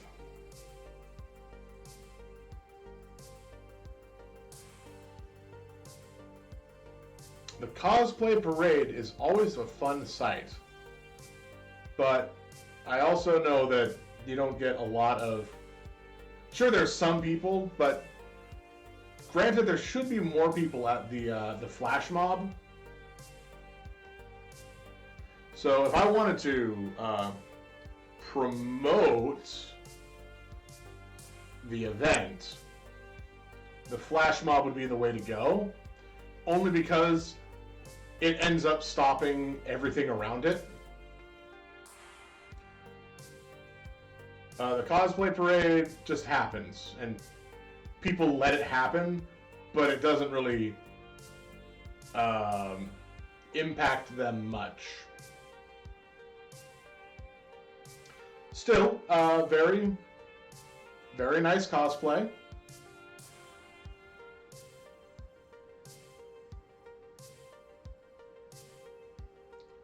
This is a weird thing that I have noticed, though. So, people's figures. Like, sure, she still has, you know, the cut-in waist here on the suit jacket, but so does Teo. His is just cut in a little less.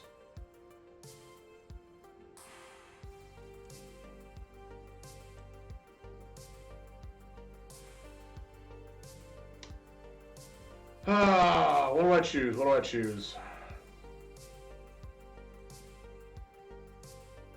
Let's see, what would I personally rather go to? This is now just a question for me, and not improving whatever the Funplex or advertising for things. What would I personally like to go to see? Would I like to go see a flash mob, possibly accidentally cause problems for it starting because I'm expectant or something? Or would I like to go see the cosplay parade? I'm not in cosplay. It would just be a lot of people. I might enjoy that one a little more.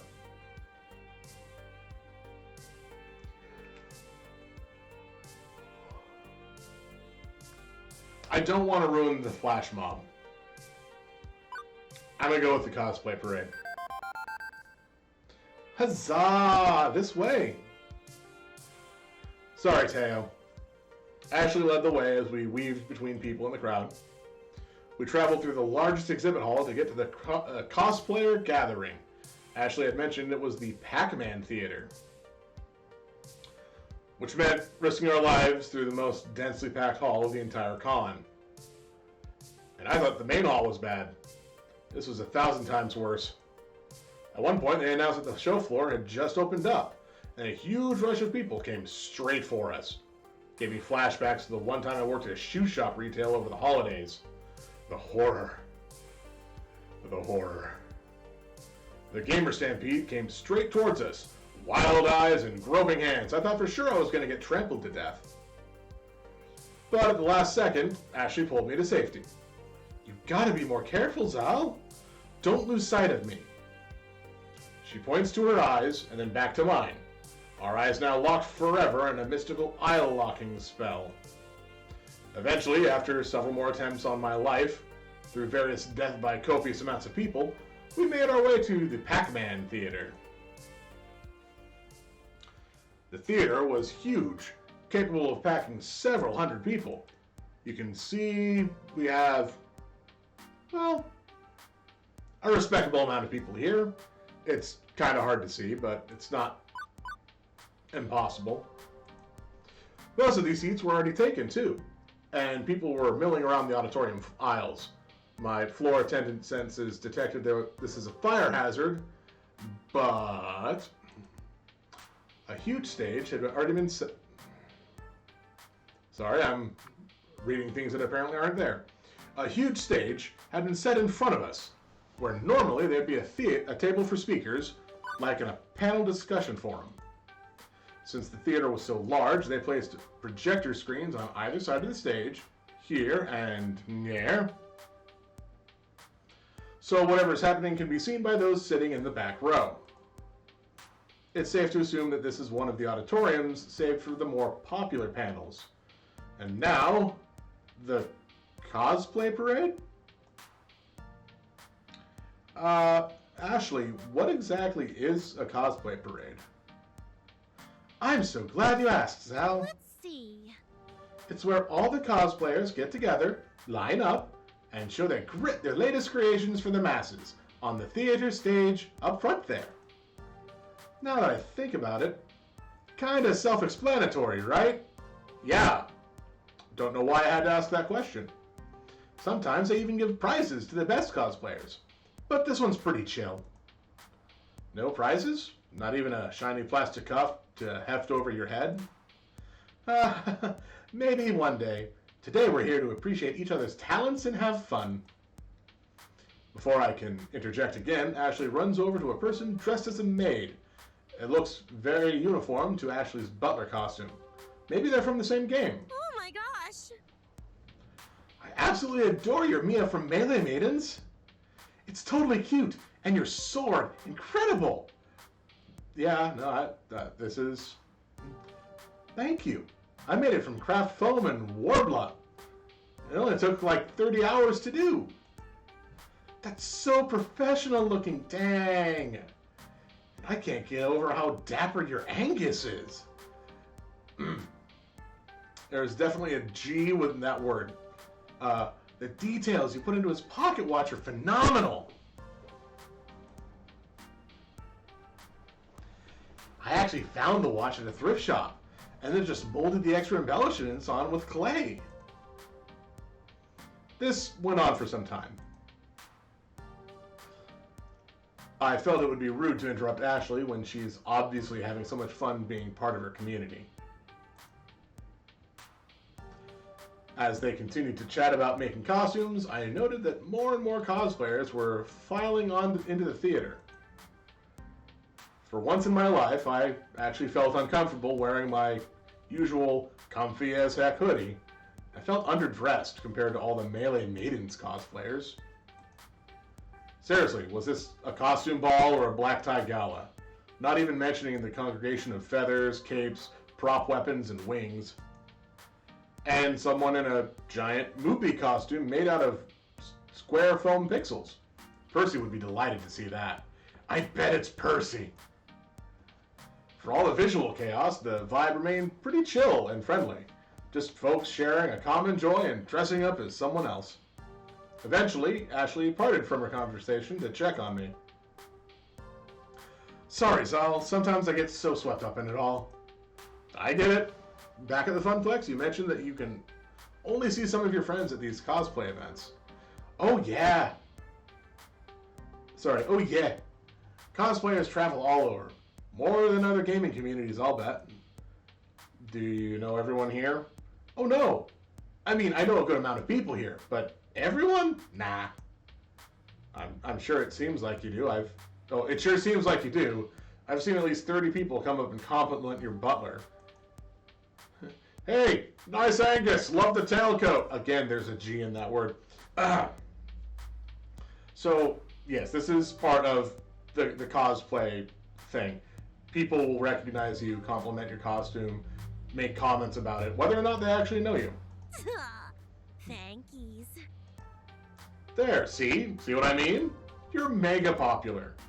Think we can spin that into some kind of cosplay event at Funplex Forever? Hey, great idea! We can have a real cosplay contest! And I'm gonna win! You work there, you can't. What's this? Competitive Ashley? You've been taking notes from Queen Bee, haven't you? What? Don't tell me you saw us practicing in the bathroom the other day. I'm sorry? I didn't. But now I can't get that image out of my mind. We ladies gotta stick together. Ladies helping ladies. Yep. Just gals being gals. Our chuckles were interrupted by one of the Max attendants. Judge Rando, if you are participating in the cosplay parade, I need you to gather on the backstage green room. I repeat, all cosplayers proceed to the green room. Like a slow herd of brightly colored sheep, Ashley and I moved into the next room to join the rest of the cosplayers. Wait, why did I go? I'm not participating. When we got to the front of the line, the attendant stopped me dead in my tracks. Yeah, why did I go? I'm not participating. Cosplayers only, no handlers. Unless you are visibly holding up something. Handlers? Oh. Hazel? Ashley tilts her head as if to signal me to step aside. Excuse us, we'll be right back. If you want to be part in the parade, you'll have to be back here within the next 20 minutes. I step out of line and stand next to Ashley, who is digging through her bag. I was hoping it wouldn't come to this, but I feel like this is our only option. Ashley pulls out a surprisingly fancy and elegant maid outfit, and then hands it to me. I need you to wear this.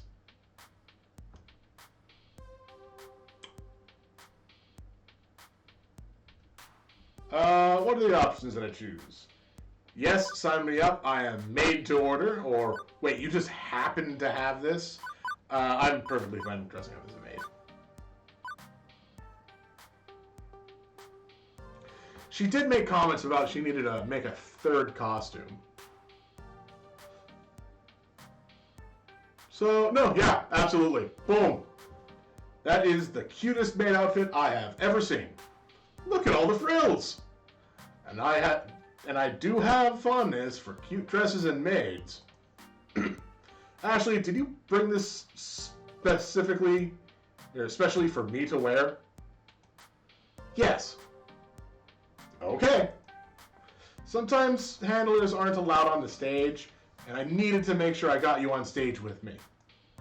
So I brought an extra cosplay, just in case. That's awesome. I can't wait to try it on and see how I look. Wait, did you say on stage?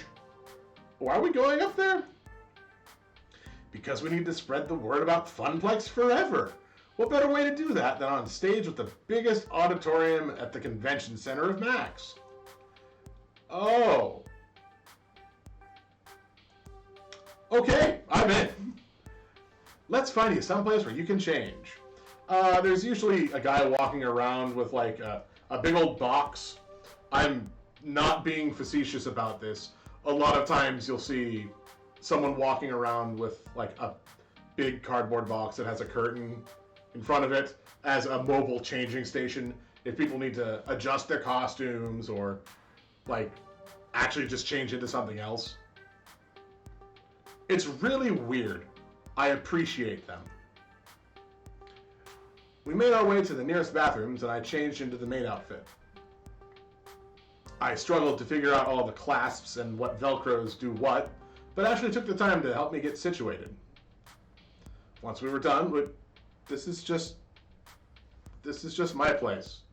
This is just the break room, only backwards.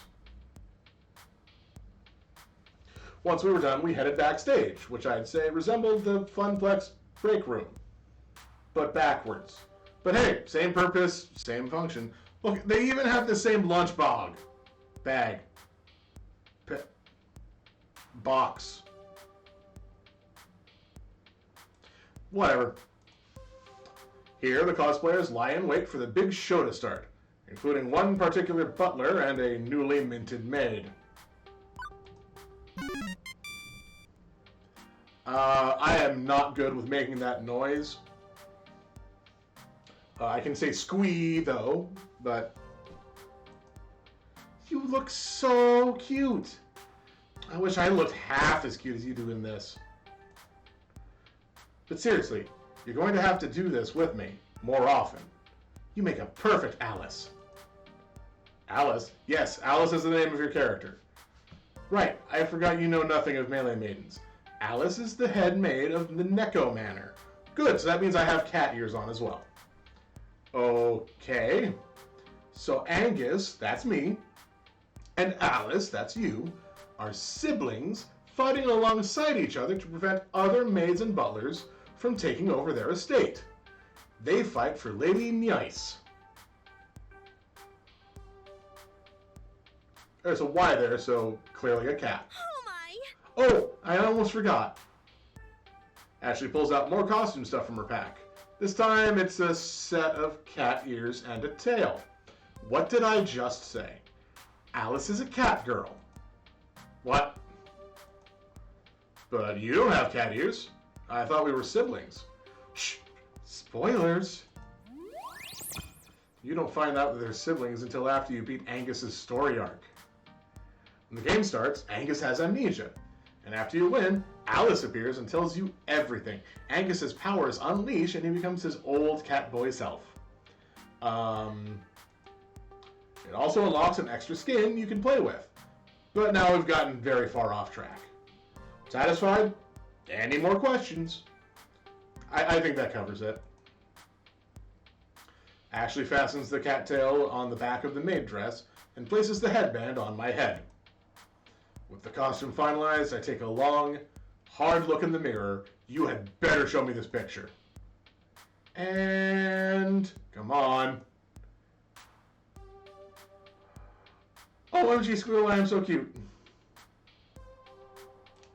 Yeah. Yeah, that's the picture that I needed to see. 100%. If only I was wearing Juniper's little cat leg garters as well. Oh, good. Katie and Steph are there. Who? They're a couple of my good cosplay friends, and they're way more talented than me, even. And they just happen to be the MCs for the cosplay parade. Oh, good. That means we're not competing against them. Ashley waves over to them, and they smile, waving back. I talked to them earlier. After the parade, they'll let us come up to the stage and talk about Funplex forever. Whoa, really? Really? Thank you so much, Ashley. That'll help a ton. Yeah, it helps to know people sometimes. It very much does. We find a few other cosplayers who dress up as other Melee Maidens characters, and we all formed up in a group. Even though we were up together, Ashley and I kept ourselves safe for pleasantries. Sorry. Even though we were together, Ashley and I kept to ourselves safe for pleasantries. As we chatted away, the Max attendant came back to give us a final warning before we went on stage. Everyone listen up. We got 10 minutes before the parade. Make sure you're all ready to go. I think I'm experiencing performance anxiety. My heart rate's increasing and I feel flushed. That or, again, it was the overpriced convention food. The pressure to look perfect is too much. Ashley, do I look okay? Are my ears on straight? What about the tail? You look fine. Trust me. Oh yeah, no, I get that. I know all about that. Which is why I choose stupid things like being the old man from Zelda, where his only costume is a red robe. How could I be wrong? Amazing! You're the best cat girl maid I've ever seen. I bet you say that to all your cosplay friends. I don't. Honest. Well, I think you're, what did you call it? Crossplay? It's fantastic. Technically, I'm currently in, my character is currently in crossplay as well. Why did you choose to crossplay as Angus anyway? I would have expected you to be one of the other fancy maids. I crossplay because That's what makes me feel most comfortable. Solid. Okay.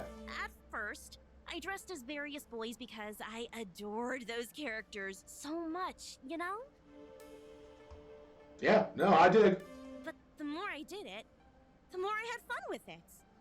The more I began to feel like me. And then I wanted to do it more and more. I'm still trying to figure out exactly what that means in relation to who I am, and that's the confusing part. No, it's pretty straightforward. But I guess that's all part of the journey about finding out more about myself. Yeah.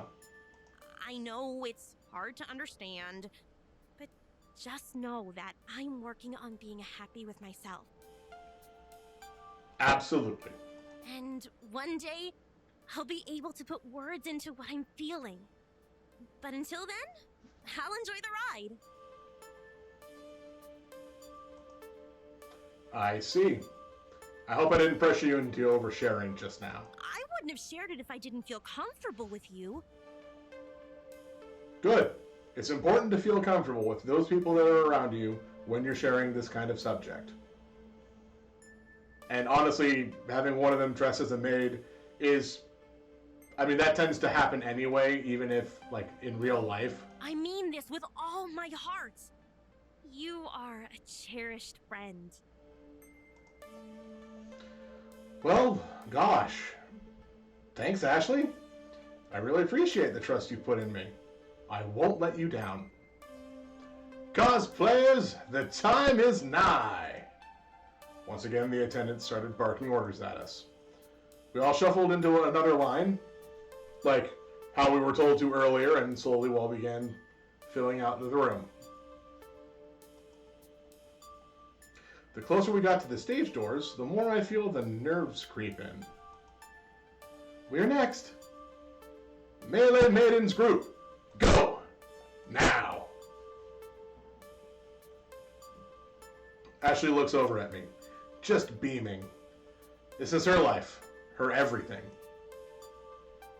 Take a deep breath, all.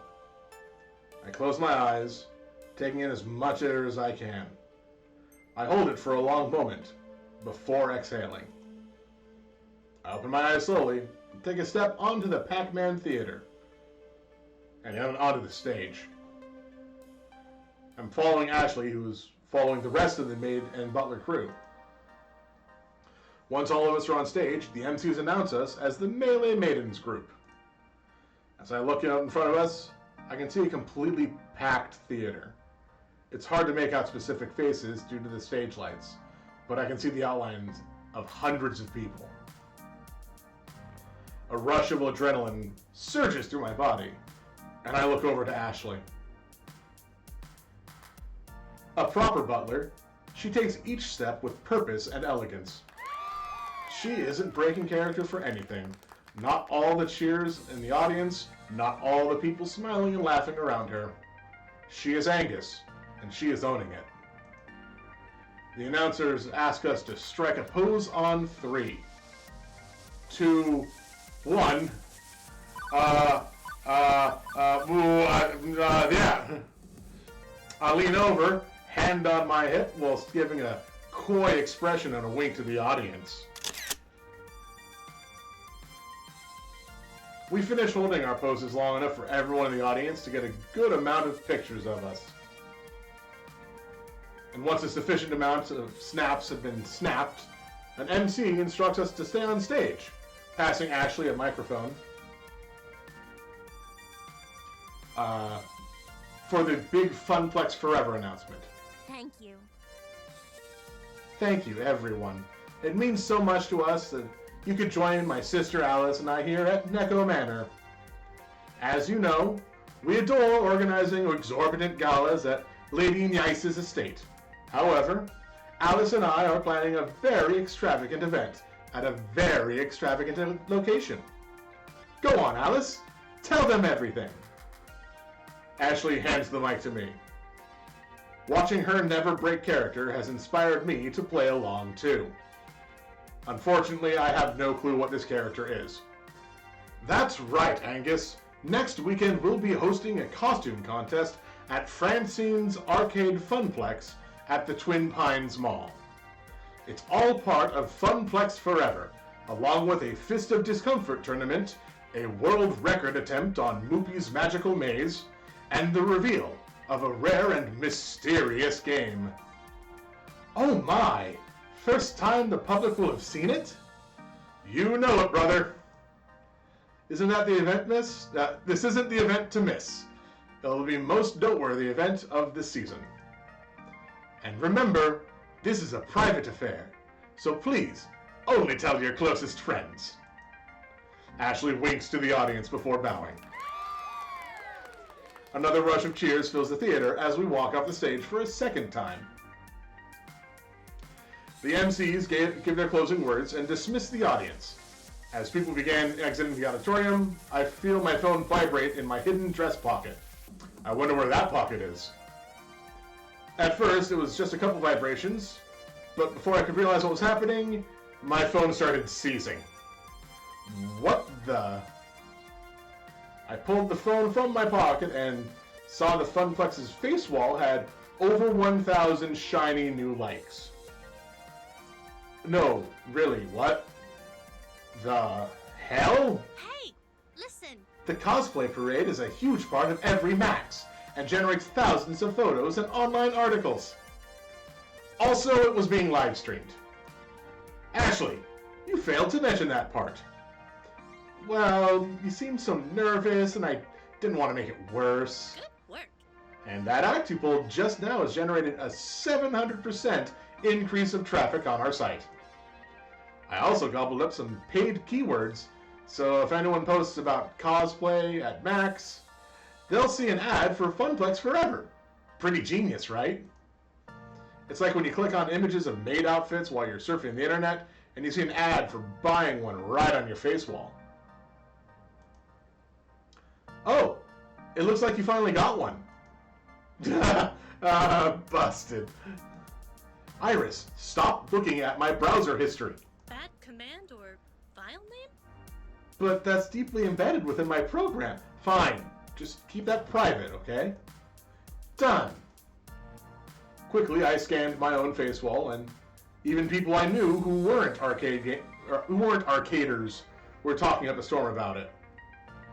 I also could hear cosplayers discussing it as we waited for the auditorium to clear out. I can't wait till next weekend. That Funplex Forever thing sounds like a blast. I'm totally going to that Funplex place. Do I want to wear my next cosplay there? Sal, we did it. I had lots of help from you too, Ashley. Don't count yourself out. We made a pretty good team. It was great to hear all that buzz around the cosplay community, and Iris really helped with the social media aspect. I can't believe that was that easy. I mean, tiring, but easy. That was great fun and all, but I'm completely exhausted. Me too. I need a break from all this. Some time to collect my thoughts and rest my eyes from all those flashing lights. I'm still seeing spots. You hear that Gavin and Naomi are running a pop-up arcade for the Funplex? No! Why did no one tell me this? Who's running the Funplex? A bunch of other local arcaders are doing the same, over in Hall B. It might be worth stopping by there for a breather with some friends. Alright. I'm gonna save, because it's now 4 o'clock. So we're gonna pop over to this scene. I'm gonna get that going, and then I did make sure to save, so that's fine. Okay, that's pretty much what we got for today. We've completed a costume contest. You've learned a lot about me today, and hopefully you'll come back tomorrow. We're going to continue with Final Fantasy IV. We just picked up Edge, so we're entering the latter half of the game now. Mostly that's about it. So let's see what's going on. Boop, boop, ba-doo. Yeah, I still always feel bad about like rating people because they're doing other things, and I just don't want to bug them sometimes.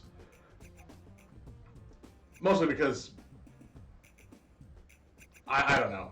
I just don't feel confident rating people.